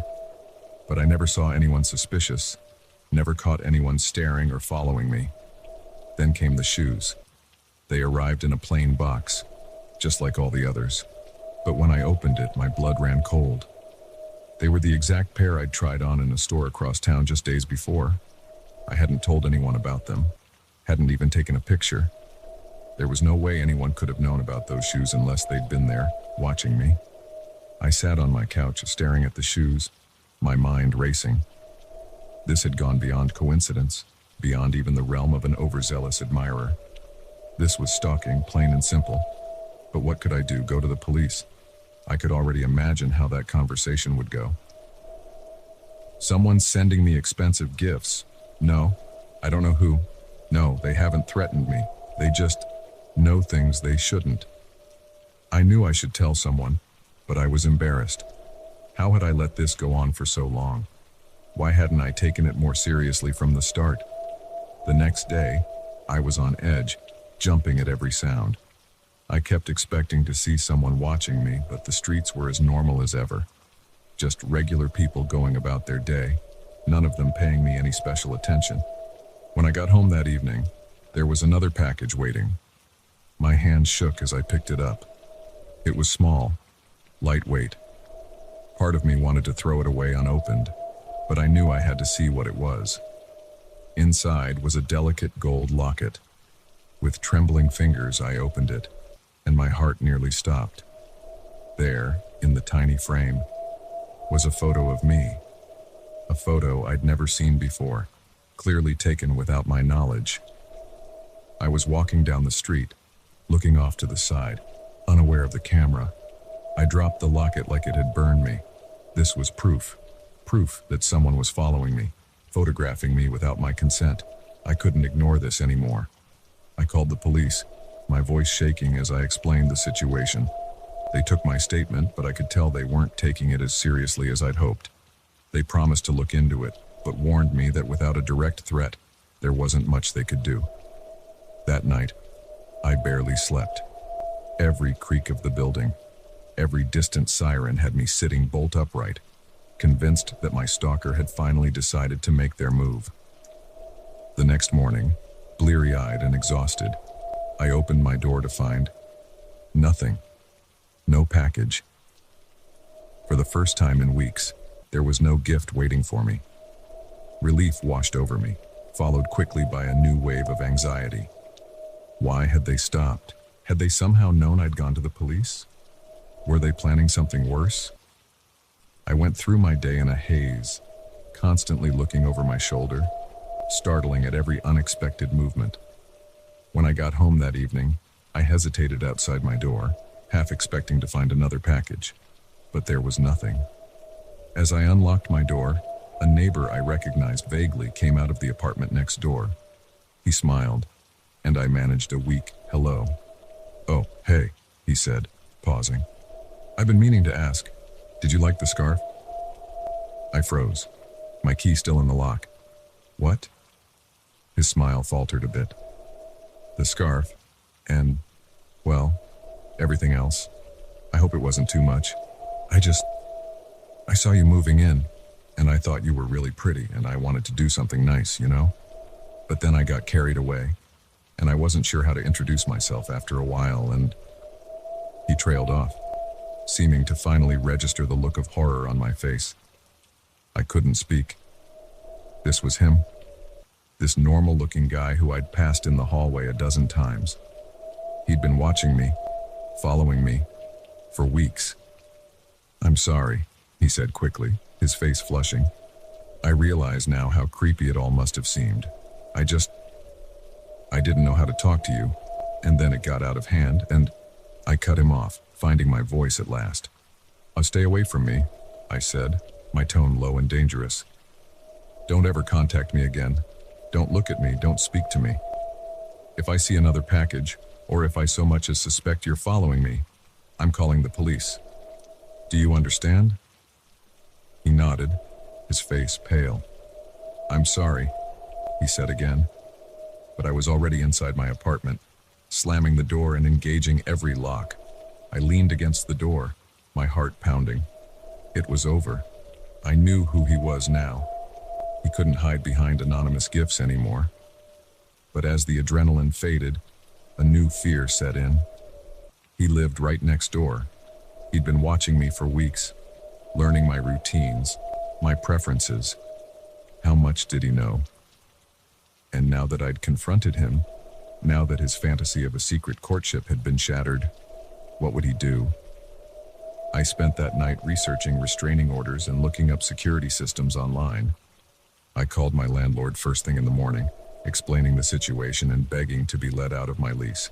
To my relief, they were understanding. I moved out within the week, leaving no forwarding address. I changed my phone number, my email, even deleted my social media accounts. I was taking no chances. It's been months now, and there have been no more gifts, no sign that he's tried to find me.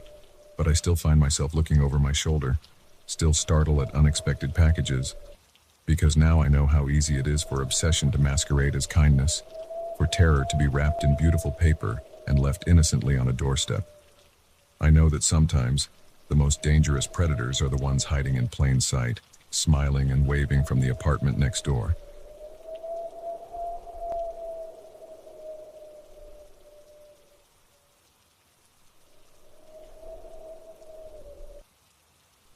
The night air was thick with diesel and unease as I pulled into the truck stop. I'd driven this stretch of highway 100 times, but something about this place felt off from the moment I cut the engine. Little did I know, I was about to become trapped in a nightmare where the boundaries between the normal world and something far more sinister would blur beyond recognition. It was just past midnight when I spotted the glowing sign of the gas station, a beacon of civilization in the vast emptiness of the desert. I'd been driving for hours, my eyes gritty with fatigue, and the promise of coffee and a chance to stretch my legs was too tempting to pass up. The place looked unremarkable at first glance. Just another 24-hour pit stop catering to long-haul truckers and weary travelers. A handful of big rigs were parked in the lot, their engines ticking as they cooled in the night air. The convenience store's fluorescent lights cast a harsh glow over the empty pumps.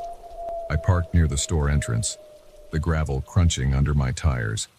As I stepped out of the car, the first thing that struck me was the silence. No distant traffic noise, no music drifting from the store, not even the hum of insects. Just an oppressive, unnatural quiet that made the hair on the back of my neck stand up. Shaking off the feeling, I headed inside. A bell jangled discordantly as I pushed open the door, the sound unnaturally loud in the stillness. The store was empty except for a bored-looking clerk behind the counter, a middle-aged man with deep-set eyes and a patchy beard. He glanced up as I entered, then immediately backed down at his phone. "Evening," I said, more to break the silence than anything else. He grunted in response, not looking up again. I made my way to the coffee station, the squeak of my shoes on the linoleum floor echoing through the store. As I poured myself a cup, I noticed something odd. The hot dog roller was empty, the nacho cheese dispenser unplugged. Even the slushy machine was dark and silent, strange for a place that catered to hungry truckers at all hours. Cup in hand, I browsed the snack aisle, more out of habit than hunger. That's when I noticed the second strange thing. The shelves were sparsely stocked, with large gaps where popular items should have been. What products were there seemed dusty, like they hadn't been touched in a long time. An uneasy feeling began to grow in the pit of my stomach. I glanced at the clerk, but he was still engrossed in his phone, seemingly oblivious to my presence. I approached the counter, setting down my coffee. "Slow night?" I asked, trying to keep my tone casual. The clerk looked up, his eyes meeting mine for the first time. There was something off about his gaze, a flatness that sent a chill down my spine. "You could say that," he replied, his voice as emotionless as his eyes. I paid for my coffee, fighting the urge to bolt from the store. As the clerk handed me my change, his fingers brushed against mine. They were ice cold. "Drive safe," he said, the words sounding rehearsed, empty. "It's dangerous out there at night." I mumbled a thanks and turned to leave. As I reached for the door, I caught a glimpse of movement in the reflection of the glass. The clerk was standing now, watching me intently, a strange smile playing at the corners of his mouth. I hurried out to my car, my heart pounding. The silence seemed even more oppressive now, pressing in on me from all sides. I fumbled with my keys, desperate to get back on the road and put this creepy place behind me. The engine turned over once, twice or so, but wouldn't catch.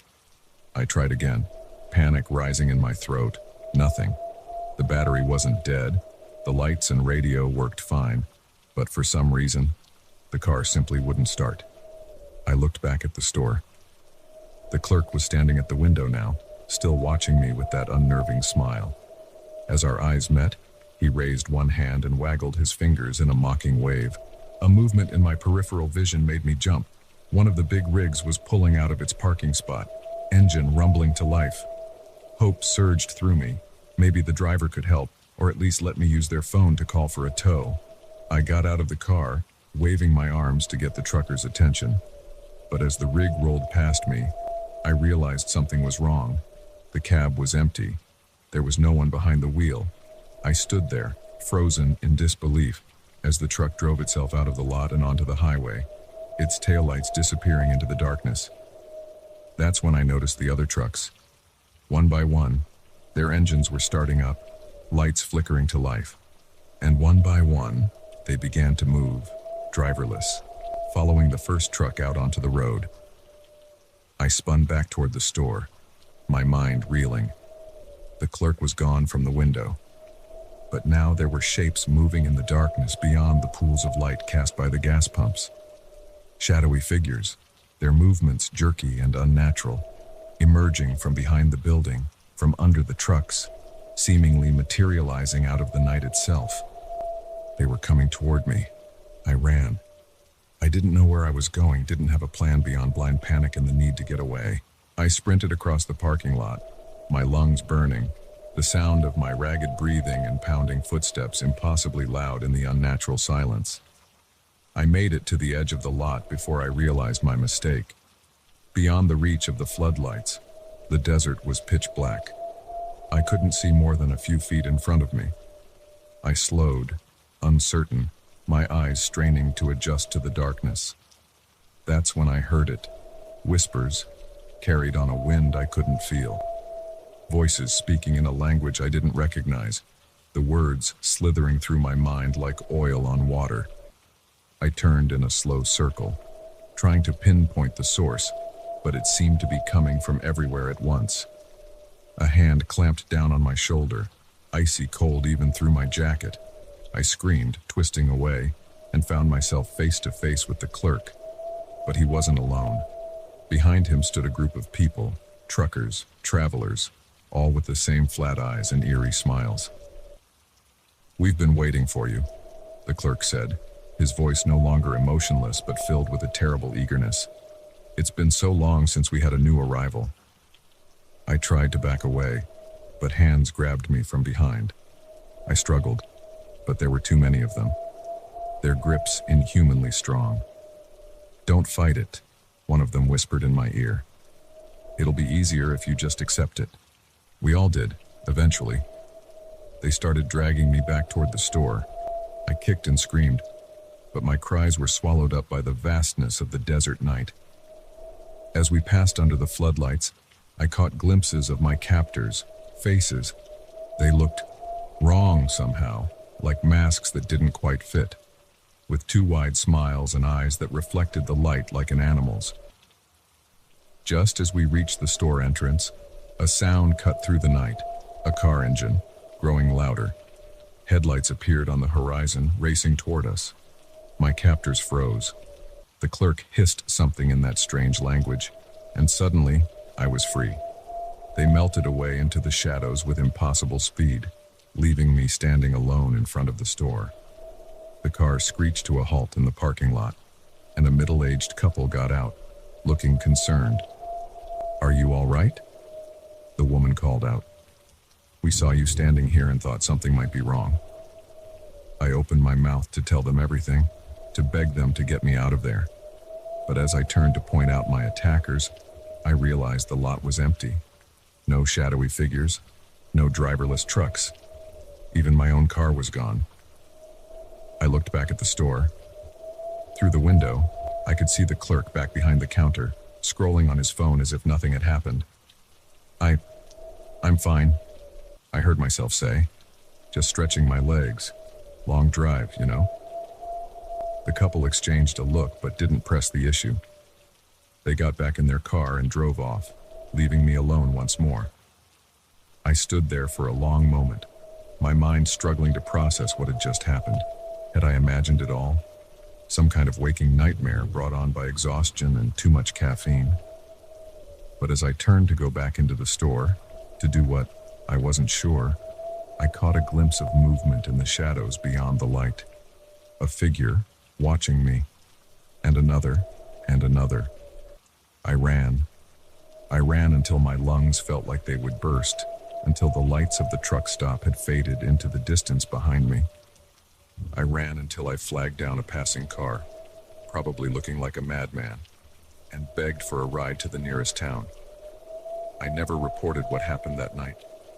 Who would believe me? But I've never driven that stretch of highway again, and sometimes on long, dark nights, I still hear those whispers carried on a non-existent wind, and I wonder what would have happened if that couple hadn't shown up when they did. Because now I know that there are places in this world where reality is thin, where things that shouldn't exist can slip through the cracks. And I know that somewhere out there, in the vastness of the desert night, there's a truck stop where the lost and the damned gather, always waiting, always watching for their next victim.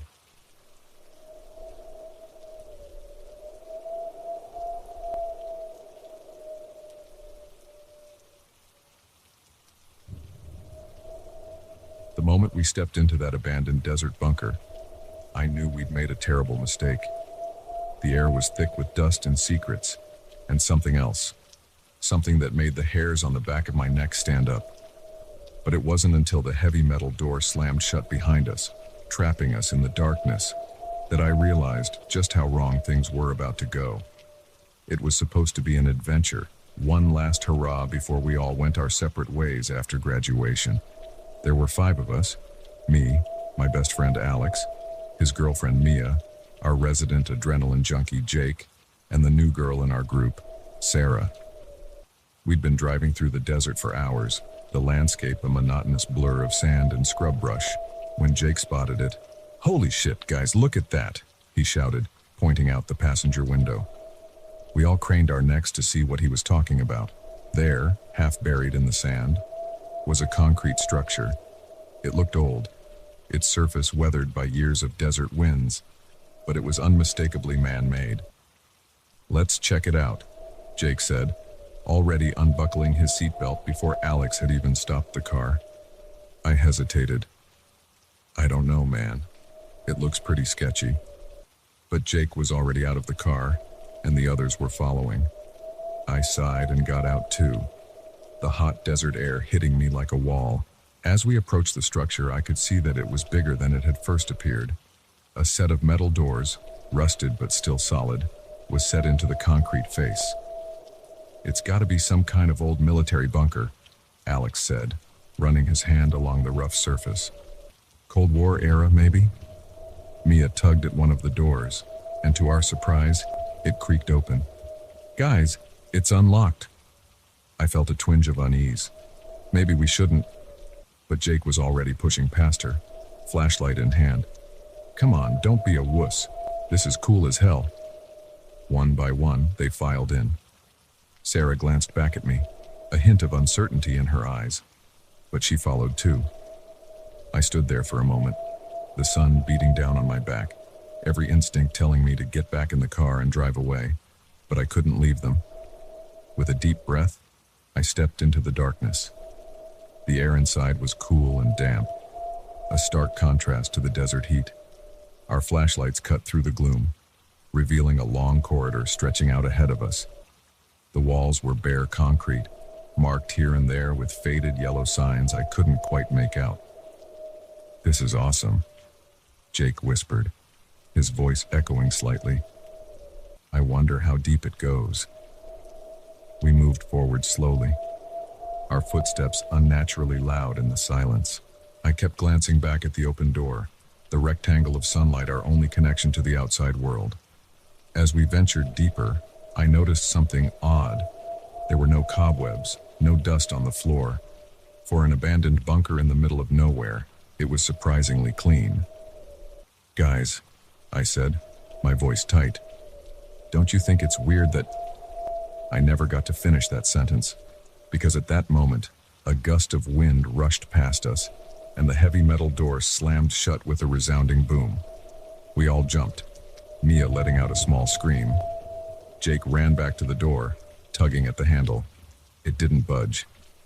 "It's locked," he said, his cocky demeanor faltering for the first time. "I can't get it open." Panic began to set in. Alex tried his phone, but as expected, there was no signal this far underground. We were trapped. "Okay, let's not freak out," Alex said, always the voice of reason. "There's got to be another way out. We just need to explore a bit more." Reluctantly, we pressed on. The corridor branched off in several directions, and we chose one at random. As we walked, I couldn't shake the feeling that we were being watched. Every shadow seemed to move. Every distant sound made me flinch. We came to a large room, filled with old computer equipment and file cabinets. Everything was covered in a fine layer of dust, contradicting the cleanliness of the corridors. "What is this place?" Sarah whispered, shining her light on a faded map on the wall. It showed a complex network of tunnels and rooms, far larger than we had imagined. Jake was rifling through one of the file cabinets. "Guys, check this out," he said, pulling out a folder. Inside were documents, most of them heavily redacted, but one word stood out, repeated over and over. "Experiment." A chill ran down my spine. What kind of experiments had they been doing down here? Suddenly, a loud clang echoed through the bunker. We all froze. "What was that?" Mia asked, her voice trembling. "Probably just the wind," Alex said, but he didn't sound convinced. We decided to keep moving, hoping to find an exit. But as we walked, I couldn't shake the feeling that the layout of the bunker was changing. Corridors that should have led back to the entrance somehow brought us to new areas. It was like the place was alive, shifting around us. Hours passed, or maybe it was just minutes. Time seemed to lose all meaning in the windowless labyrinth. Our flashlights began to dim, the batteries draining far faster than they should have. That's when we started hearing the whispers. At first, I thought I was imagining it, but then I saw the others reacting too, turning their heads, trying to locate the source. The whispers were in a language I didn't recognize, but somehow I could sense the malevolence behind them. "We need to get out of here," I said, my voice cracking. "Now." We started running, no longer caring about mapping our route or finding answers. All that mattered was escape. But every turn brought us to another identical corridor, another locked door, and the whispers were getting louder. We burst into another room, this one larger than the others. In the center was a massive metal cylinder, covered in dials and blinking lights. It hummed with energy, the only thing we'd seen that seemed to be functioning. "What the hell is that?" Jake asked, approaching it cautiously. "Don't touch it," I yelled, but it was too late. As soon as Jake's hand made contact with the machine, a surge of energy pulsed through the room. The lights flickered, and for a moment, I saw something. Shapes in the darkness, twisted and wrong, with too many limbs and eyes that glowed with an otherworldly light. Then everything went black. When the lights came back on, Jake was gone. Mia screamed, and we all started shouting Jake's name. But there was no response. No sign of where he could have gone in those few seconds of darkness. That's when we heard the growl. Low and guttural, it echoed through the room, seeming to come from everywhere and nowhere at once. And with it came a smell. rotting meat, and something alien, indescribable. We ran, corridor after corridor, room after room. We fled from the unseen threat. The whispers had become a cacophony, the walls themselves seeming to vibrate with malicious intent. Shadows moved at the edge of our vision, always just out of sight. We lost Alex next. One moment he was right behind us, and the next he was gone, pulled into the darkness with a cut-off scream. Mia was hysterical now, and Sarah wasn't much better. I tried to keep it together, to find a way out, but my mind was unraveling. This couldn't be real. Places like this didn't exist. Things like this didn't happen. We found ourselves back in the room with the machine. It was humming louder now, the dials spinning wildly. And there, sprawled across its surface, was Jake, or what was left of him. His body was twisted, changed, as if something had tried to reshape him from the inside out. Mia vomited. Sarah fell to her knees, her eyes wide with shock. And I finally understood. This wasn't a military bunker. It was never meant to keep things out. It was meant to keep something in, and we had let it out. The shadows were closing in now, taking form. I saw faces I recognized. Jake, Alex, but wrong, distorted. Their eyes glowing with that same otherworldly light I'd glimpsed before. I grabbed Mia and Sarah, pulling them towards the door. We have to go, now. We ran one last time, no destination in mind, just the blind animal instinct to escape. Somehow, miraculously, we found ourselves back at the entrance. The door was open now, desert sunlight spilling in. We burst out into the heat and light, gasping, crying. We didn't stop running until we reached the car. As Alex peeled out, tires kicking up sand, I looked back. The bunker was gone. There was nothing but empty desert where it had stood. We never spoke about what happened that day. How could we? Who would believe us? But sometimes, late at night, I still hear those whispers, and I know that somewhere out there, in the vast emptiness of the desert, a door is waiting to be opened again.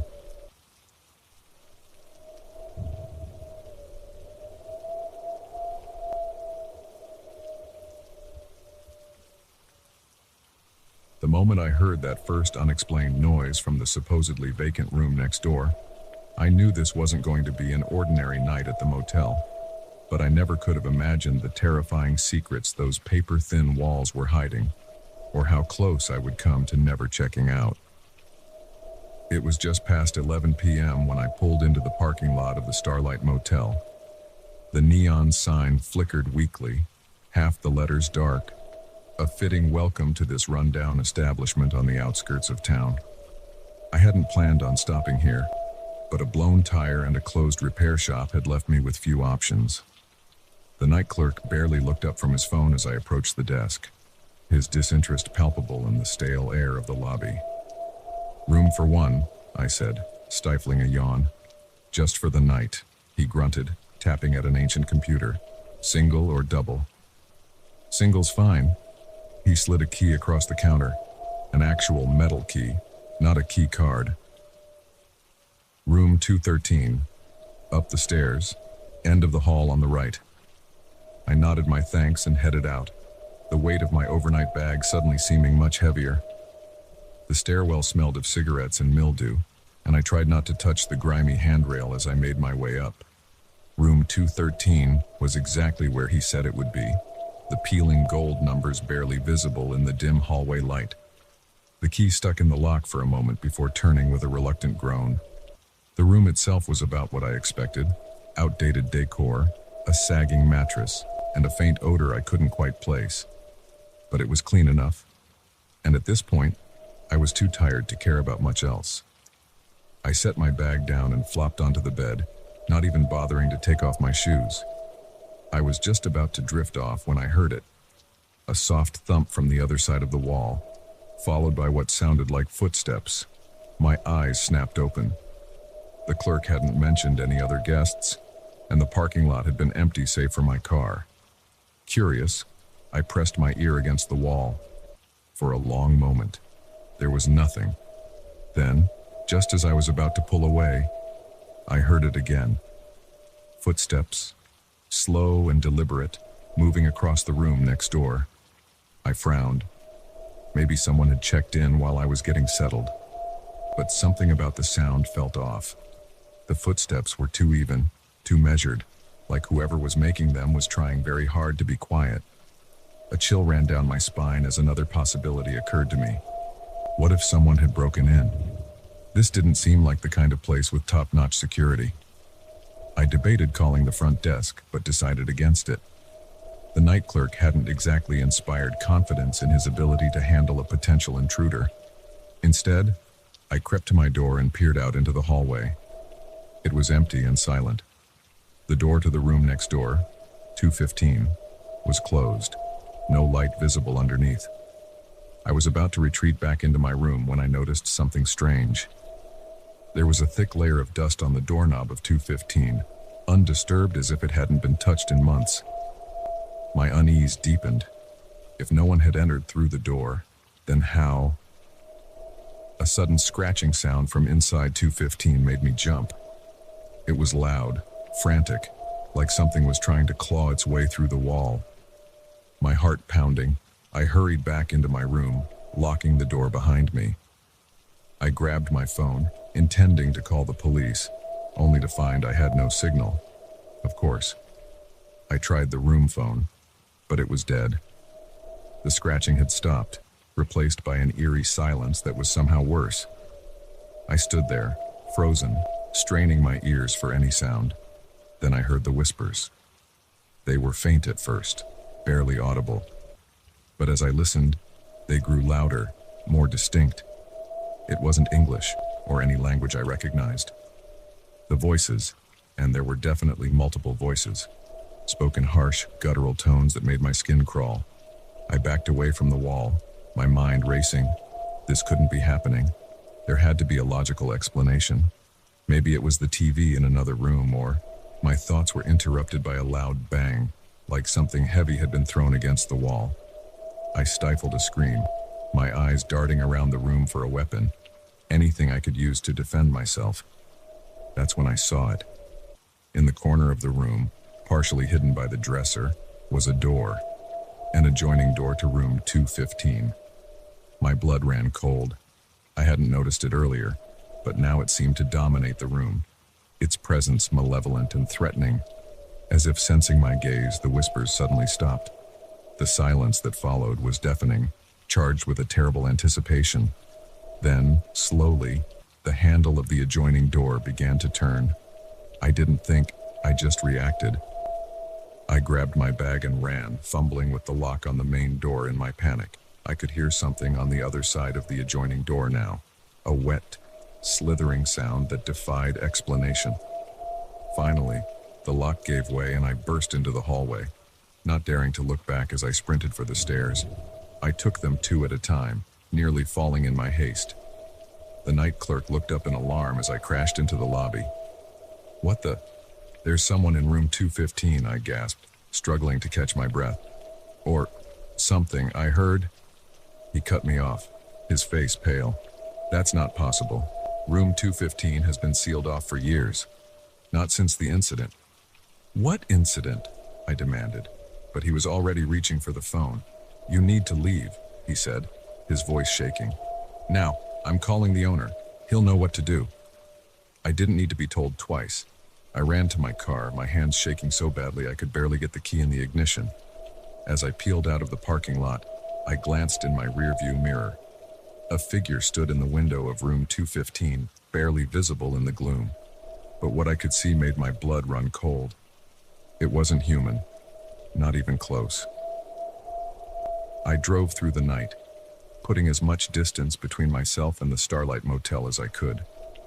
When the sun finally rose, I pulled into a rest stop, exhausted but too wired to sleep. Curiosity got the better of me, and I searched online for any information about the motel. Most of the results were just booking sites and reviews, but buried on the third page of results mirror, I found something that made my heart stop.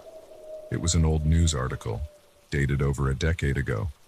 The headline read, Tragic fire at Starlight Motel claims lives. Room sealed off. According to the article, a fire had broken out in room 215, killing a family of 4.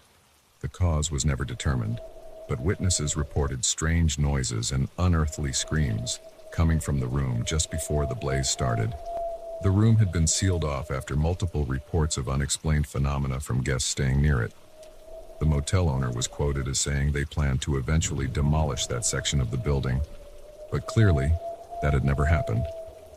I sat there, staring at my phone screen, as the implications sank in. Whatever had been in that room wasn't human. It never had been. And it was still there, waiting. I've never gone back to that town, and I've never stayed in another motel since that night. But sometimes, in the dark of night, I still hear those whispers, and I wonder what would have happened if that adjoining door had opened just a few seconds sooner. Because now I know that there are things in this world that defy explanation, things that lurk just on the other side of reality. And sometimes, all that separates us from them is a thin motel wall and a door that should never, ever be opened.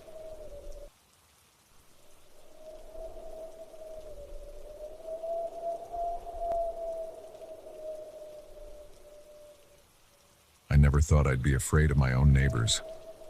But as the whispers grew louder and the stares more intense, I realized that behind the facade of suburban normalcy lurked a conspiracy that threatened to consume me. My new apartment had become a trap, and I was the unwitting prey. It all started innocently enough. After years of living in a cramped studio downtown, I'd finally saved up enough for a decent place in a quiet neighborhood on the outskirts of the city. Oak Grove Apartments boasted spacious units, a community pool, and friendly neighbors. It seemed perfect. The day I moved in, I was greeted by Sarah from across the hall. She was in her mid-30s, with a warm smile and a plate of homemade cookies. "Welcome to Oak Grove," she chirped, handing me the plate. "You're going to love it here. We're all like family." I thanked her, touched by the gesture. As I unpacked that evening, I could hear the muffled sounds of life around me. A TV next door, children laughing somewhere down the hall. It felt cozy, lived in. I went to bed that night feeling like I'd made the right choice. The first week passed in a blur of settling in and starting my new work-from-home routine.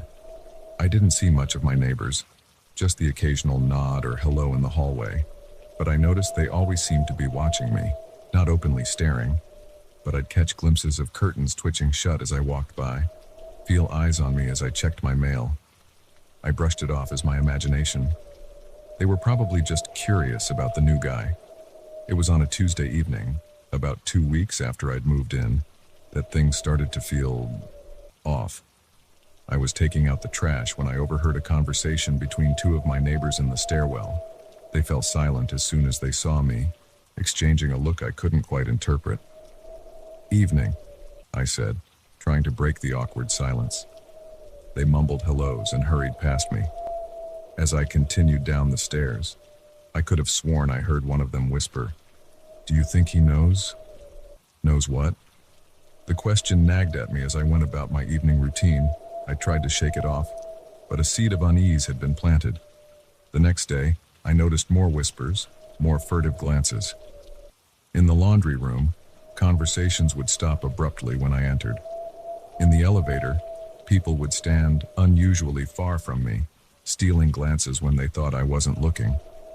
By the end of the week, the atmosphere in the building had shifted dramatically.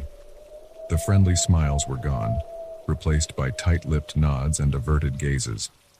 Even Sarah, who had been so welcoming at first, now scurried into her apartment whenever she saw me coming. I started spending more time in my apartment, feeling increasingly isolated and paranoid. Was I imagining things? Had I done something to offend everyone without realizing it? One night, unable to sleep, I heard voices in the hallway. Curiosity got the better of me, and I crept to my door, pressing my ear against it. "Can't wait much longer," a man was saying, his voice low and urgent. "He's not like the others. We need to act soon." "Patience," another voice replied. I recognized it as Mr. Grayson, the elderly man from the first floor. Everything is proceeding according to plan. He'll be ready soon enough. Ready for what? My heart was pounding so loudly I was sure they must be able to hear it through the door. I held my breath, straining to catch more of the conversation. But they had moved on, their voices fading down the hallway. I barely slept that night, my mind racing with possibilities, each more outlandish than the last.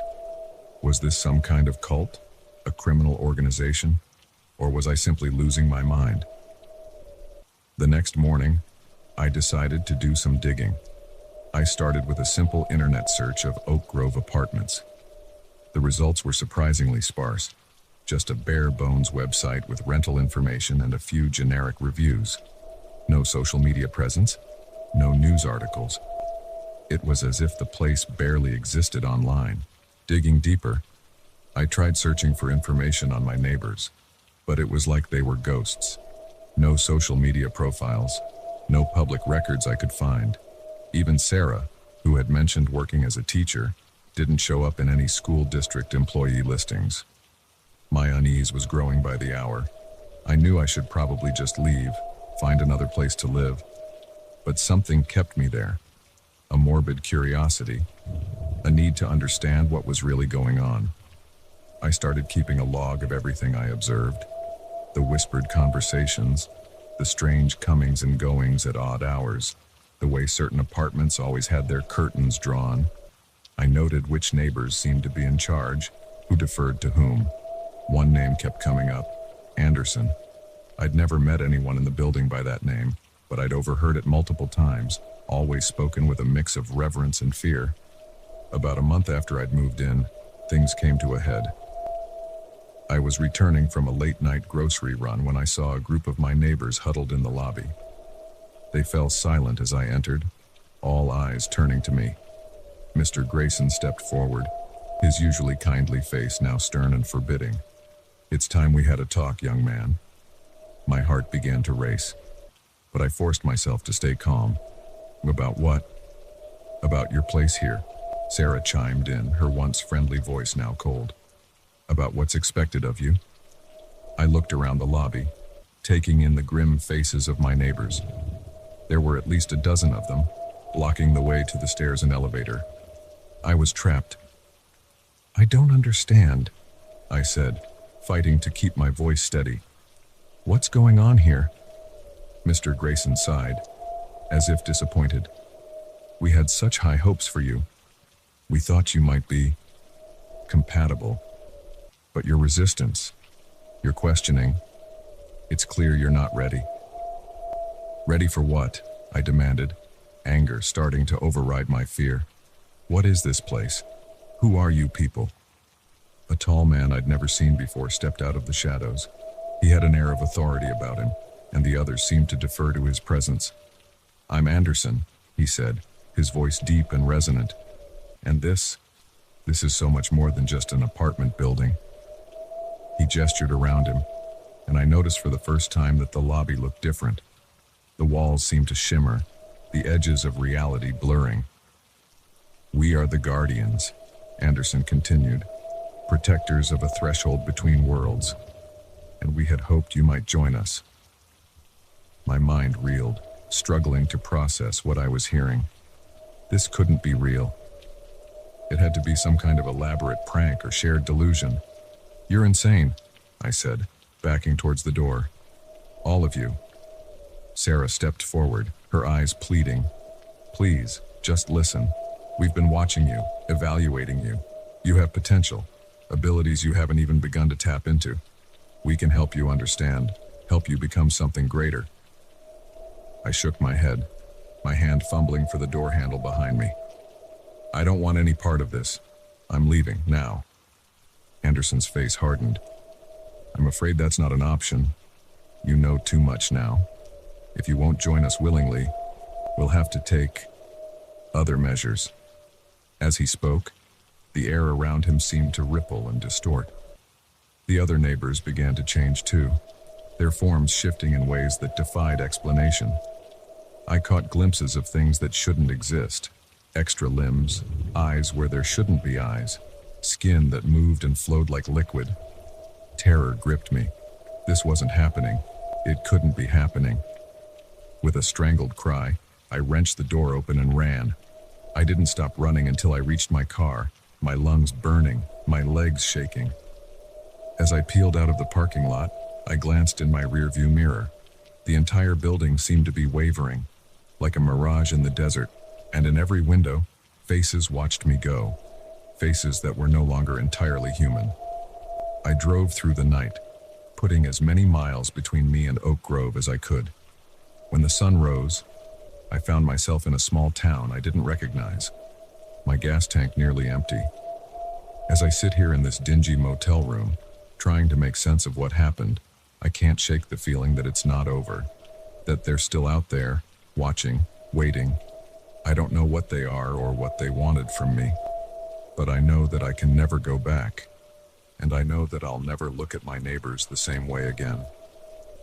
Because now I understand that sometimes, the most terrifying monsters are the ones hiding in plain sight, behind the doors of ordinary apartments and the faces of seemingly normal people.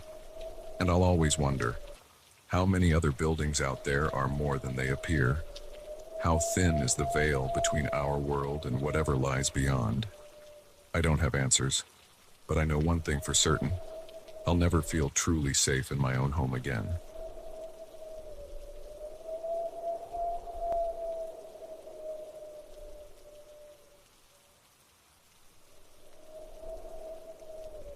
The forest had always been my sanctuary, a place of peace and solitude.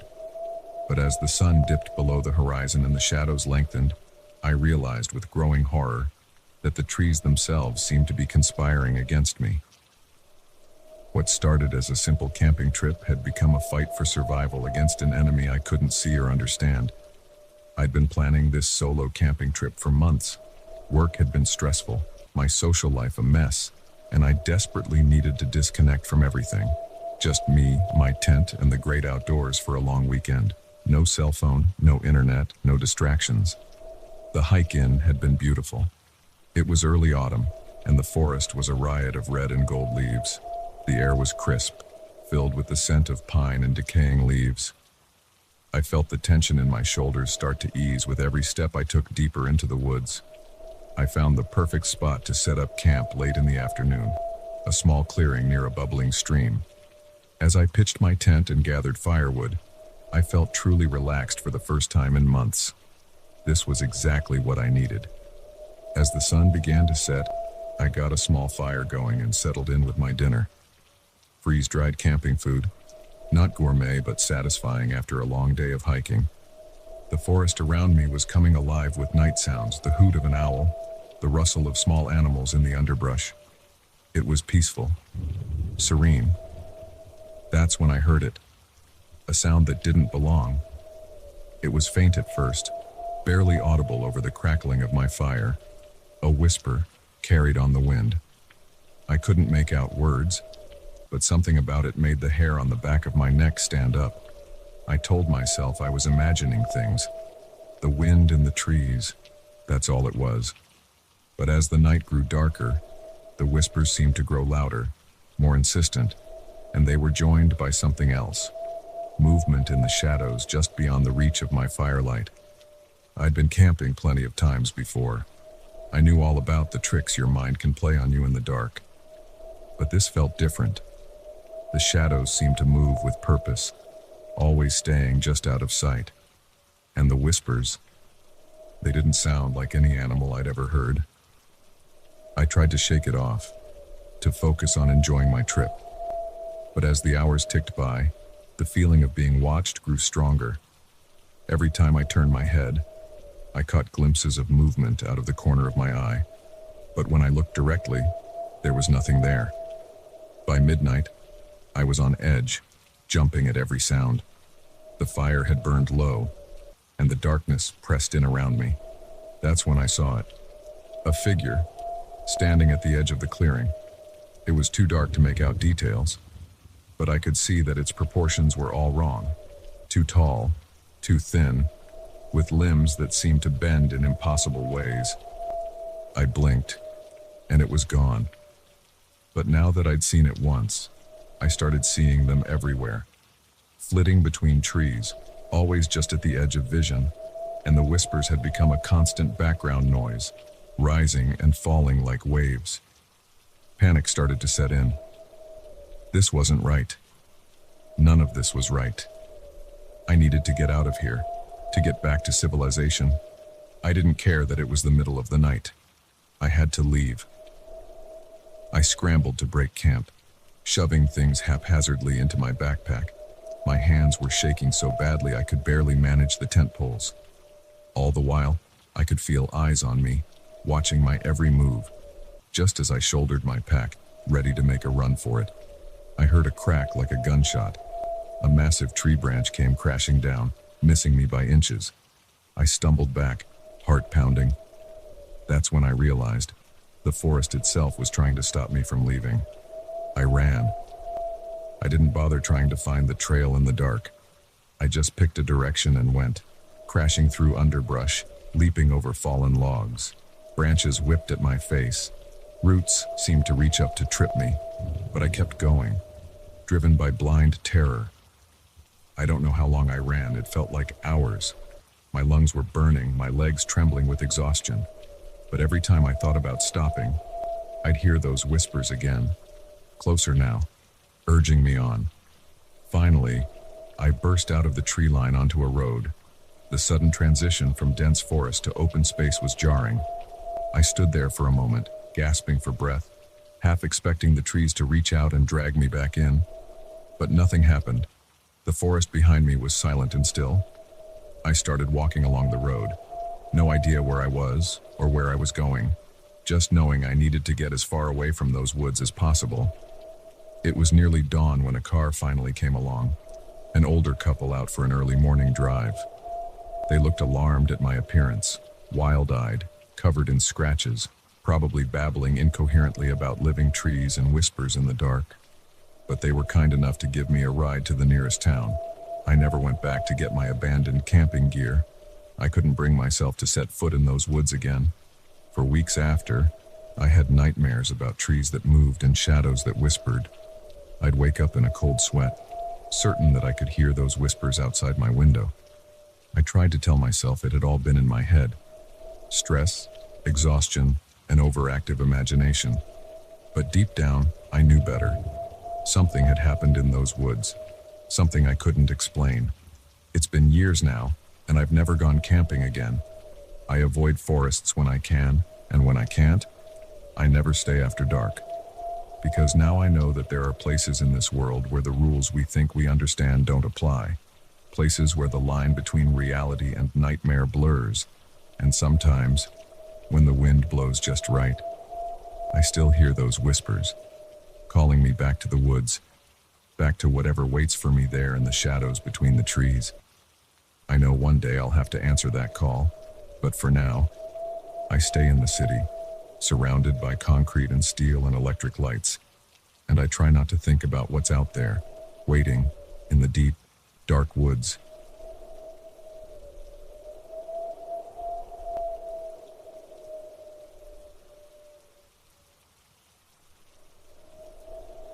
The moment I saw his thumb go up, I knew I'd made a terrible mistake. There's an unwritten rule among us long-haul truckers: never pick up hitchhikers. But on that cold, rainy night in the middle of nowhere, I broke that rule. And by the time I realized the true nature of my passenger, it was already too late. It had been a long day on the road. 14 hours of nothing but asphalt stretching out ahead of me, the monotonous hum of my rig's engine, and the occasional crackle of the CB radio.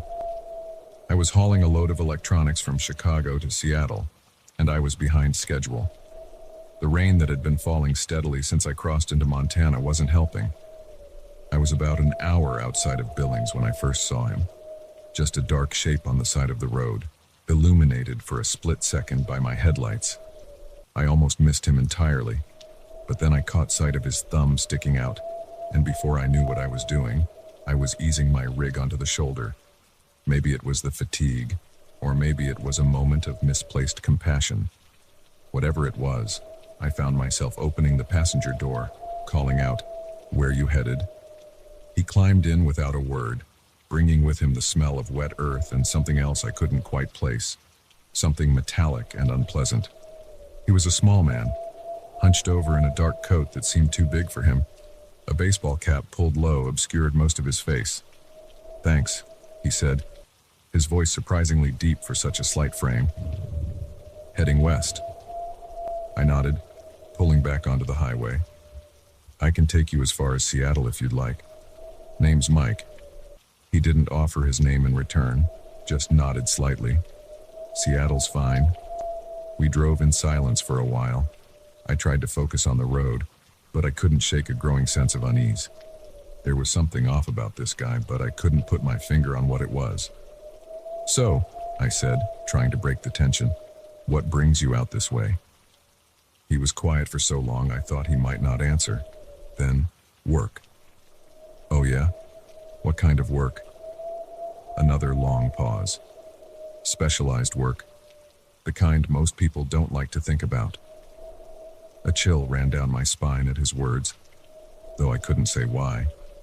I gripped the steering wheel tighter, suddenly very aware of how alone we were out here on this dark, empty stretch of highway. "Right," I said, forcing a chuckle. "Sounds mysterious." He turned to look at me then, and for the first time I got a good look at his face. His eyes were dark, almost black in the dim light of the cab. But it was his smile that really got to me. It was too wide, showing too many teeth. It didn't reach his eyes. "You have no idea," he said, that unnerving smile still in place. I turned my attention back to the road, my heart racing. What the hell had I gotten myself into? The next few hours were some of the longest of my life. My passenger barely spoke, but I could feel his eyes on me constantly. Every time I glanced over, he was watching me with that same unsettling smile. I tried to keep him talking, hoping that conversation would ease my growing panic. "So, you got family in Seattle?" "No family," he replied. "Not anymore." The way he said it made my blood run cold. I didn't dare ask what he meant. As we crossed into Idaho, the rain finally let up. The moon came out from behind the clouds, casting an eerie glow over the landscape. That's when I noticed something that made my stomach drop. There was a dark stain on my passenger's coat sleeve, something that looked disturbingly like blood. I must have made some kind of noise because he turned to look at me. "Something wrong?" he asked, his voice unnaturally calm.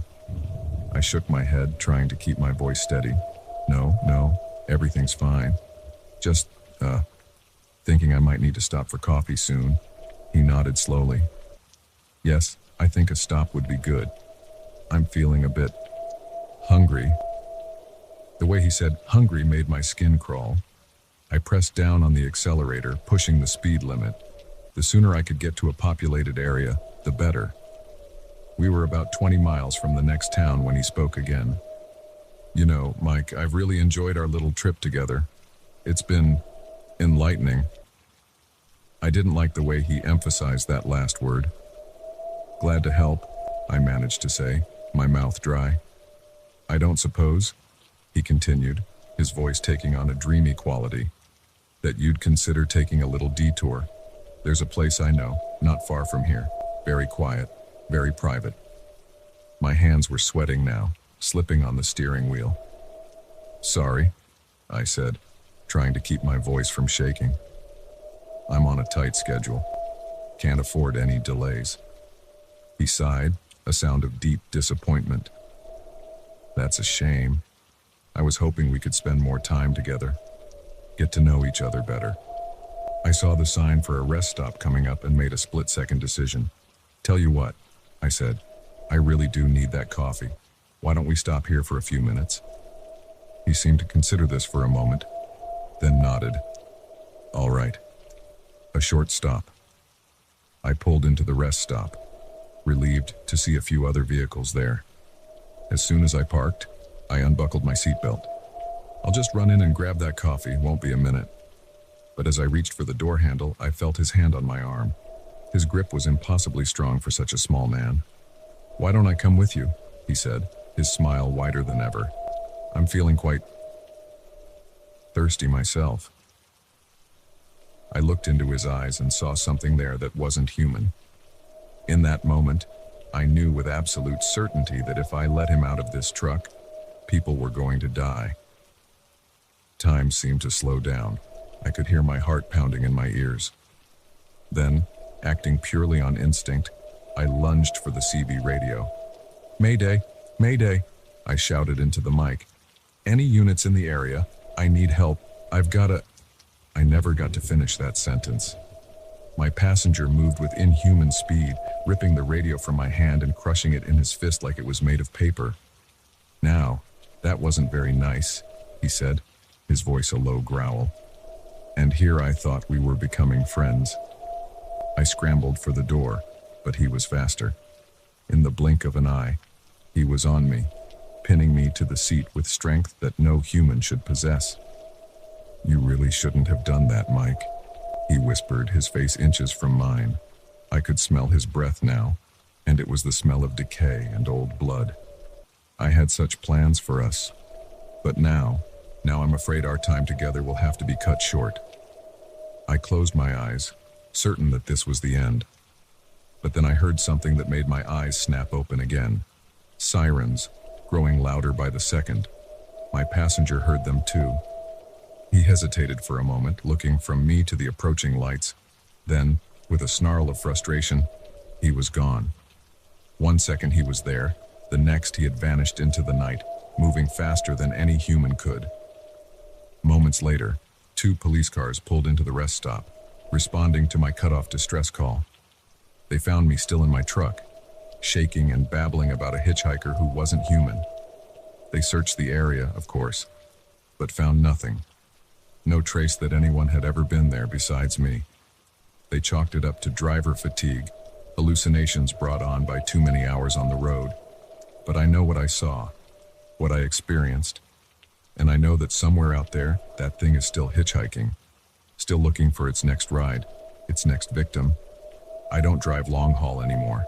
Can't bring myself to get back in a rig, to face those long, lonely stretches of highway. Because now I know what's out there, waiting in the darkness. And I know that sometimes, the most dangerous monsters are the ones that look just human enough to fool you, right up until the moment they strike. So if you're ever driving late at night and you see a lone figure on the side of the road, thumb out, asking for a ride, just keep driving, because you never know who or what you might be letting into your vehicle. And by the time you realize your mistake, it might already be too late.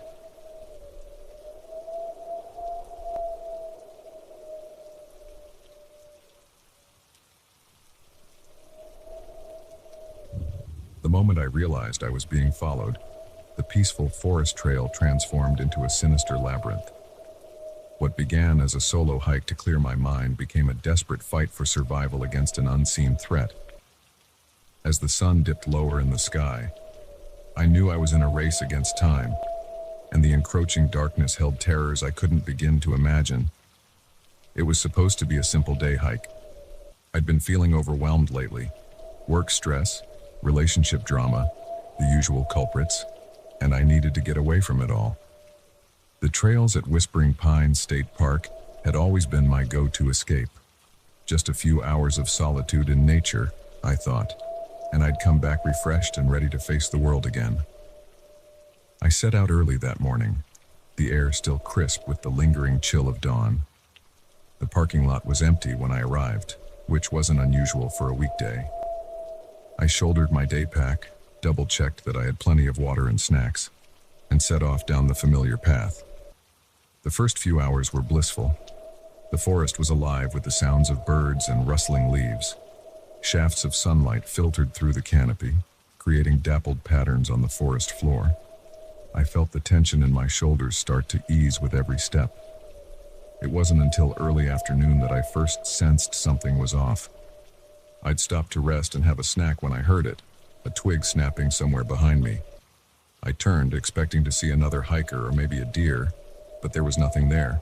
just the empty trail stretching back the way I'd come. I shrugged it off and continued on. But now that my awareness had been heightened, I started noticing other things. The birdsong that had been so prevalent earlier had gone quiet. The breeze that had been rustling the leaves had died down, leaving an eerie stillness in its wake. And then I saw them.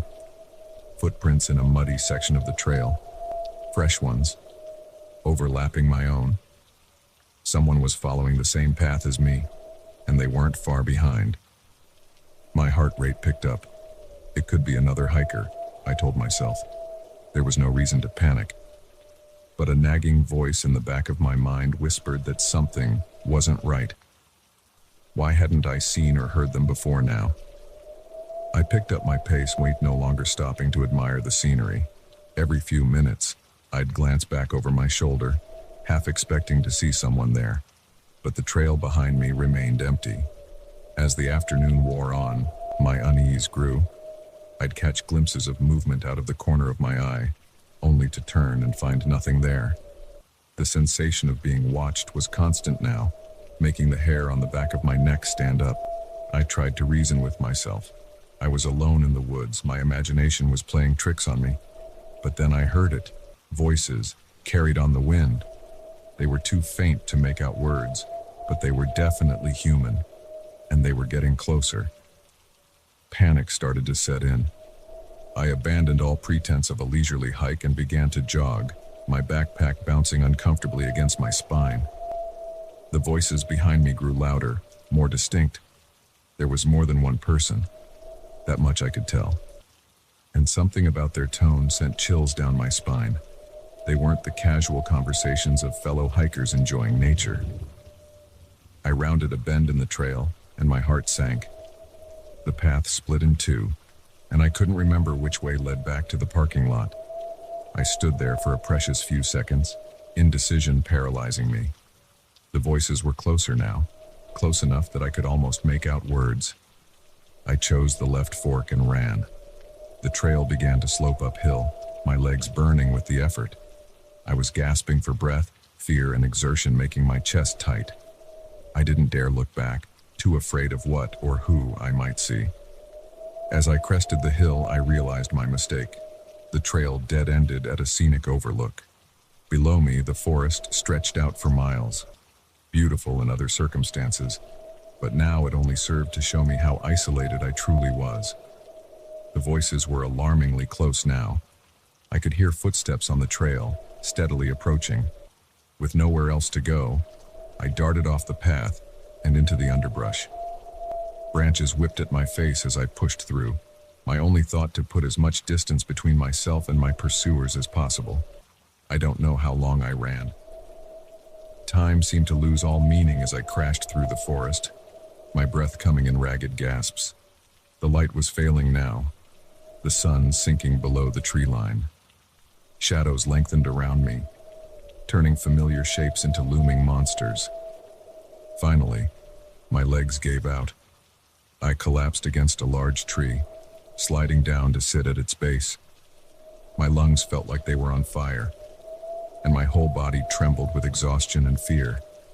I strained my ears, listening for any sign of pursuit, but all I could hear was the pounding of my own heart and my labored breathing. As my pulse slowly returned to normal, reality began to set in. I was lost. I'd run blindly into the woods, and now I had no idea where I was or how to get back to the trail. My phone, I realized with a jolt of panic, had no signal out here, and it was getting dark, fast. I forced myself to stand on shaky legs, trying to orient myself, but in the gathering gloom, every direction looked the same, just endless trees and deepening shadows. I picked a direction at random and started walking, hoping against hope that I'd stumble across a trail or a road. The forest at night was a different world entirely. Every sound seemed amplified, the rustle of leaves, the snap of a twig underfoot. Shapes moved in the darkness, and more than once I found myself freezing in terror, certain I'd seen a human figure among the trees. Hours passed, or maybe it was minutes. Time had lost all meaning. I was cold, hungry, and utterly lost. Despair began to set in. What if I couldn't find my way out? What if those people, whoever they were still out there, searching for me? Just as I was about to give up hope, I saw it, a faint glow in the distance. Light. My heart leapt. It had to be a building, or a road, civilization, safety. I moved towards it as quickly as I dared in the darkness, my exhaustion forgotten in the surge of renewed hope. As I got closer, I could make out the shapes of buildings. It looked like some kind of camp or retreat center. I burst out of the tree line, relief washing over me. But that relief was short-lived, because as I took in the scene before me, I realized I had made a terrible mistake. It was a camp, all right, but not the kind I'd been hoping for. Rough shelters were arranged in a circle around a large bonfire, and gathered around that fire were people, dozens of them. They turned as one to look at me, their faces illuminated by the flickering flames, and on every face was the same expression, a mixture of surprise and predatory glee. I recognized some of them, the couple I'd passed early on the trail, the man who'd been at the trailhead when I arrived. They'd been here all along, waiting. "Welcome," one of them said, stepping forward. "We've been expecting you." I turned to run, but strong hands grabbed me from behind.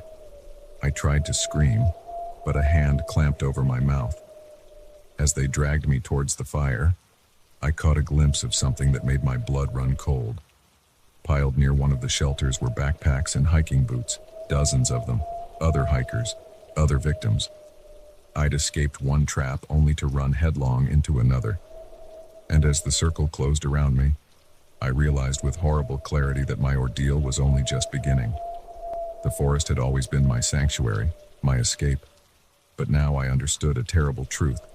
Sometimes, the most dangerous predators are the ones that look just like us. And in the vast wilderness, no one can hear you scream.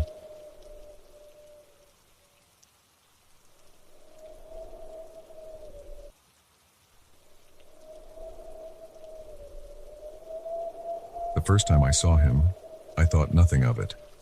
By the third night, I knew something was terribly wrong.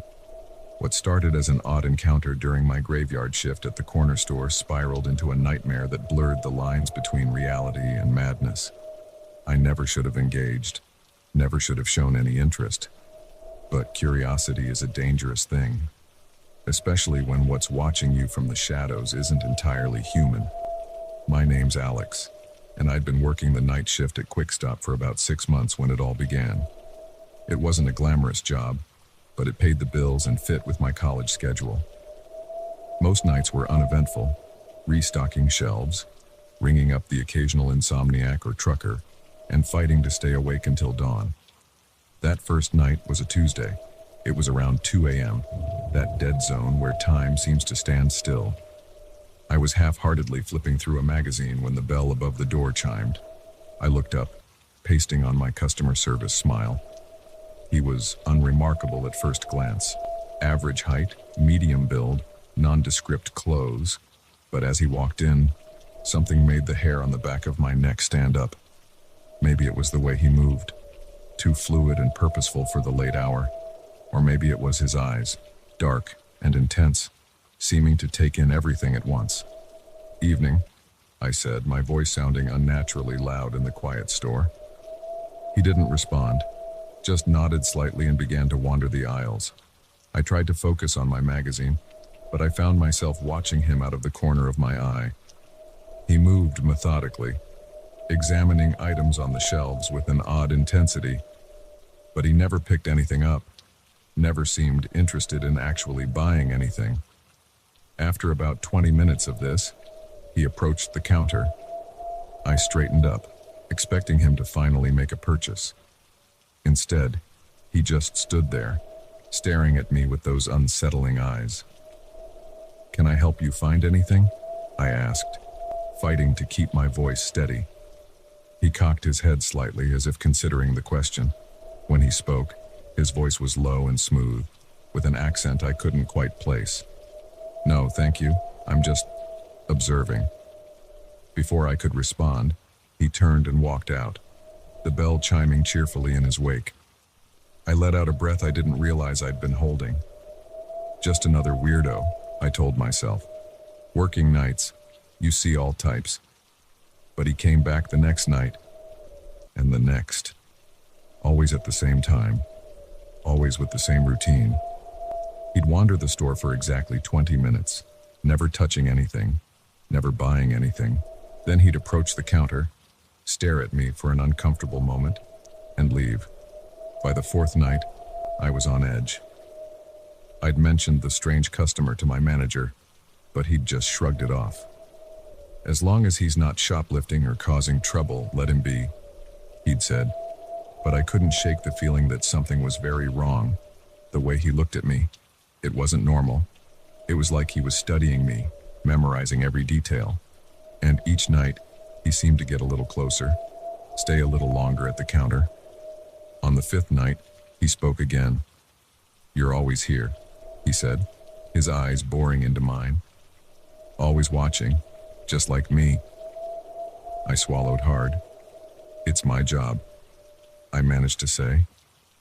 He smiled then, a cold expression that didn't reach his eyes. "Is it? Are you sure about that, Alex?" My blood ran cold. I'd never told him my name. I wasn't even wearing a name tag. Before I could respond, he was gone again, leaving me shaken and confused. The next few nights were a blur of anxiety and sleepless days. I jumped at every sound, flinched every time the door opened, but he didn't come back. I started to think maybe it was over. Whatever it was, I was wrong. It was a week later, another dead quiet night. I was restocking the coolers when I heard the bell. I turned, and there he was. But this time, he wasn't alone. There were 3 of them now. All men, all with the same intense eyes and fluid movements. They spread out through the store, moving in perfect synchronization. I stood frozen by the coolers, my heart pounding so hard I was sure they must be able to hear it. The original man, I'd started thinking of him as the Watcher in my head, approached me.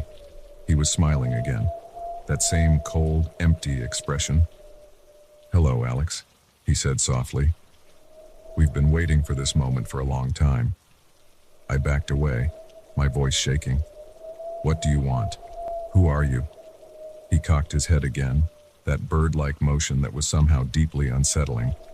"We are observers. Collectors, you might say. And you, Alex, have caught our attention." The other 2 were closing in now, forming a loose circle around me. I glanced frantically towards the door, but it seemed miles away. "I don't understand," I said, trying to keep them talking while I looked for an escape route. The Watcher's smile widened, showing too many teeth. "No, I don't suppose you do, but you will. We've been watching this place, this intersection of human lives. So many stories, so many possibilities. But you, Alex, you're special. You see things others don't. You notice, just like us." A chill ran down my spine. He was right. I'd always been observant, always noticed the little details others missed. It was why I was good at this job, why I noticed him in the first place. But how could he know that? "What are you?" I whispered, fear making my voice crack. He reached out then, his hand moving inhumanly fast. His fingers were ice cold as they gripped my arm. "We are the Watchers in the dark, the eyes in the shadows.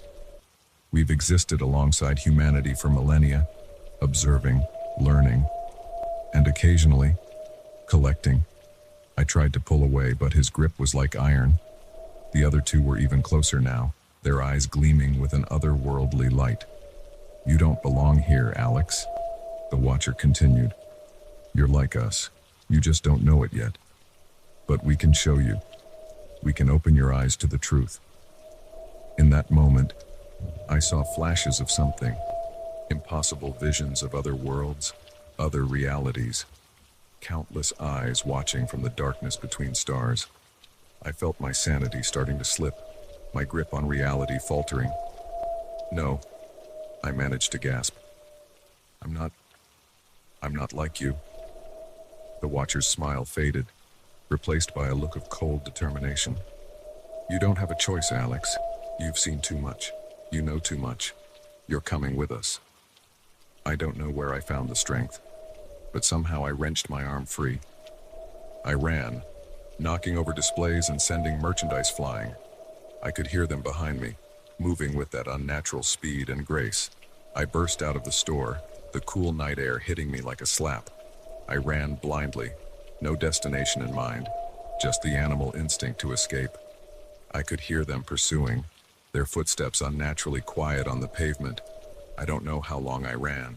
My lungs were burning, my legs trembling with exhaustion. But every time I thought I'd lost them, I'd catch a glimpse of movement in the shadows, hear the whisper of their voices carried on the wind.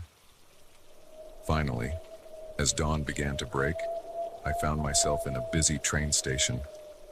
I collapsed onto a bench, gasping for breath, my eyes darting wildly around. But there was no sign of my pursuers. As the station came to life around me, people rushing to catch early morning trains, I tried to make sense of what had happened. Had it all been some kind of hallucination? A mental breakdown brought on by too many late nights and too much caffeine? But then I saw him. The watcher. He was standing on the opposite platform, perfectly still amidst the rush of commuters. Our eyes met across the tracks, and he smiled that cold, empty smile one last time. Then he turned and walked away, seeming to fade into the crowd impossibly fast. I never went back to the quick stop. I dropped out of college, moved to a new city, tried to start over, but I can never shake the feeling that I'm being watched. In the darkness of night, I still see those gleaming eyes, and I know that someday they'll come for me again. Because now I understand a terrible truth. There are things in this world that exist in the shadows, things that watch and wait. And once they've noticed you, once you've caught their attention, you can never truly escape. You can only hope to stay one step ahead, always running, always watching the darkness for signs of those who watch back.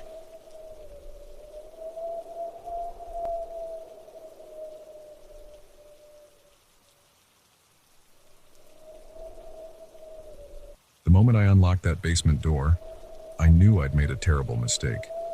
The air that rushed out was heavy with the stench of old blood and chemicals, carrying with it the weight of long-buried secrets. I should have walked away right then, should have called the police or simply pretended I'd never found the key. But curiosity is a dangerous thing, especially when it comes to family history. I never imagined that my inheritance would lead me into the heart of a nightmare that had been festering for generations. It all started with a letter from a lawyer I'd never heard of. My great-uncle Marcus had died, leaving me his house and everything in it. I barely remembered the man, just vague childhood memories of a reclusive figure who rarely left his sprawling Victorian home on the outskirts of town. The house itself was a monster, all gabled roofs and peeling paint, surrounded by overgrown gardens. It looked like something out of a Gothic novel, brooding and secretive. As I stood on the crumbling front porch, key in hand, I felt a sense of unease settle over me. But I shrugged it off. Free house, right? What could go wrong? The interior was a time capsule, filled with heavy antique furniture and faded photographs. Dust lay thick on every surface, stirred into ghostly swirls by my movements. It was clear no one had lived here for years, maybe decades. I spent that first day exploring, opening creaky drawers and peering into shadowy corners. It was in a study on the second floor that I found the journal. Leather-bound and well-worn, it had been hidden behind a row of mildewing books. The name inscribed on the first page made my breath catch. Dr. Elias Blackwood, my great-grandfather. I knew little about Elias, only that he'd been a doctor of some renown in the early 1900s. Family lore painted him as a brilliant but eccentric man, prone to locking himself away for days on end in pursuit of his research. As I began to read, I realized just how sanitized that family history had been. The journal detailed experiments that made my stomach churn. Elias wrote of attempts to push the boundaries of human potential, describing procedures that sounded more like torture than medicine. He spoke of test subjects, where he got them from, I didn't want to know, and the various ways he'd tried to enhance them. But it was the later entries that truly chilled me. Elias had become convinced that the key to his work lay not in science, but in something older, something darker. He wrote of ancient texts, of rituals performed under moonless skies. The handwriting became more frantic, the descriptions more horrific. The final entry, dated just days before Elias's mysterious death, mentioned a breakthrough hidden in the basement. My hands were shaking as I closed the journal. I told myself it was all nonsense, the ravings of a madman. But a part of me knew better. It took me hours to find the basement key. When I finally did, hidden inside a hollow book in the library, I almost wished I hadn't. Everything in me screamed to leave, to forget about the journal and the key and just walk away. But I couldn't. I had to know. The basement door was hidden behind a heavy bookcase that swung out on silent hinges. As I descended the narrow stairs, the temperature dropped noticeably. My flashlight beam danced over stone walls slick with moisture, illuminating strange symbols carved into the rock. The main chamber was larger than I expected, the ceiling lost in shadows above. Rusted metal tables lined the walls, their surfaces stained dark. Shelves groaned under the weight of jars filled with things I didn't want to examine too closely. But it was the object in the center of the room that drew my attention. It was a large metal cylinder, like an oversized coffin stood on end. Tubes and wires sprouted from its surface, connecting to various machines whose purposes I couldn't begin to guess. A small window near the top revealed only darkness within. My heart was pounding as I approached. This had to be the breakthrough Elias mentioned. But what was it? Some kind of stasis chamber? A glorified refrigerator for his specimens? I reached out, my hand hovering over the control panel. Every instinct told me to turn back, to run from this place and never return. But I'd come too far to stop now. I pressed the button. For a moment, nothing happened. Then, with a hiss of escaping air, the cylinder began to open. Mist poured out, bringing with it a wave of cold that made me stumble back. As the front panel swung wide, I raised my flashlight, squinting to see through the fog. What I saw inside made me scream. It was human, or it had been, once. Now it was a twisted mass of flesh and metal, limbs elongated and joints bent at impossible angles. Its skin was a patchwork of pallid flesh and gleaming circuitry, and its eyes, dear God, its eyes were open, glowing with an unnatural light. I scrambled backwards, my feet slipping on the damp floor. The thing in the cylinder twitched, muscles spasming as if remembering how to move. A low moan escaped its lipless mouth, a sound of pain and confusion and hunger. I ran. I took the stairs 3 at a time, slamming the basement door behind me. I didn't stop running until I was outside, gulping in great lungfuls of fresh air. As my panic subsided, my mind raced. What had Elias done? What kind of monster had he created, and how long had it been down there, sleeping in that metal coffin? I knew I should call the police. But what would I tell them? That my long-dead great-grandfather had created some kind of cybernetic abomination in his basement.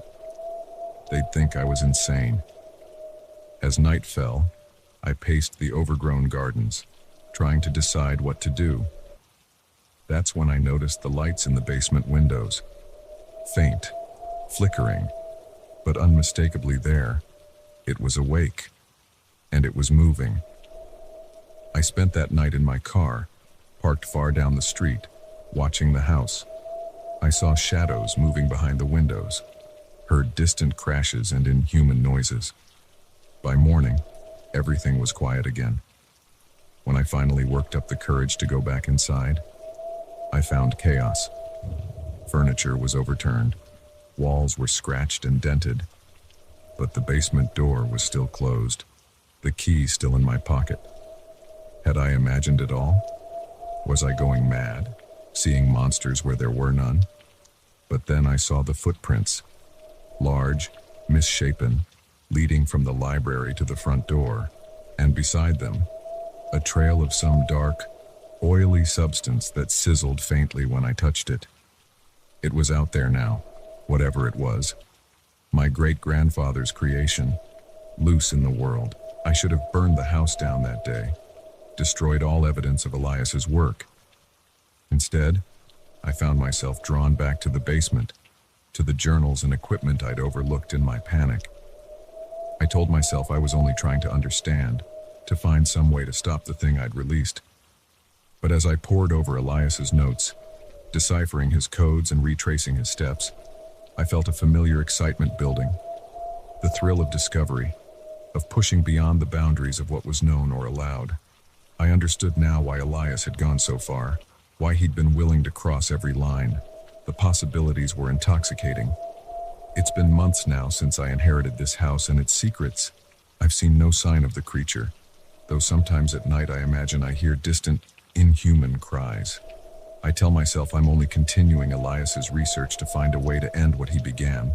But in my heart, I know the truth. The Blackwood legacy flows in my veins, that insatiable hunger for knowledge no matter the cost. And in the basement laboratory that I've rebuilt and expanded, I'm close to a breakthrough of my own. I just need a few more test subjects, just a few more experiments. Then I'll understand it all, unlock the secrets Elias only glimpsed. And if I have to cross a few ethical lines, if a few people have to disappear, well, that's a small price to pay for progress, isn't it? After all, it's in my blood.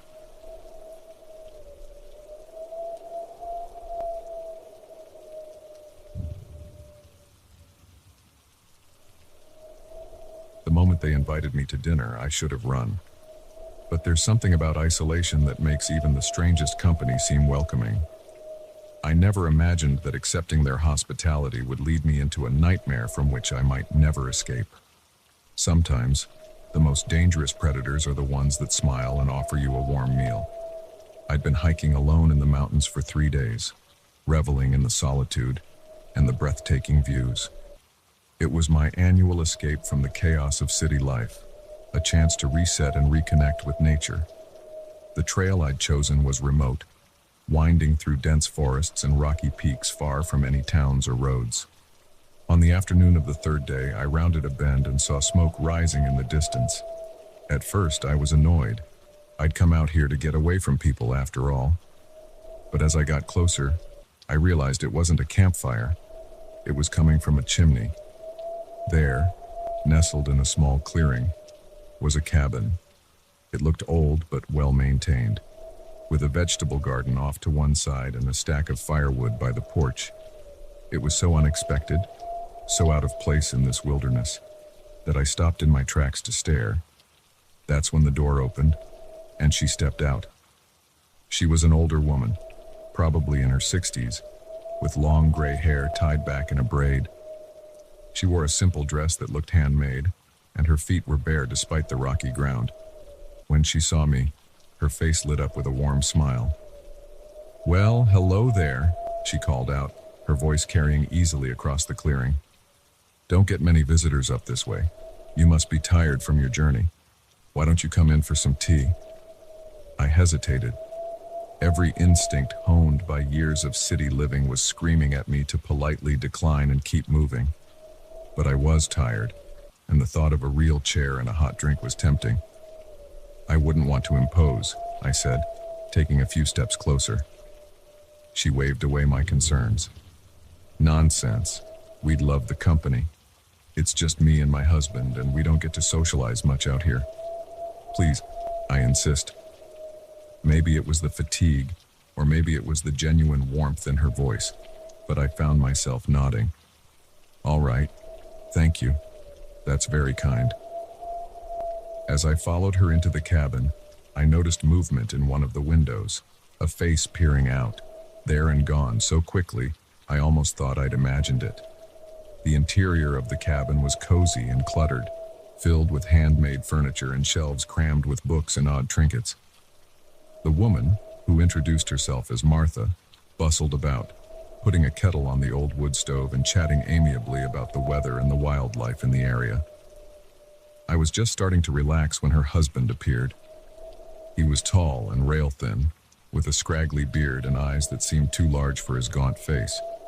He didn't speak, just stood in the doorway to what I assumed was the bedroom, staring at me with an unsettling intensity. "This is George," Martha said, seemingly oblivious to the tension. "He doesn't talk much, but he's happy to have you here. Aren't you, dear?" George nodded slowly, his eyes never leaving me. As Martha poured the tea, I found myself growing increasingly uneasy. There was something off about this whole situation, but I couldn't put my finger on what it was. The tea had an odd, bitter aftertaste that I didn't like, but I drank it anyway, not wanting to be rude. "So," Martha said, settling into a chair across from me, "what brings you all the way out here, all alone?" I explained about my annual hiking trip, about needing to get away from the noise and stress of the city. As I talked, I noticed my words were starting to slur slightly. My limbs felt heavy, and the room seemed to be tilting at odd angles. "Are you all right, dear?" Martha's voice sounded distant, echoing strangely. "You look a bit pale. Perhaps you should lie down for a while." I tried to stand, to say I needed to get going, but my legs wouldn't cooperate. The last thing I remember is Martha and George looming over me, their faces blurring and distorting as darkness closed in. I woke up in stages, awareness coming back in fragments. The first thing I noticed was the cold, a deep, bone-chilling cold that seemed to radiate from the very ground beneath me. Then came the smell, damp earth and something else, something metallic and unpleasant. When I finally managed to open my eyes, I found myself in near total darkness. I was lying on a dirt floor, surrounded by rough stone walls. A root cellar, I realized, or some kind of underground room. Panic set in as memories of what had happened came rushing back. I tried to move, only to discover that my hands and feet were bound with coarse rope. My head pounded, and my mouth was dry. After effects of whatever they drugged me with. "Hello?" I called out, my voice hoarse and weak. "Is anyone there?" Silence was my only answer. I don't know how long I lay there in the dark, drifting in and out of consciousness. Time lost all meaning. I was aware of voices sometimes, muffled conversations from somewhere above me, but I couldn't make out the words. At some point, the door at the top of the stairs creaked open, spilling harsh light into my prison. I squinted against the sudden brightness, making out two silhouettes descending towards me. "Oh good, you're awake." Martha's cheerful voice was at odds with the situation. We were starting to worry. As my eyes adjusted, I saw that she was carrying a tray of food. The smell made my stomach lurch, partly from hunger, partly from revulsion. "Why are you doing this?" I managed to croak out. "Please just let me go. I won't tell anyone, I swear." Martha tutted softly, setting the tray down beside me. Now, don't be like that. We're not going to hurt you. We just want you to stay with us for a while. It gets so lonely out here, you see." George stood behind her, silent as ever, those two large eyes boring into me. "You can't keep me here," I said, trying to sound braver than I felt. "People will come looking for me." Martha's smile faltered for a moment, a flicker of something cold and alien passing across her face. "Oh, I don't think so, dear. No one knows you're here, and we're very good at keeping secrets." She reached out, stroking my cheek with a hand that felt too cold, too dry to be human. I flinched away, my skin crawling at her touch. "Now," she said, her voice taking on a sing-song quality, "you need to eat to keep up your strength. We have so many things planned for you." With that, they left, the door closing behind them with a final sounding thud. I lay there in the darkness, my mind racing. What did they want with me? How long had they been out here, luring in unsuspecting hikers? As the hours, days, wore on, I drifted in and out of lucidity. Sometimes Martha would come down with food or water, always with that same unsettling cheerfulness. Sometimes I'd hear strange noises from above, chanting in a language I didn't recognize, or screams that didn't sound entirely human. I tried to escape, of course. Whenever I was left alone, I worked at my bonds, rubbed them against the rough stone walls until my wrists were raw and bleeding. But the ropes never seemed to fray, never loosened, no matter how much I struggled. It was during one of these attempts that I made a horrifying discovery. As I was feeling along the walls, searching for any sharp edge that might help me cut through the ropes, my hand brushed against something that wasn't stone. It was smooth and round. And when I ran my fingers over it, I realized with a jolt of terror what it was: a human skull. My scream echoed off the walls, and I scrambled back as best I could with my limbs still bound. How many others had been down here before me? How long had Martha and George been doing this? The door opened then, and Martha descended the stairs, candle in hand. But this time, her cheerful mask had slipped entirely. Her face was twisted into something inhuman, her mouth too wide, filled with teeth that were sharp and numerous. "Oh dear," she said, her voice a guttural growl. "You weren't supposed to find that just yet. We like our guests to be properly prepared before the final revelation." As she approached, I saw that George was behind her, his form shifting and changing in the flickering candlelight, limbs elongated, joints bending at impossible angles. His eyes glowed with an eldritch light. "You see," Martha continued, reaching for me with hands that were rapidly transforming into claws, "we're not like you. We've been here for a very, very long time, and we get so hungry." I screamed then, a sound of pure terror and despair. But out here in the vast wilderness, there was no one to hear me, no one to come to my rescue.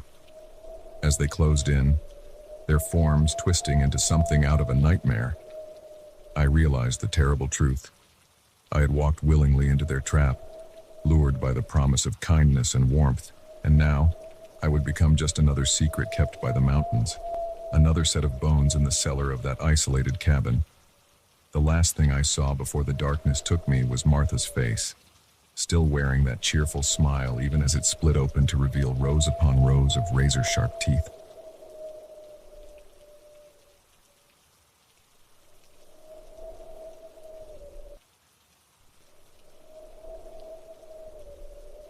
The moment I heard that first unexplained noise, I knew this wasn't going to be an ordinary night at the hotel, but I never could have imagined the horrors that awaited me, or the dark history I was about to uncover. Sometimes, the most terrifying monsters are the ones hiding behind a facade of normalcy, waiting for unsuspecting guests to check in. It was supposed to be a routine business trip. I'd flown into the city that afternoon for a conference, planning to stay just 2 nights at the Majestic Hotel downtown.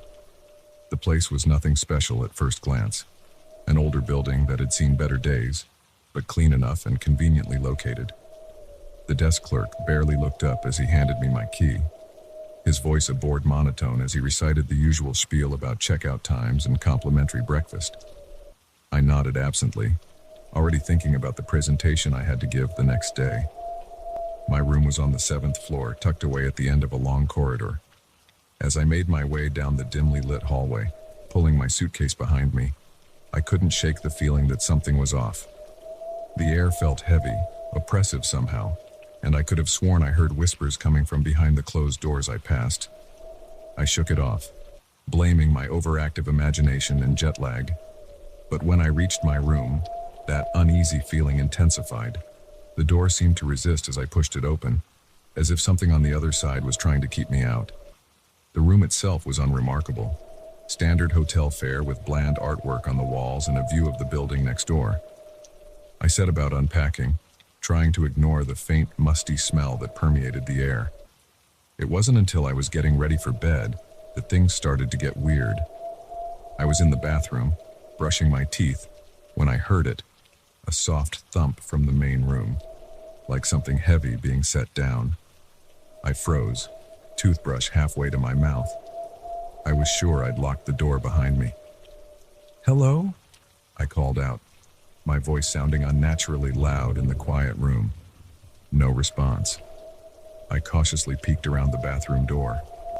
The room was empty. Everything exactly as I'd left it.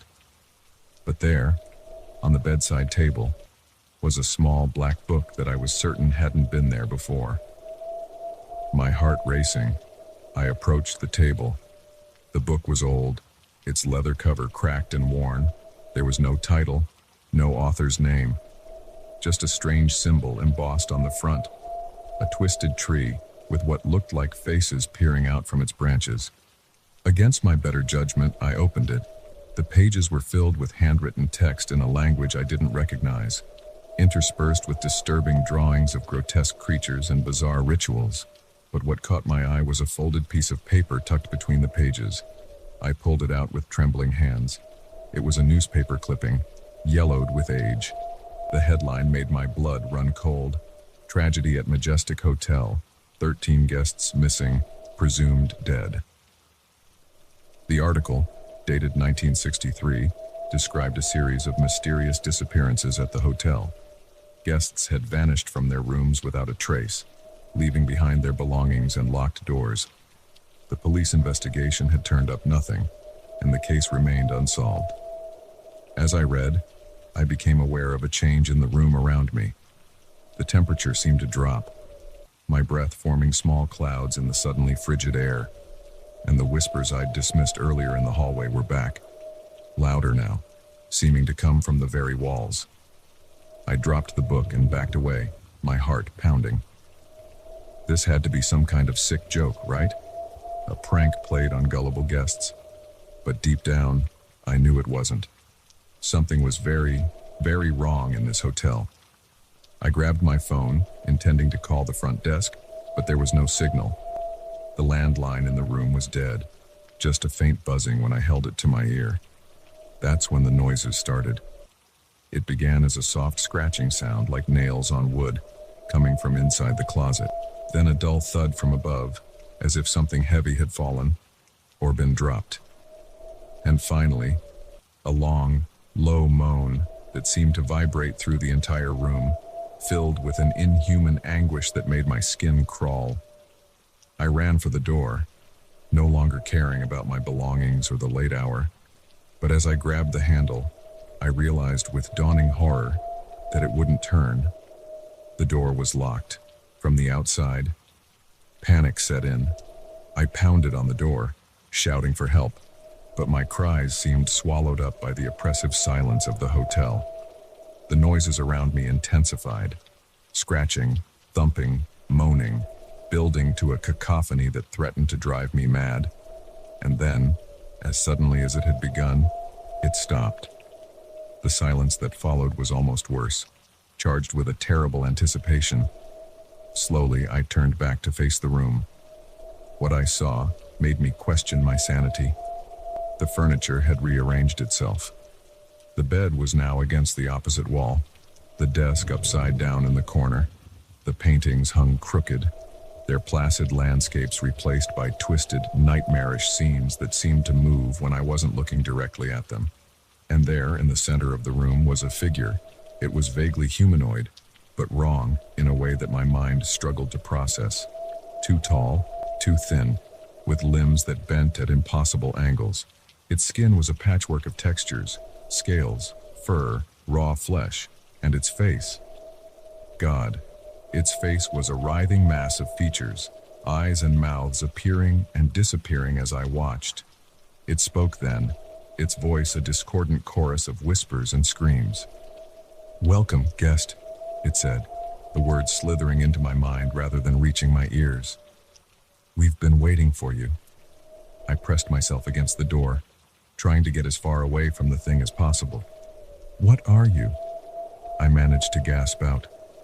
"What do you want?" The creature's laugh was like breaking glass.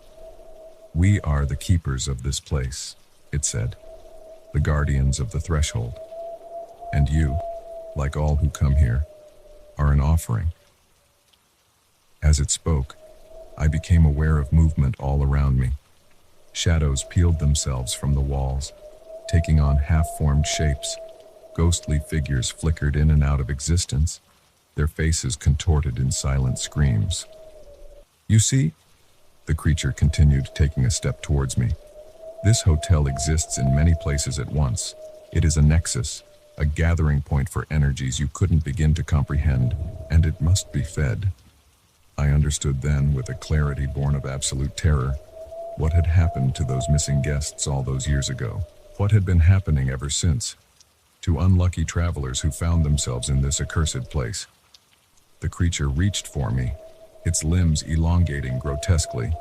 I screamed, a sound of pure animal fear, and something inside me snapped. I threw myself at the window, no longer caring about the 7-story drop. Anything was better than whatever fate awaited me in that room. But as I hit the glass, the world seemed to shift and twist around me. Instead of falling, I found myself tumbling onto a hard floor.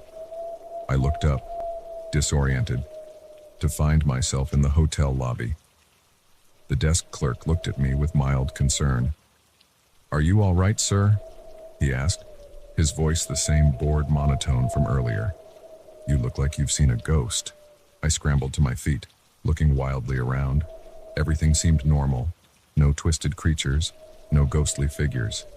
Just a quiet hotel lobby in the middle of the night. I need to check out," I stammered. "Now."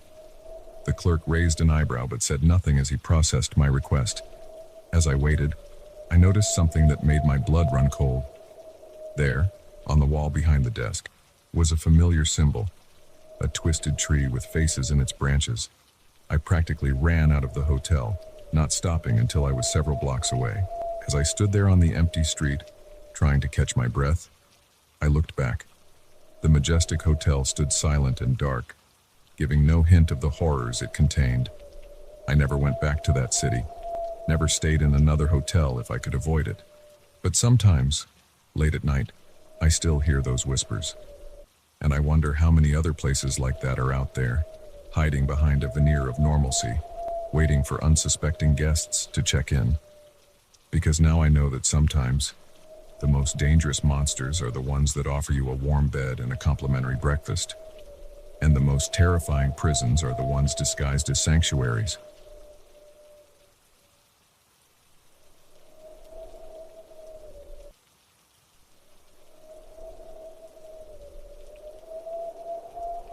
The moment I realized the hotel room door wouldn't open, I knew I was in trouble.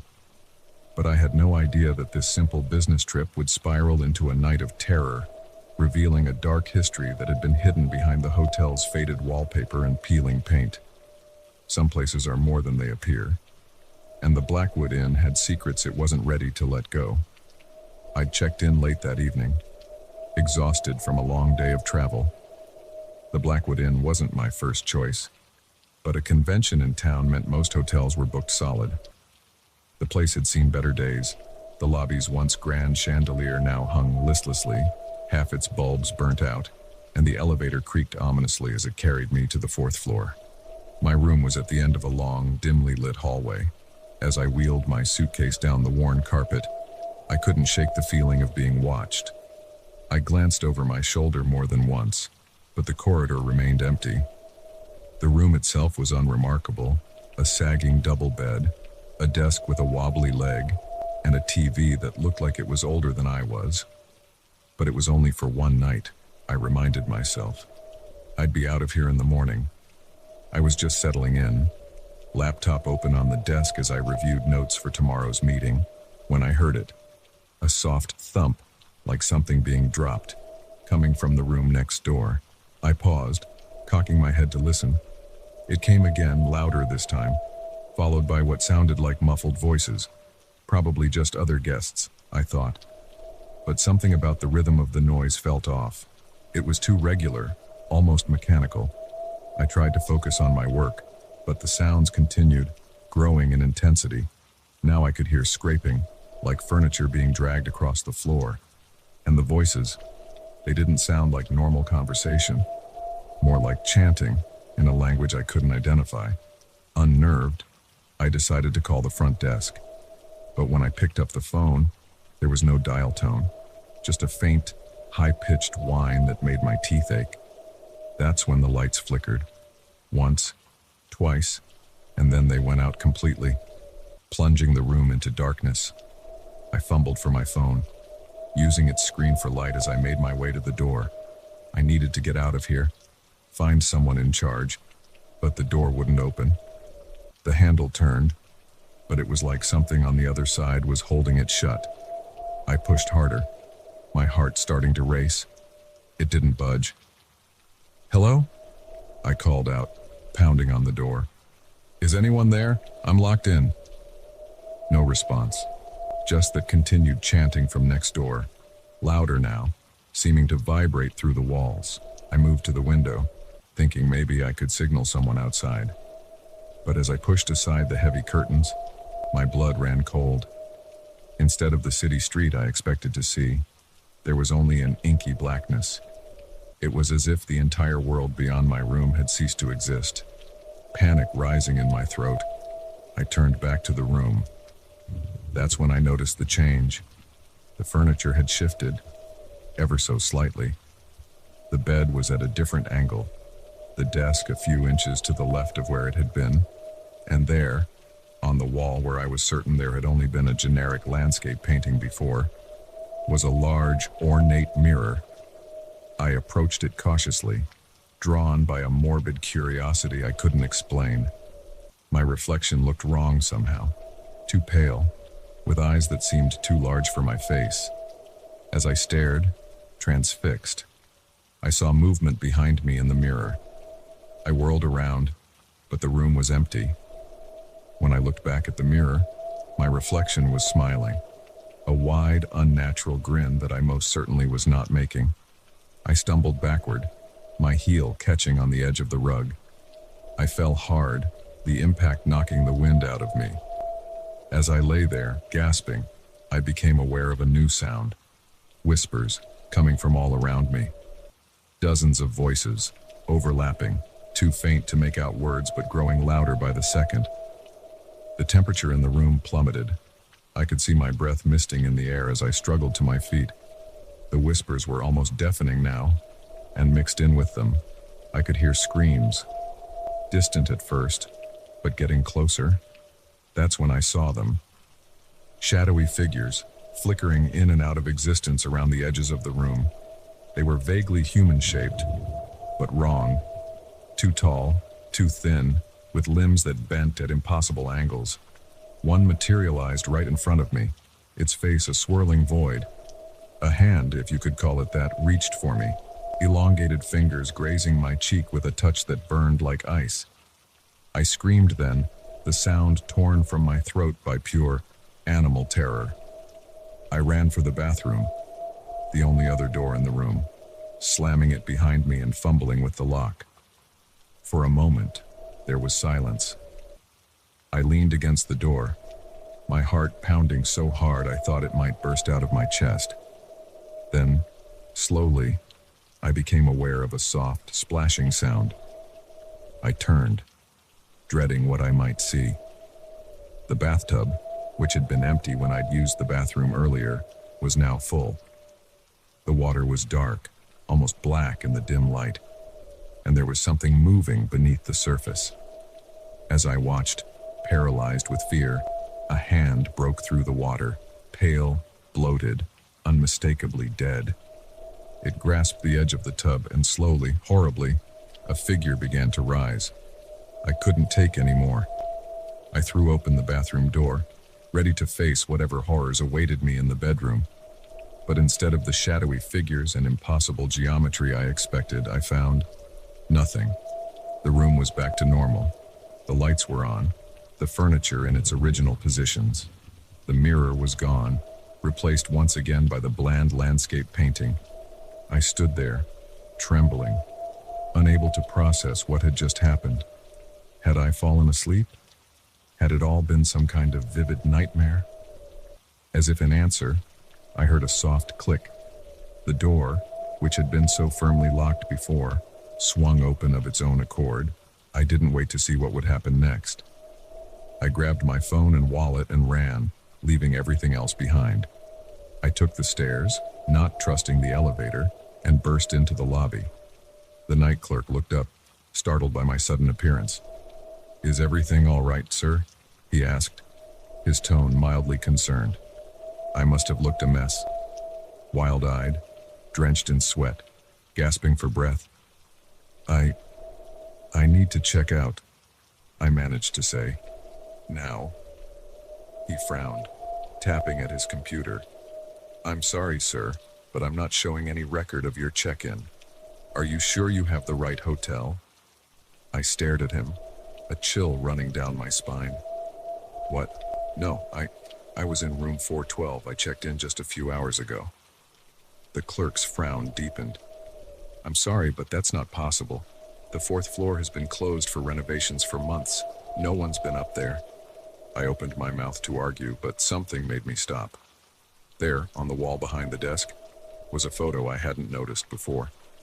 It showed the hotel in its heyday, probably 50 years ago.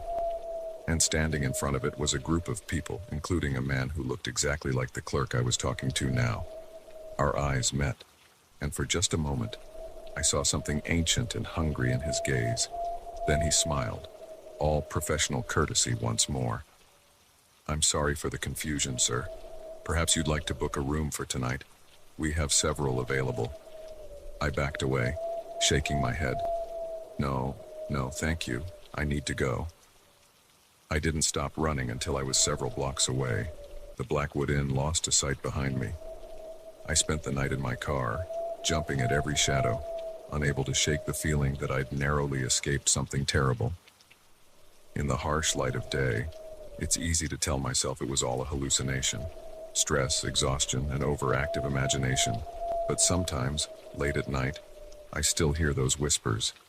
And I know that there are places in this world where the veil between realities is thin, where ancient, hungry things wait for unwary travelers. I never went back to that city, and I never stayed in another hotel if I could avoid it. But I often wonder about the Blackwood Inn. How many others have checked in over the years, only to find themselves trapped in a nightmare? And how many have checked out, and how many remain, their screams echoing in rooms that shouldn't exist, in a place that's so much more than just a rundown hotel?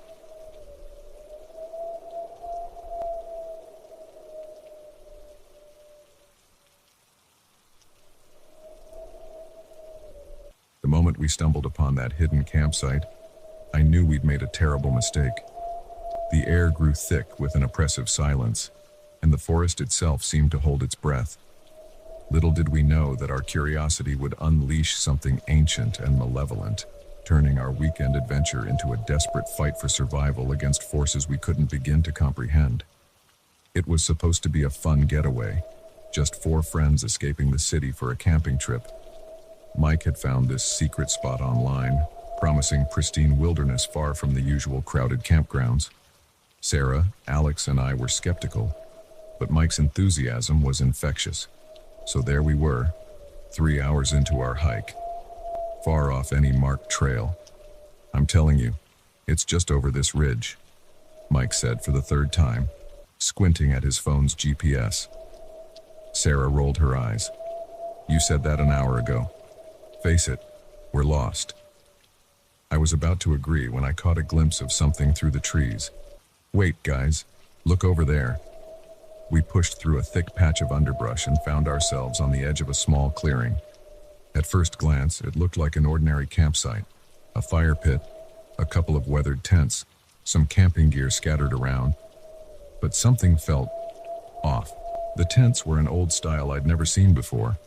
The fabric faded and frayed. The gear looked ancient too, like something from a museum exhibit on early 20th century camping. And there was no sign that anyone had been here recently. No fresh footprints, no disturbed earth around the fire pit. "Whoa," Alex breathed, stepping into the clearing. "This is wild. It's like we stepped back in time or something." I hung back, an uneasy feeling settling in my gut. Guys, maybe we shouldn't. But they were already exploring, fascinated by our discovery. Mike poked at the fire pit with a stick, stirring up ash that looked far too fresh for a long-abandoned site. Sarah unzipped one of the tents, peering inside. "Hey, check this out," she called, emerging with a leather-bound book. "Looks like some kind of journal." We gathered around as she opened it. The pages were filled with cramped handwriting, the ink faded but still legible. As Sarah began to read aloud, I felt the temperature around us drop several degrees. August 15th, 1923. The expedition is not going as planned. Johnson and Roth are missing. We heard screams in the night, but found no trace of them come morning. The forest feels alive. Watching. Waiting. I fear we've awoken something that should have been left sleeping. Sarah's voice trailed off, and we all exchanged uneasy glances. "It's got to be some kind of joke, right?" Alex said, forcing a laugh. "Like, someone set this up as a prank for hikers to find." But even as he said it, I could see the doubt in his eyes. This was too elaborate, too detailed to be a simple prank, and it didn't explain the oppressive atmosphere that had settled over us since entering the clearing. Mike, always the skeptic, snorted. "Come on, guys. Don't tell me you're buying into this Blair Witch bullsh." He never finished the sentence, because at that moment, we all heard it. A low, guttural growl that seemed to come from everywhere and nowhere at once. It was a sound that didn't belong in this world, something that made every primal instinct scream danger. We froze, eyes darting around the clearing. The forest had gone completely silent. No birds, no insects, not even the rustle of leaves in the wind. Just that growl, growing louder, closer. "We need to leave," I said, my voice barely above a whisper. "Now." No one argued. We turned to go, but the path we'd come through was gone. Where there had been a clear opening in the underbrush, there was now only an impenetrable wall of vegetation. Thick vines and gnarled branches had grown over our escape route in a matter of minutes. Panic set in. We tried another direction, then another, but everywhere we turned, the forest seemed to be closing in around us. The trees themselves appeared to be moving, their branches reaching out like grasping hands. That's when we saw them, symbols carved into the bark of every tree surrounding the clearing. Crude, twisted things that hurt to look at directly. They pulsed with a sickly green light, growing brighter as the growling intensified. "Oh God," Sarah whimpered. "What is happening?" Before anyone could answer, the ground began to shake. The fire pit erupted, spewing forth not flames, but a roiling mass of inky black tentacles. They writhed in the air, reaching towards us with terrifying speed. We ran. There was no plan, no direction, just blind panic driving us to get away from that hideous thing emerging from the earth. We crashed through the underbrush, branches whipping our faces, roots seeming to reach up to trip us. I could hear the others screaming, but their voices sounded distant, distorted. The forest around us was transforming, the familiar trees and plants twisting into impossible shapes. Reality itself seemed to be warping, folding in on itself. I don't know how long we ran. It could have been minutes or hours. Time had lost all meaning in this nightmare realm. But eventually I found myself alone.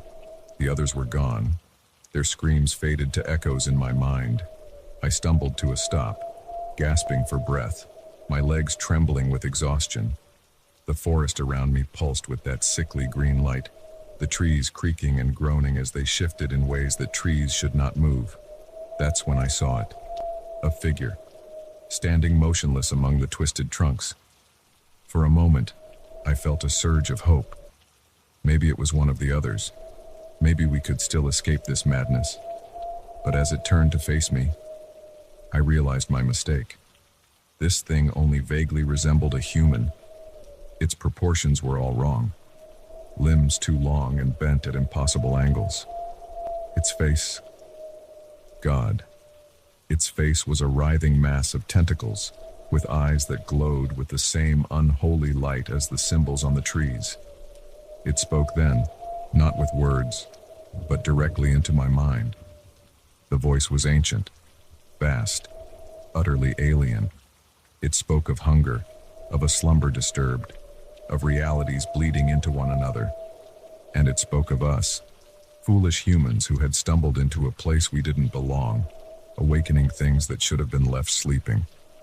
I ran again, no longer caring about direction or escape.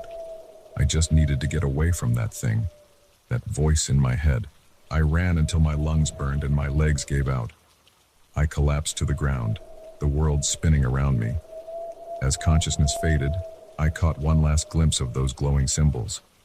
They seemed to be moving now, flowing like liquid across the bark, forming words in a language no human tongue was meant to speak.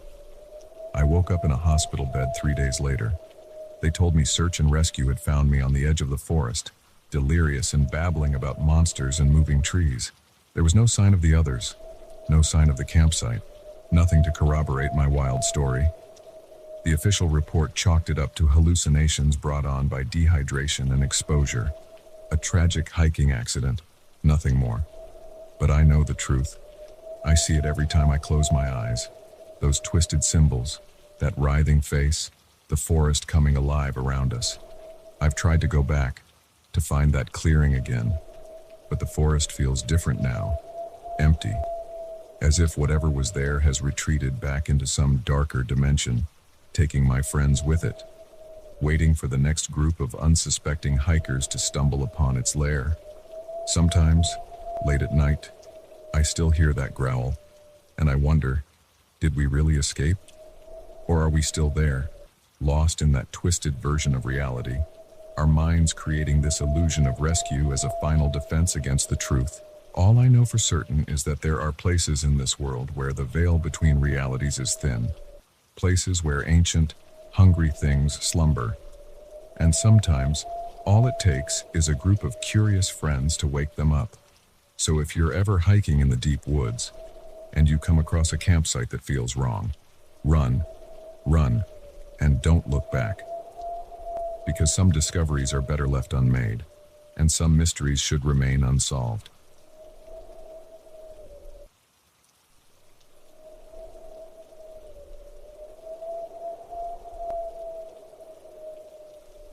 The moment I realized my new neighbor was more than just friendly, I knew I was in trouble. What started as innocent hellos and borrowed cups of sugar quickly spiraled into a nightmarish game of cat and mouse. I never imagined that moving into this quiet suburban neighborhood would lead me into the clutches of an obsessive stalker who seemed to know my every move before I made it. It all began on a sunny Saturday morning in April. I was lugging boxes up to my new apartment when I first met Sarah. She lived across the hall, a petite woman with a warm smile and long blonde hair. She offered to help me move in, insisting it was what good neighbors do. At first, I was grateful for her friendliness. Being new in town, I didn't know anyone, and Sarah seemed eager to show me around. We'd grab coffee at the local cafe, or she'd invite me over for dinner. It was nice, having someone to talk to after long days at my new job. But slowly, almost imperceptibly, things began to change. Sarah started showing up at my door unannounced, always with some flimsy excuse. I was just in the neighborhood, she'd say, even though we lived in the same building. Or she'd claim she'd heard a strange noise and wanted to check if I was okay. I tried to brush it off. Maybe she was just lonely, I told myself. But the frequency of these visits increased, and I started to feel uncomfortable. I'd catch glimpses of her watching me from her window as I left for work. She seemed to always know my schedule, even when I hadn't told her my plans. One evening, about 2 months after I'd moved in, I came home to find a package outside my door. It was a book, a thriller I'd mentioned wanting to read during one of our coffee dates. There was no note, no gift receipt, just the book. I confronted Sarah the next day, thanking her for the gesture but gently suggesting it was too much. She denied sending it, her eyes wide with feigned innocence. "Maybe you have a secret admirer," she said, her smile not quite reaching her eyes. That's when the late-night phone calls started. My phone would ring at 2 or 3 in the morning. But when I answered, there was only silence on the other end. I changed my number, but somehow, the calls continued. I started noticing other things too.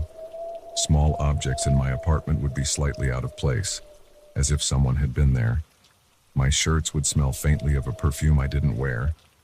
And always, the feeling of being watched. I tried to distance myself from Sarah, making excuses when she invited me over, keeping our interactions in the hallway brief. But this only seemed to intensify her behavior.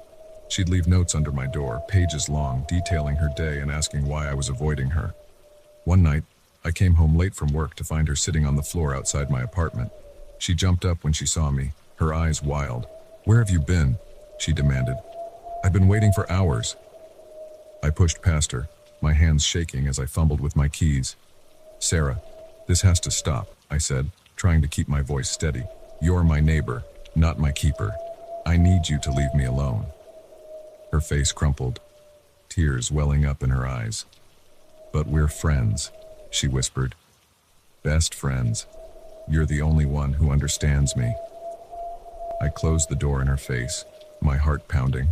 I leaned against it, listening as she sobbed in the hallway for what felt like hours before finally leaving. The next morning, my car wouldn't start. When I popped the hood, I found that several wires had been cut. As I stood there, staring in disbelief, I felt a presence behind me. Sarah was there, concern etched on her face. "Oh no, car trouble," she said, her voice dripping with false sympathy. "Don't worry, I can give you a ride to work. We can spend some quality time together." I declined, saying I'd call a cab.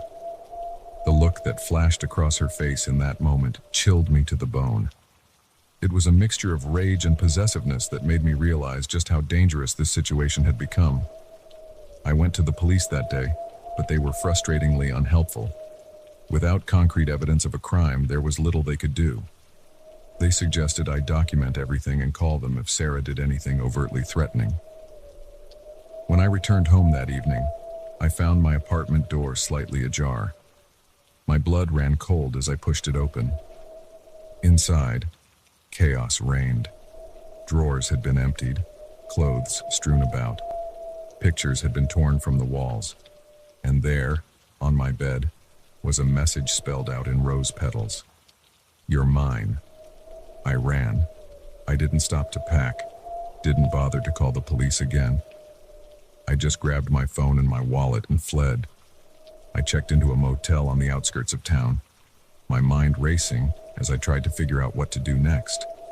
That's when the texts started, dozens of them, flooding my phone. "Where are you? Come home. We belong together. I'll find you." Each one more desperate, more unhinged than the last. I turned off my phone, but the damage was done. Somehow, she'd known the moment I'd left. I spent a sleepless night in that motel room, jumping at every sound. In the harsh light of morning, I knew I couldn't keep running. I had to end this. I went to my landlord, showed him the state of my apartment, begged him to change the locks.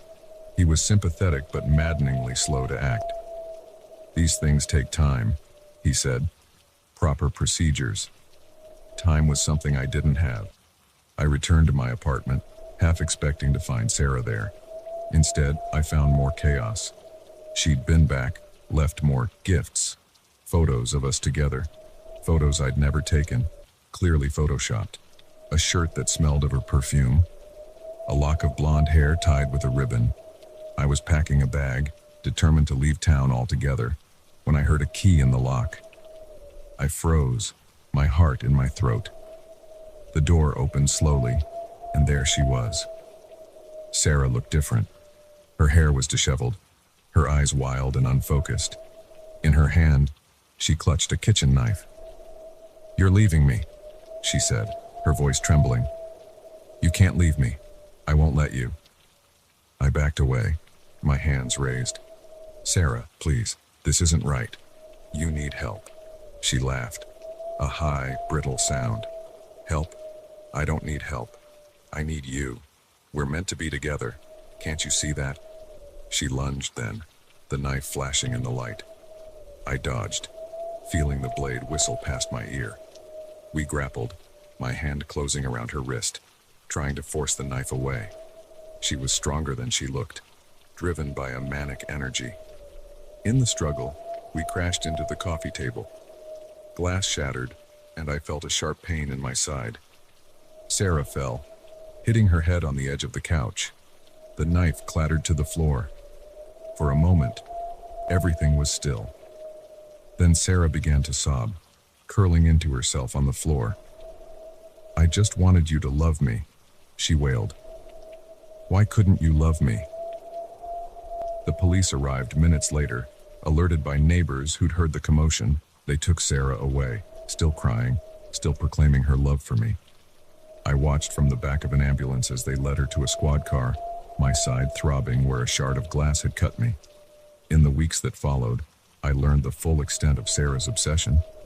She'd been stalking me long before I moved in, had engineered our chance meeting. The apartment across the hall had been rented solely to be close to me. She'd created an elaborate fantasy world where we were soulmates, destined to be together.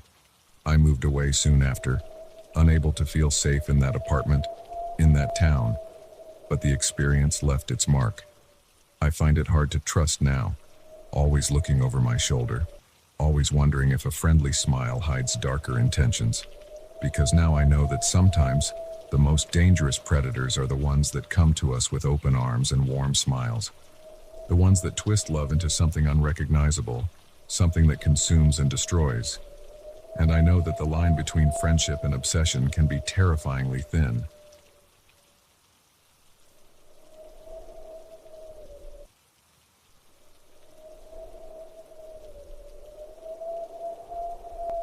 The moment I saw those three silhouettes on the moonlit lake, I knew this fishing trip had taken a sinister turn. What started as a peaceful weekend getaway quickly devolved into a nightmarish game of cat and mouse, with me as the prey. I never imagined that the tranquil waters I'd loved since childhood could become the backdrop for a fight for survival against an enemy I couldn't begin to understand. It was supposed to be a simple weekend trip. I'd been coming to Lake Whisper since I was a kid, and now, at 35, I still found solace in its quiet shores. The small cabin I'd rented was basic but comfortable, tucked away in a secluded cove, perfect for escaping the chaos of city life and indulging in some much-needed solitude. I arrived Friday afternoon, the late summer sun still high in the sky. The lake was calm, its surface like glass, reflecting the surrounding pines in perfect mirror image. I breathed in deeply, feeling the tension of the work week start to melt away.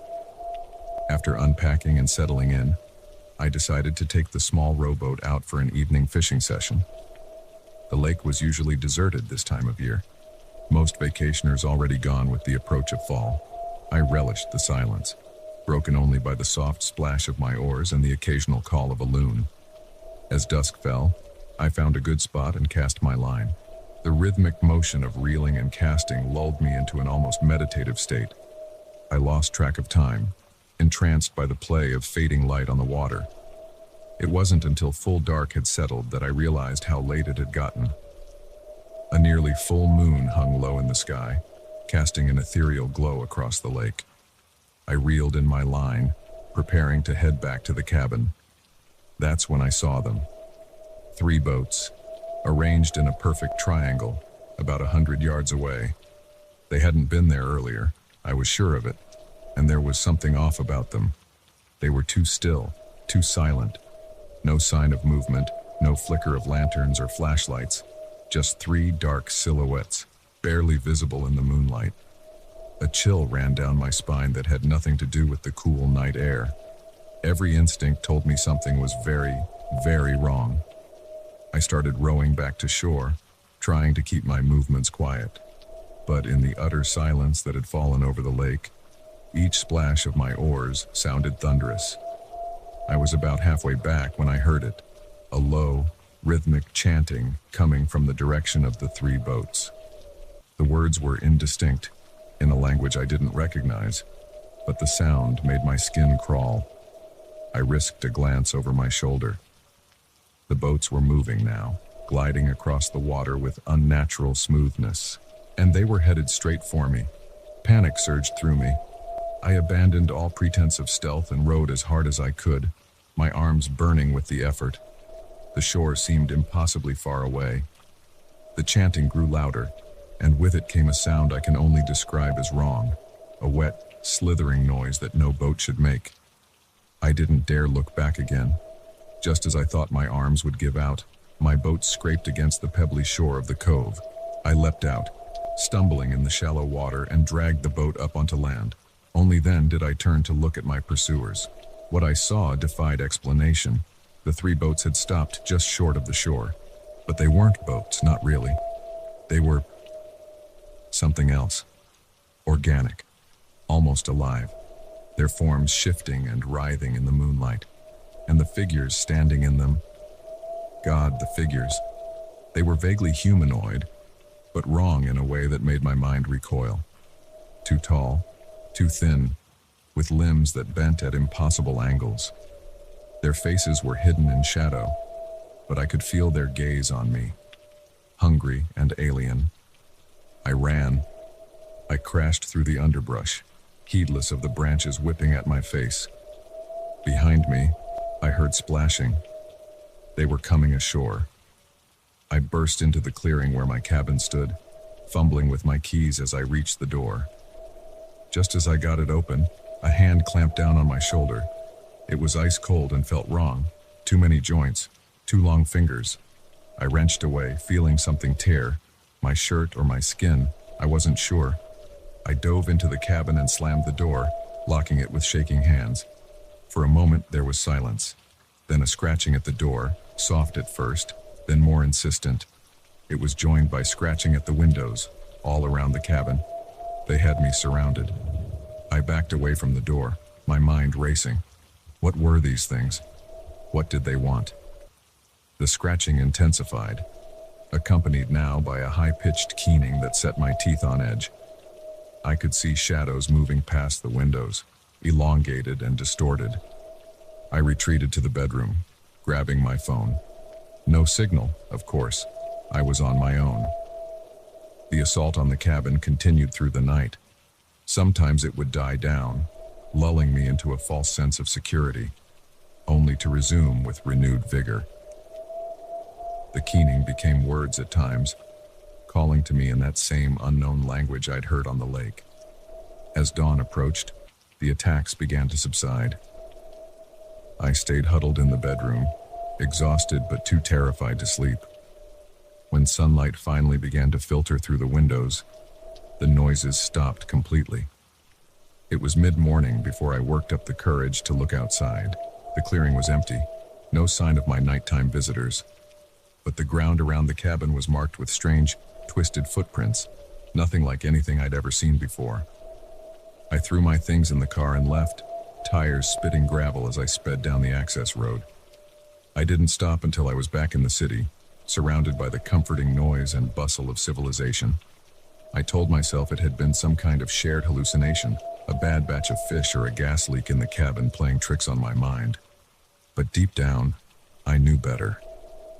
For weeks after, I had nightmares about those figures on the lake. I'd wake up in a cold sweat, certain I could hear that unearthly keening outside my window. I tried to research what I'd seen, spending hours online looking into local legends and folklore. What I found chilled me to the bone.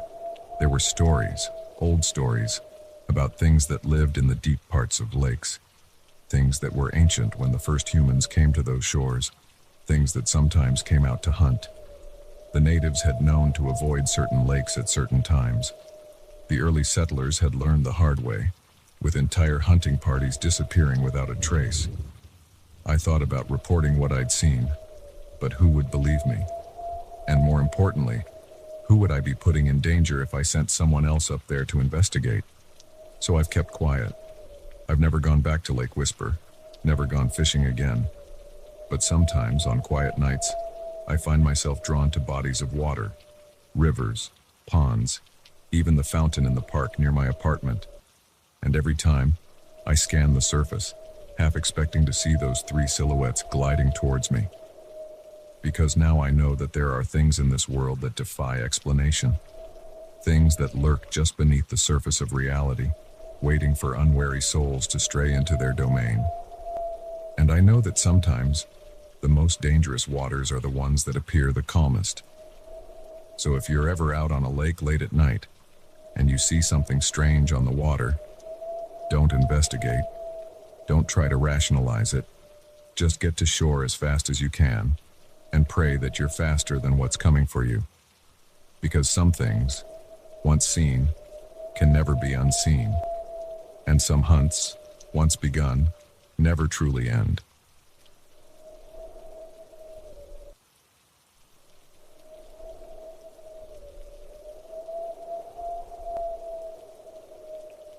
The moment I pushed open that rusted metal door, I knew I'd stumbled onto something I was never meant to see. The air that rushed out was thick with the stench of chemicals and something else, something organic and wrong. I should have turned back right then, should have forgotten about the strange bunker hidden in the woods. But curiosity is a dangerous thing, especially when it leads you into the heart of experiments that should have remained buried. It was supposed to be a simple hike, a way to clear my head after a stressful week at work. I'd chosen a trail I'd never explored before, one that wound through an old-growth forest a couple of hours outside the city. The day was perfect. Crisp autumn air, leaves just starting to turn, that particular golden quality to the light that only comes in early fall. I'd been walking for about 2 hours when I saw it, a glint of metal through the trees, out of place in the natural landscape. Intrigued, I veered off the trail to investigate. As I got closer, I realized it was some kind of door set into the side of a small hill, almost completely obscured by vegetation.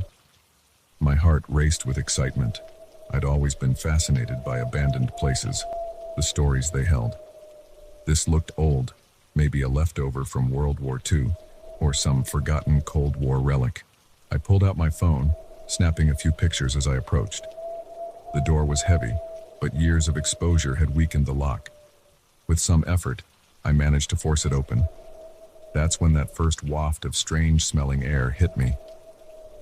I hesitated for a moment, common sense warring with curiosity. In the end, curiosity won. I flicked on my phone's flashlight and stepped inside. The beam cut through the darkness, revealing a long corridor that sloped gently downward. The walls were bare concrete, marked here and there with faded yellow signs warning of radioactive materials and biohazards. My excitement mixed with a growing sense of unease. What was this place? As I moved deeper into the bunker, the air grew colder and that odd smell intensified. It was a mixture of antiseptic cleanness and something else, something that reminded me vaguely of a hospital. I came to another door, this one ajar. Beyond it lay a large room filled with old computer equipment and file cabinets. I began rifling through the papers, my flashlight beam dancing across pages filled with scientific jargon and redacted sections. Most of it was beyond my understanding, but certain phrases jumped out. Genetic modification, enhanced cognitive functions, subject mortality rate. A chill ran down my spine as I started to piece together what I was seeing. This wasn't some old military installation. It was a research facility, and whatever they'd been researching here, it wasn't anything good. I was so engrossed in the files that I almost missed the sound, a soft scraping noise coming from somewhere deeper in the bunker. I froze, listening intently. There it was again, louder this time, like something heavy being dragged across concrete. Every instinct screamed at me to run, to get out of there and never look back. But that damned curiosity pushed me forward. I had to know what was making that noise. I crept through another doorway, following the sound. The corridor here was different, the walls lined with what looked like large, upright metal tubes. As I got closer, I realized with growing horror that they weren't tubes. They were tanks, and inside each one floated something. My flashlight beam revealed twisted forms, only vaguely humanoid. Some had extra limbs, others had skin that seemed to shift and ripple of its own accord. All of them had eyes, too many eyes, and as my light passed over them, those eyes opened. I stumbled back, biting down on a scream. This couldn't be real. It had to be some kind of elaborate hoax, or a hallucination brought on by whatever chemicals were in the air down here. But then I saw it. One of the tanks was broken, its glass front shattered, and on the floor, a trail of some viscous fluid led away into the darkness.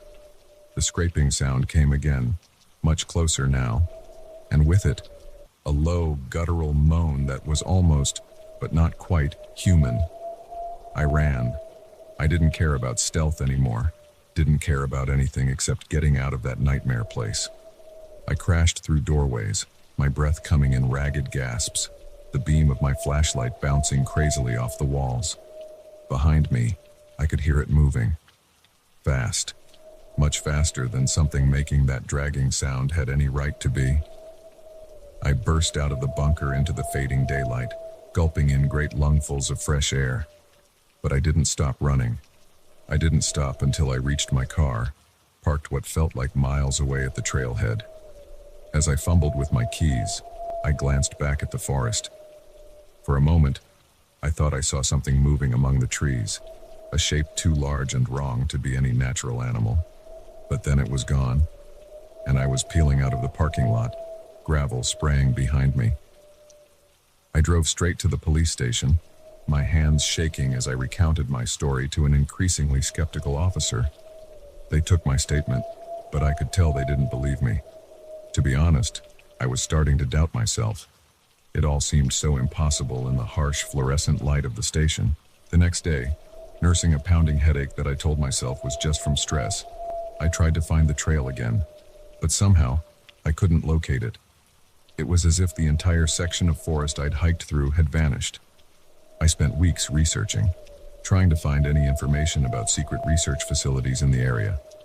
I found nothing concrete, but there were whispers, forum posts quickly deleted, oblique references in declassified documents, local legends about hikers going missing and strange lights in the woods at night. Slowly, a picture began to emerge. The facility had been part of a top-secret government program, pushing the boundaries of human enhancement. But something had gone wrong, terribly wrong. The program had been officially shut down in the late 1980s, all records sealed or destroyed. But what I'd seen in that bunker, that was recent. Those tanks, those creatures, they were active, which meant that someone, somewhere, was continuing the experiments. I debated going public with what I knew, but every time I started to write it all down or considered calling a journalist, I'd get a splitting headache. And sometimes, out of the corner of my eye, I'd catch a glimpse of something moving, just at the edge of my vision, something that vanished when I turned to look directly at it.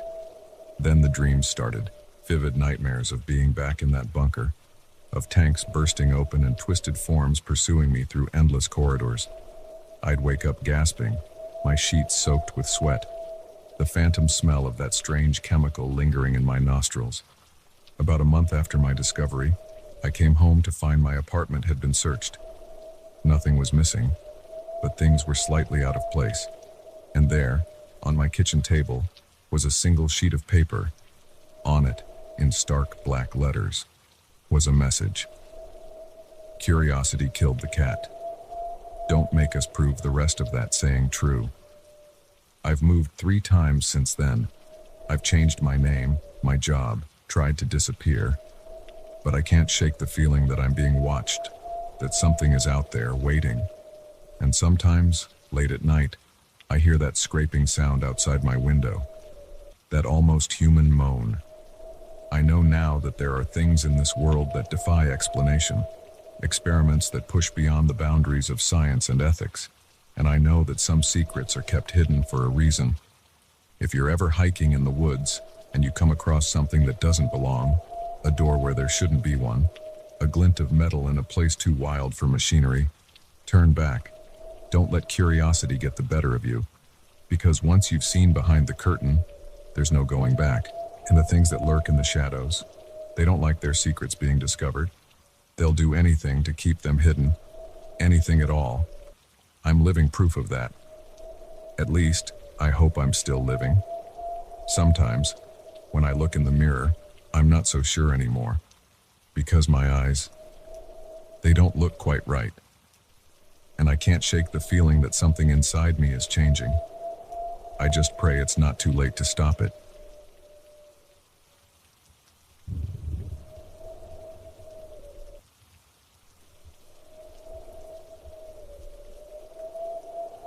The moment I realized the caretaker was watching our every move, I knew our romantic getaway had become a nightmare. What started as a cozy retreat in a secluded cabin quickly spiraled into a terrifying game of cat and mouse, with my wife and I as the unsuspecting prey. I never imagined that our quest for privacy would lead us into the clutches of a madman with plans far more sinister than we could have ever anticipated. Sarah and I had been planning this trip for months. Between her demanding job as a surgeon and my endless deadlines as a writer, we barely had time to breathe, let alone nurture our relationship. So when we found this quaint little cabin nestled in the mountains, promising solitude and breathtaking views, we jumped at the chance. The drive up was picturesque, winding mountain roads framed by towering pines. As we pulled up to the cabin, I felt the tension of the past few months start to melt away. The place was even more charming in person, all weathered wood and rustic charm, with a wide porch perfect for watching the sunset. We were met by the caretaker, a man who introduced himself as Earl. He was older, probably in his 60s, with a weathered face and calloused hands that spoke of a lifetime of manual labor. His smile seemed friendly enough, but there was something in his eyes that made me uneasy, an intensity that didn't quite match his affable demeanor. "Welcome, folks," he said, his voice a little too cheerful. "Let me show you around the place." As Earl led us through the cabin, pointing out the amenities and quirks of the old building, I couldn't shake the feeling that we were being sized up. His eyes lingered a little too long on Sarah, his gaze a little too appreciative. I told myself I was being paranoid, that the isolation was just making me jumpy. "Now, I live just down the hill there," Earl said, pointing out the window to a smaller cabin partially hidden by trees. "If you need anything at all, day or night, you just come on down. I'm always happy to help." There was an emphasis on anything and always that made my skin crawl. But Sarah, ever the optimist, just smiled and thanked him. As Earl left, I locked the door behind him, feeling a ridiculous sense of relief as the bolt slid into place. Sarah raised an eyebrow at me. "You okay, babe? You seem tense." I forced a smile. "Just tired from the drive." "Come on, let's unpack and maybe open that bottle of wine we brought." The next few hours were blissful. We settled in, enjoyed our wine on the porch as the sun set, painting the sky in breathtaking hues of orange and pink. As darkness fell, we retreated inside, laughing and kissing like newlyweds. For a while, I forgot all about my unease. It wasn't until later, as we lay in bed, that the feeling returned. I woke suddenly, not sure what had disturbed me. The cabin was silent, save for Sarah's soft breathing beside me. Then I heard it, a creak, like someone stepping on an old floorboard, coming from just outside our bedroom door. I held my breath, listening intently. For a long moment, there was nothing. Then, unmistakably, the sound of someone breathing, just on the other side of the door. My heart pounding, I gently shook Sarah awake, pressing a finger to my lips to keep her quiet. Her eyes widened as she heard it too. We lay there, frozen, as the breathing continued for what felt like an eternity. Finally, we heard soft footsteps retreating, the front door opening and closing. "What the hell was that?" Sarah whispered, her voice shaking. "I don't know," I said, "but I'm going to find out." I crept to the window, peering out into the darkness. At first, I saw nothing. Then, a movement caught my eye. A figure walking away from the cabin towards Earl's place. Even in the dim moonlight, I recognized his loping gait. "It was Earl," I said, turning back to Sarah. He was in our cabin, listening outside our door. Sarah's face paled. "But why? What does he want?" I shook my head, my mind racing. "I don't know, but we're not staying to find out. Let's pack up and get out of here." We moved quickly, throwing our things into our bags. But as I went to start the car, my stomach dropped. The engine sputtered weakly, then died. No, no, no, I muttered, trying again. Nothing. What's wrong? Sarah asked, her voice tight with fear. The car won't start. He must have done something to it. As if on cue, we heard the sound of an engine starting. Headlights appeared on the road leading up to our cabin. Earl's truck. Back inside, I said, grabbing our bags. Lock the doors. Lock them if you can. We barricaded ourselves in the bedroom, pushing a heavy dresser in front of the door. Sarah was on her phone, desperately trying to get a signal. Nothing, she said, her voice cracking. There's no service up here. The sound of Earl's truck grew louder, then cut off. Footsteps on the porch. A key in the lock. Folks? Earl's voice. Sickly sweet. Everything all right in there? Thought I heard some commotion. We stayed silent, hoping against hope that he'd go away. But then came the sound of splintering wood. He was breaking down the door. Now, Earl called out, his voice growing harder. Don't make this difficult. You're special, you see. I've been waiting for a couple like you for a long time. The implication in his words made my blood run cold. I looked around frantically for a weapon, anything we could use to defend ourselves. My eyes fell on a heavy lamp on the bedside table. Sarah, I whispered, nodding towards the window. When I say go, run. Head for the trees. I'll be right behind you. She nodded, tears in her eyes but determination on her face. The bedroom door shuddered as Earl slammed against it. The dresser scraped across the floor. It wouldn't hold for long. Go, I shouted, grabbing the lamp and ripping it from the wall. Sarah threw open the window and climbed out. I heard her feet hit the ground as the bedroom door finally gave way. Earl burst in, his face contorted with rage and something else, a horrifying hunger. He held a wicked-looking hunting knife. Now, that wasn't very neighborly, he snarled, advancing on me. I swung the lamp with all my might, connecting solidly with his head. He staggered, but didn't go down. I didn't wait to see if he'd recover. I dove for the window, feeling the wind of his knife slash just missing my back. I hit the ground running, sprinting after Sarah into the darkness of the forest. Behind us, I could hear Earl cursing, his heavy footsteps in pursuit. We ran blindly through the trees, branches whipping our faces, roots threatening to trip us at every step. My lungs burned, but terror kept me going. I could hear Earl behind us, getting closer. Suddenly, the ground disappeared from under my feet. Sarah and I tumbled down a steep embankment, rolling through underbrush until we splashed into icy water. A stream, swollen with spring runoff. The current, Sarah gasped. It might throw him off our trail. We let the water carry us downstream, fighting to keep our heads above water. After what felt like miles, we dragged ourselves onto the bank, soaked and shivering, but alive. We huddled there in the pre-dawn light, straining our ears for any sign of pursuit, but there was nothing but the normal sounds of the forest awakening. It took us hours to find our way to a road, and hours more before a passing trucker took pity on us and gave us a ride to the nearest town. We went straight to the police wires, but of course, they found nothing. The cabin was empty, no sign of Earl or any struggle. Our car started perfectly for them. They chalked it up to an overactive imagination, too much wine, and the isolation playing tricks on us. But we know what we experienced. We never went back to that cabin, never took another romantic getaway in a secluded location, because now we know that sometimes the most dangerous predators are the ones that smile and offer you a cozy bed for the night, and sometimes the most terrifying traps are the ones disguised as peaceful retreats.